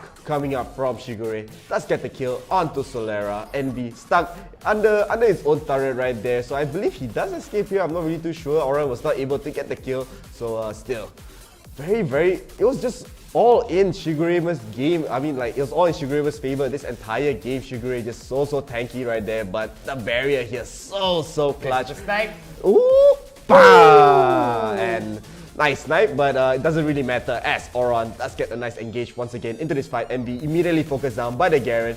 Slowly but surely, Lonely Esports will just falling one by one. They can't even get a return kill here. Oran's GA is still alive. The charm as well, getting a 2-man charm under their own turret. The root, so much damage coming out from Seraphine here, and Lonely Esports were not able to defend this game at all. Now, this is the biggest problem here coming in from the side of Lonic Esports because Burenji, it does have quite a bit of damage here alongside with Envy as well as Solera, but the problem is they need to land their skill shots consistently, and I feel that that was the biggest problem here coming in because even though he did manage to get a high number of damage, a high damage stat, the biggest problem was that he wasn't able to turn it around into more meaningful exchanges for his team to actually take advantage of. And I felt that Burenji was in a very interesting spot because even though he was able to put out that kind of damage, it really wasn't translated that way because all that was needed was just for the Garen to run straight, hit first into him, give him a little bit of that first skill and right into the Demacian Justice with the ultimate, and you all know that that's just going to be a bad day for Lonic, specifically Burenji. So I do think that that's going to be an issue here coming in from the side of Lonic. This could be one of those opportunities for Lonic to actually turn it around. Maybe they might draft a different kind of ADC because we did see that Ezreal is one of the strongest pickups. What do you think about that? I mean, they can still go for the Corki, they can pick up the Kai'Sa for themselves. We have seen Xayah plenty of times, but still, it was just really about the Garen in general. Like Garen, they're just so much AP damage. They're basically just all-inning on AP. They have the Cannon, they have the Akali, they have the Ezreal as well. So there's just not enough physical damage coming from the side of Lonic Esports that game. And Garen, once he has the Spirit Visage, it was all over pretty much. There's no damage for the Lonic Esports side. So maybe they want to go for a more all-in comp. They want to go for just pure damage once again, or maybe they want to build a more balanced comp as they didn't really have that much frontline, as Wukong was their only frontline there, but he just melted from the damage coming out from Nova PH. So yeah, as you said, maybe they'll want to go for a different draft. Maybe want to go for Ziggs, maybe, but Ziggs was banned out, I believe. Ziggs wasn't banned out. Yeah, so not picking the Ziggs there was maybe a bit of a question mark, I believe. Maybe it could have been a question mark. Maybe it didn't fit well into the composition, or maybe they wanted to figure something out with the cannon. They wanted to maybe set up the slicing maelstrom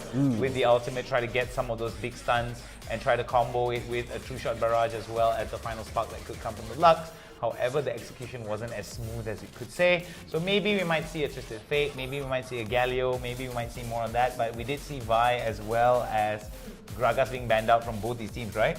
And I think it was a Camille as well. Yeah, Camille, Gragas, and Vi being banned out. So Lonic Esports were not able to get the nice Vi, the nice engages right there for their team. But maybe we might see an Olaf the next game because he played a really good Olaf. Yeah, you even see Olaf Lulu.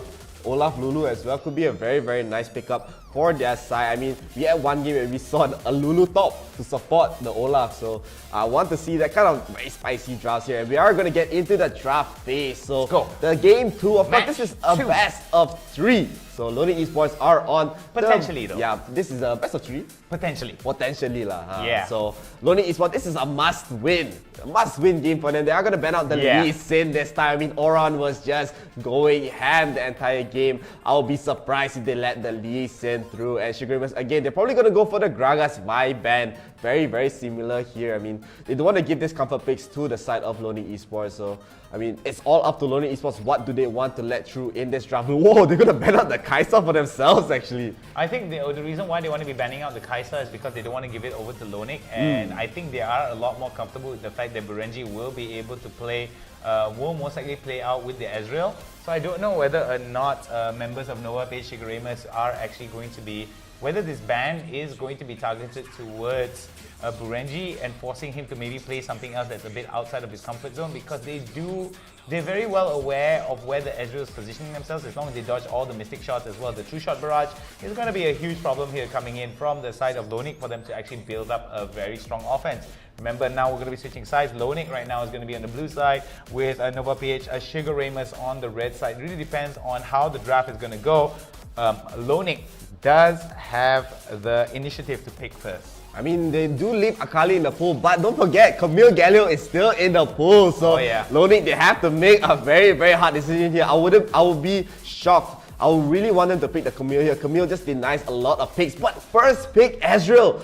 This is gonna be quite scary, but Shigeremus probably wants, they might go for Olaf here, but Camille Gallo is still in the pool, so if they pick Olaf and something else, if they do give up Camille Gallo to the side of Loading Esports, but they're gonna go with their comfort picks. They still have a game to play around with. They don't have to win this game, but they do still want to win this game. So Olaf is gonna be picked up, Seraphine as well by Rada. And Loading Esports, they might be going for the Ziggs here, as I said. The last game, quite peculiar cannon pick in general. So they're gonna go for a poke comp. We saw them do this in the semi-final. So very strong coming up from them, but leaving Camille in the pool. Ruler might be picking up the Jinx here, and I wouldn't be surprised if they pick up the Lulu as well as the last pick. Yeah, I think that could be a very strong thing here coming in from the side of Ruler, but I don't personally, I really don't like this pick up of the Jinx here. Yes, it does have a bit of a hyper carry pick up here, but remember, in terms of Jinx, a lot of immobility here.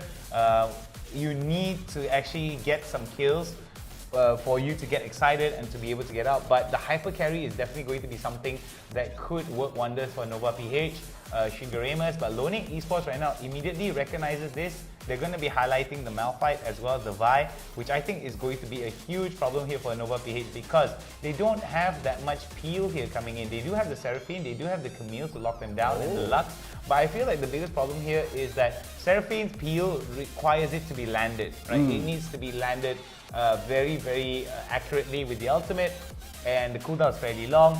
Camille as well, Hextech Ultimatum. Yes, you will be able to lock people down with that, but if there is going to be one unstoppable force that comes in from Malphite, that's going to be a huge problem here because Jinx will get unstoppable forced on. If Brian misses out the binding, then it could spell doom for Jinx if she is taken down from the game really early. I mean, Ruler is just very good at kiting in general, so maybe he's feeling confident. But I'm surprised they actually just went for the Lux in general. I would have loved to see the Lulu there. I mean, Lulu pairs really well with Olaf, pairs really well with Jinx. We've seen it a lot of times. They go for the dual lane Lulu Jinx, but they're gonna go for the standard, the Lux here. I do like Loading Esports draft in general. They have so much engaged. Malphite, he's not really able to lose his lane in the top side because he's so tanky against the Camille. So they want to just play it safe. They want to just play it for the engage. They want to play for the team fight. They have already a very strong poke comp, Ziggs, and the Ezreal as well. So by Malphite, gonna get the engages there. So I like this draft more than the last games actually. Alright, let's take a look at some of these comments here. May Lagreta, Dick Dikan gives lots of love to Nova PH. Let's go into the game. Siren time, ladies and gentlemen, because it's gonna go red and blue, red and blue, red and blue,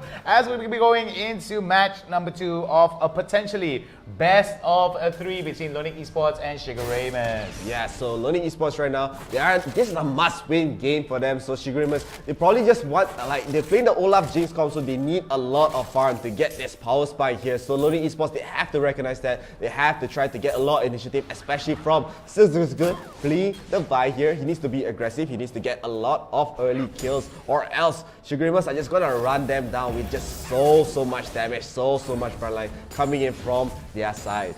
Alright, so we're going to be seeing Envy right now, trying to close out over to the mid side here. Nothing much going to be done for the side of the mid lane here. We're going to be seeing Solera as well as Berenji trying to get as much of the pokes down. Another Howling Gale is going to come up. Oh, very nicely done there from the side of Ruler, but it seems that Brian right now was very much well aware of it. Throws out the shield, make sure that he doesn't get caught out. And over to the sub side, Shigur going for the tactical sweep. Nothing much can be done against Charles here. Charles right now still level 1 behind, but now only being able to level up, might have a level advantage here for Shigeremus if Shigur over to the top side will be able to exercise a bit of this lane advantage. Yeah, I mean, if Nova PH do get this early lane, it's going to be quite scary for Loading Esports. I mean, they have the great team fight, but the damage that'll be coming up from Shigure is going to be so strong. Camille in general, we saw how much damage that she can do. And look at Solera taking a lot of damage already for the bottom side. Already has to run away. Thank God she didn't have to use any summoner spells here. We do see the Risk Cutler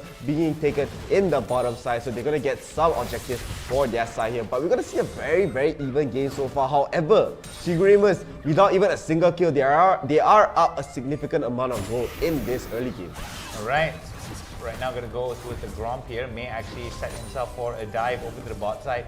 Very interesting indeed here, as we're going to be seeing coming in from the side of Brian. They're going to be going towards the River Brush, trying to get as much information as they can, and they might actually go down to the bot side here. Can we look at the bot side? Yeah, we will see Berenji actually keep out of that. Oh, Howling Gale is going to hit onto 2. Very bad choice here. Here comes, as we're going to be seeing quite a bit, but look at that, the peel that's coming in and the backward step auto-attacking there coming in from the side of Ruler deters them quite a bit. Does manage to take a little bit of too much damage there for the side of Ruler, but nothing that he won't recover from. Yeah, we do see an engage coming up from Shigure. He's not really going to get a kill. Malphite is too tanky, but Olaf is going for the flag. He might go in for the gank as well. The Hextech Ultimatum does get the first blood to the Olaf. So Shigure is again going to have a great start in this early game, taking out the top side, giving Olaf especially a very important kill. So Olaf is going to get online very, very fast here. So very, very nicely done coming out from Nova PH. Very interesting indeed here. Shigure right now drawing first blood, and it is going to be the first victim of the top lane. Charles from the side of Loning is going to be the casualty of choice that Shigure are going to be focusing on. Beautifully done in terms of the coordinated gank that was coming in from the side of Oren as well as Shigo. They were able to stack up their ultimate. They were able to stack up Shigo's ultimate beautifully with the fact that Olaf was able to run in with the undertow as well.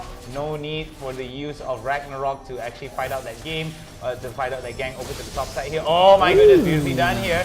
It's going to be fish bones right onto it, trying to get as much damage as he can. And over to the bot side here, we might actually see Olaf come into the fight, but they won't be able to dive in because of the wave not pushing in their favor. Yeah, not just that, Janna does have the ultimate to try to disengage here. We do see Burenji still being a bit aggressive, not knowing where the Olaf is, but it looks like Nova PH, they just want to group up for this next dragon fight here. It will be the Ocean Dragon, not the strongest dragon in the game, but a dragon is a dragon at the end of the day. So they are going to get some goal out of it. Omnivamp, it could be very, very beneficial for the side of Nova PH as they have the Olaf. So Olaf's going to be way, way more tanky, more sustained for his side. I mean, still, it's going to be, the goal lead is still going to be in Shigure's favor, but it looks like Loading Esports, they are going to try to group up for this next dragon fight here.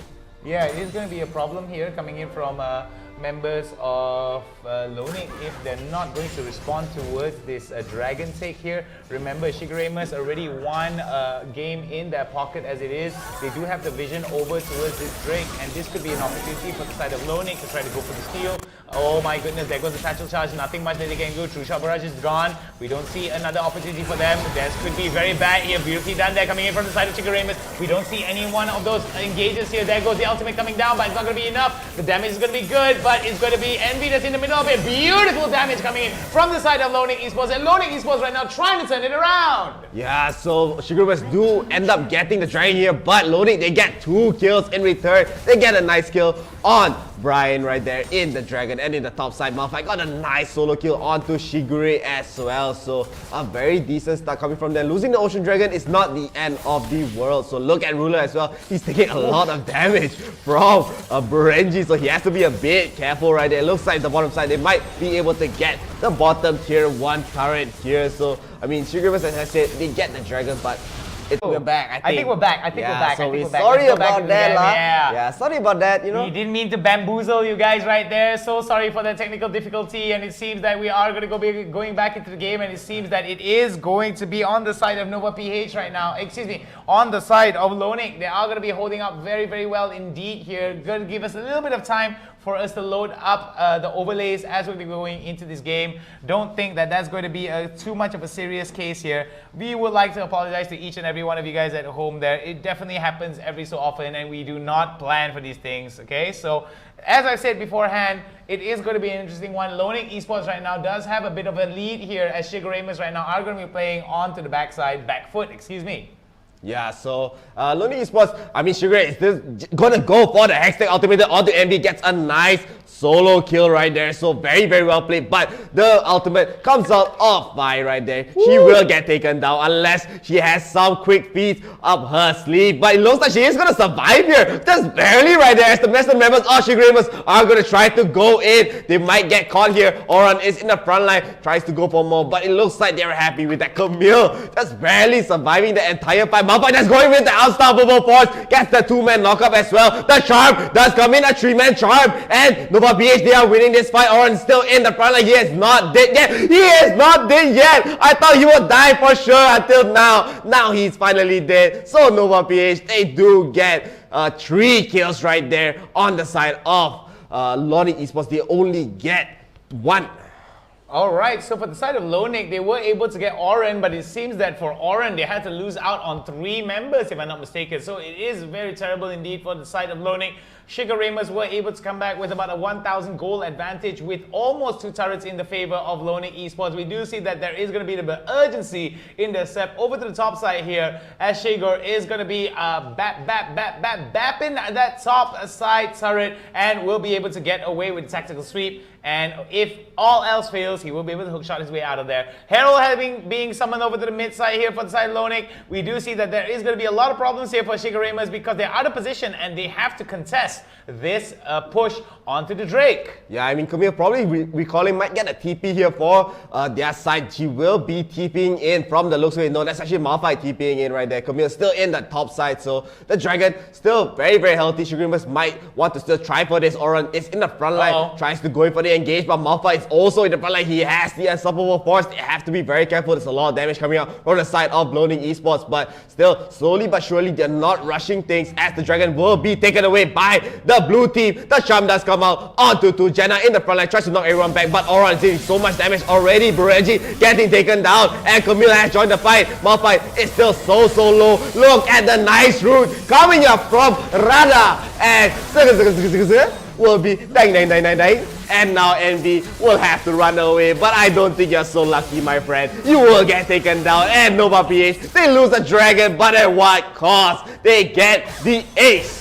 Oh, it's going to be a very terrible one indeed here for Shigeremas, for Lonic Esports, as we do see a deficit of 5,000 gold in favor of Shigeremas, and we're going to be seeing a lot of action here. The attack speed that's coming in from the side of Ruler here is a lot to be handled. We're going to see another tower being taken out for the side of Shigeremas. This gives them a lot of opportunity for them to move around in this map, getting a lot of control here. Lonic right now has got to push out, get as much priorities as they can, and try to steal all of these objectives away from him. Oren right now may actually be caught, throws out the undertow and says, I am out of here. Over to the mid side, we're going to be seeing Lonic right now trying to muster a little bit of strength over to the mid side, build out that priority so they will be able to fight it out. Yeah, I mean, Shigure is still doing the Shigure thing, just split pushing the entire time. I mean, they don't really have many ways to kill him unless there's so many people on the bottom side. They need to expend like 4 to 3 people here just to kill this one Camille. Look at the item. She has 11,000 net worth here. That does Triforce, and Malphite has to be careful as well. Even though Jenna is in the building,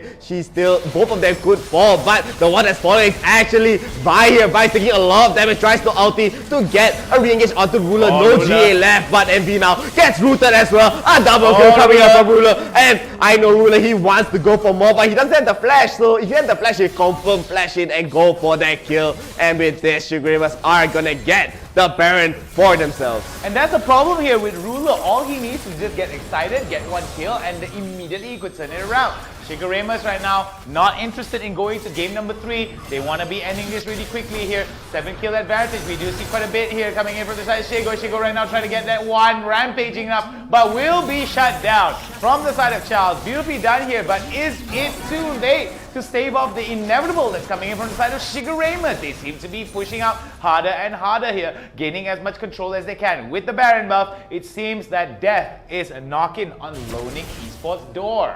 10,000 gold lead for Shigeremas right there. I mean, they're just so strong. That one binding, as you mentioned it before, that one binding could just turn everything, and Oran was just able to run them down in general. I mean, Lonic Esports, they have so many problems under their belt. They have to deal with Jinx, they have to deal with Olaf, they have to deal with Seraphine, just so much. And Rara is doing a great job starting up the fights with 2 3-man charms coming from his side. And even Lonic Esports, they have very good engage. They have the Vi, they have the Malphite as well to get the engagement to start the fight, but they just don't have enough follow-up here. But they want to go for the kill onto Rada. Rada is all alone. He does that to Zodiac. The rest of the team is nowhere near to save his time. What the flash and the charm might be buying some time. Not enough time here, but Oran is gonna come in. He's gonna get the kill onto Solero. He's still alive. He really wants the kill onto Bureji. He's still alive right there. He's regenerating a lot of HP. They are trying to kill him. They finally kill him here. The final spell does kill. And by will fall here. The Zodiac comes out off MV, but Shigure, he still wants more. Yeah, no way. You're gonna go to the base the hard way as Malphite, the only one left alive. He will get taken down. Another ace coming from Shigeremus, and it looks like they can actually end the game here unless Burenji can actually defend it here after he respawns. Another base knocking, another ace knocking at the base. It's gonna be a race to the face of Alonic Esports as Shigeremus looks to end it. We don't need a game number 3, ladies and gentlemen. The casters can go home, we all can go home, but it is going to be Nova PH Shigeremus with a big win. Ace in the base, race in the days, okay? So well done. Coming up from Nova PH right there, they take this grand finals 2-0. So clean, so well played. I mean, it was just That's so all I gotta good. say. Oof. Okay. Of course, for those of you guys at home, we would like to apologize sincerely. We had a little bit of technical difficulties. A loss of power was the reason why the stream got interrupted. So we hope that you guys were able to stay patient throughout the whole of the show. Remember, for those of you guys who joined us from start to finish, we cannot spell fun without you. Thank you very much. We all love you guys so much for the amount of support that you've been going.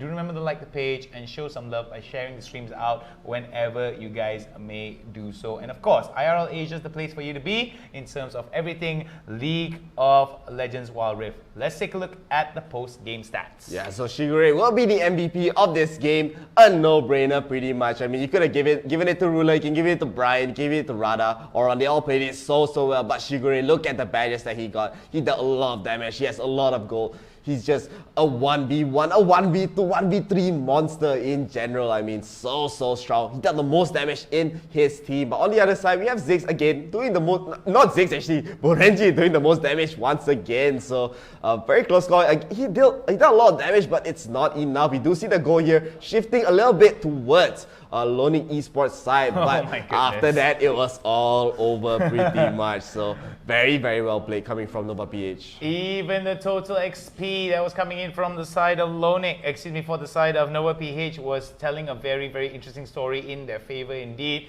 And it seems that it was just insane coming in overall from both these teams here. Beautifully done from the side of Lonic as well as Nova PH. Congratulations again to Team Nova PH Shigeremus. We all really enjoy and shows a lot of love to all you Filipino guys. But here is some extra love for you guys, the replays. Check out and relive those moments. Chef, take it away. Yeah, so we have a nice this was a nice first blood coming up from Nova PH, right? That Shigure was thinking like, oh yeah, Malphite is not going to be so scared here as she has to be scared. Olaf is here, gets the unstoppable with the ultimate and gets a nice kill. But Lonic Esports, they wanted to contest for this Ocean Dragon here. Everyone was so low. Olaf is still alive right there with the healing coming up from Seraphine, with the healing coming up from Lux as well. And he's taking a lot of damage as the root. But Lonic Esports, they actually returned it very cleanly with 2 kills, with 1 kill right here actually. So a 1-for-1 so far. But now Shigeremus,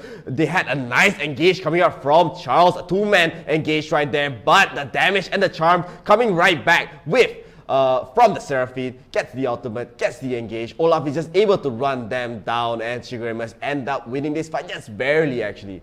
Well, the thing about Oren is that it doesn't require much tactics. You just put your head down, run directly into them, and do as much damage as you can. But the thing that really was tactical indeed was the timing of the sustain that was coming in from Rada. Because Rada was able to just do so much sustain as well as charm people. You do see that Lonic was having a lot of problems here, a lot for these fights. As you can see from these replays here, it was just so much damage because as soon as Ruler was able to just pop off, he gets excited, gets that crazy boost of movement speed as well as attack speed, and then it's just game over. Look at that. I mean, he is just able to do so really well.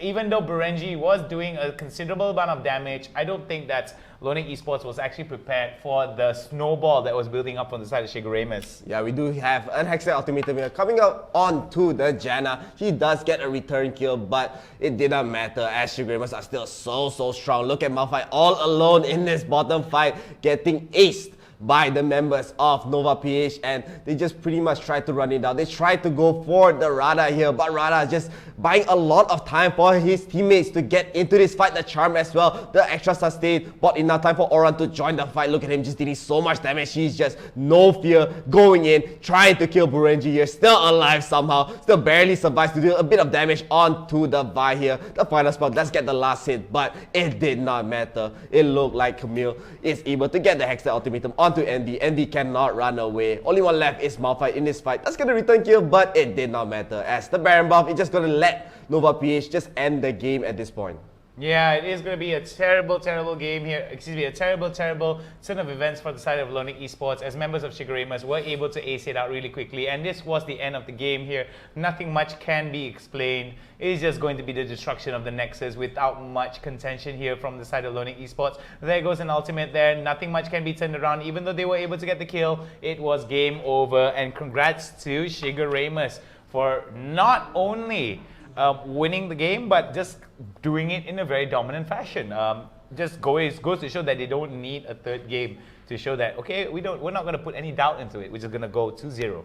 Yeah, I mean, so well played coming from that side. I mean, we were doubting the Jinx pick, you know? We were doubting the Jinx pick, but it worked out. Ruler is just that good of a player in general. I mean, he really ruled the Rift in general, so still, congratulations to Nova PH. I personally was like you. I was doubting the Jinx play as well because of the immobility of it. The fact that the Malphite was in play as well. I would have thought that maybe a Vayne would have done a lot better, especially with the passive second skill.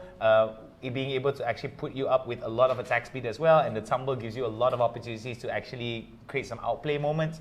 But being patient, knowing what your team can do, and most importantly, having trust in your team to give sustain and peel, that was the reason why the Jinx worked out really, really, really well. Yeah, I mean, still, congratulations to them one more time. And I mean, we are going to end the stream here. So thank you guys all for the support so far. Thank you guys for all the comments, supporting your team, supporting us. And if you want to support us even more, we want to get to 10,000 likes and follows. Yeah. So please do follow the page, like the page, more content, more games, more tournaments just for you guys.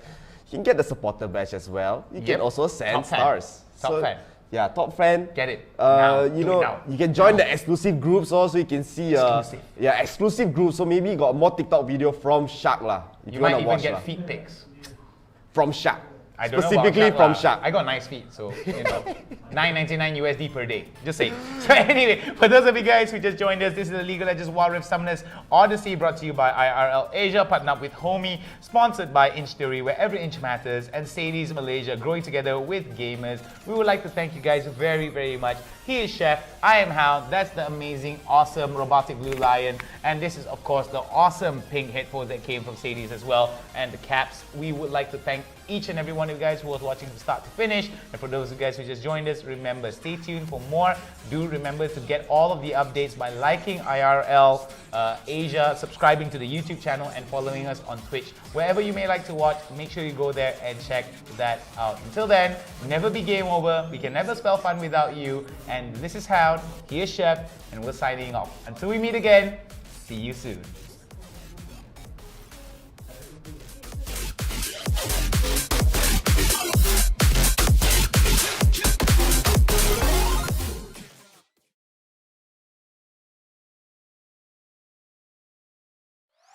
Party, jump party, bump party, rooftop party, jump party, bump party, rooftop party, jump party, rooftop party, warehouse party, rooftop party, jump party, rooftop party, like to get naughty, rooftop party, jump, rooftop party, jump, rooftop. Make it clap.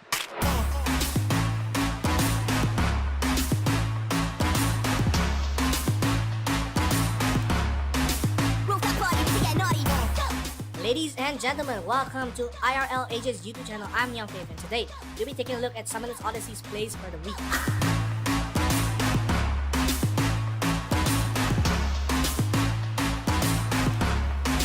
Rooftop party, to get naughty.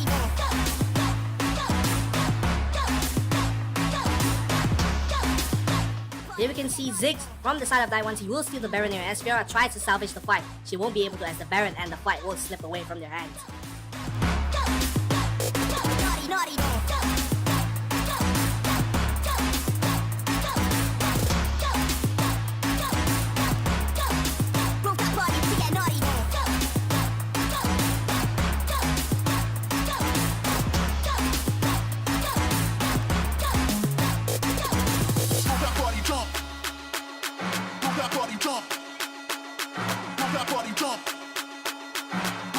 jump.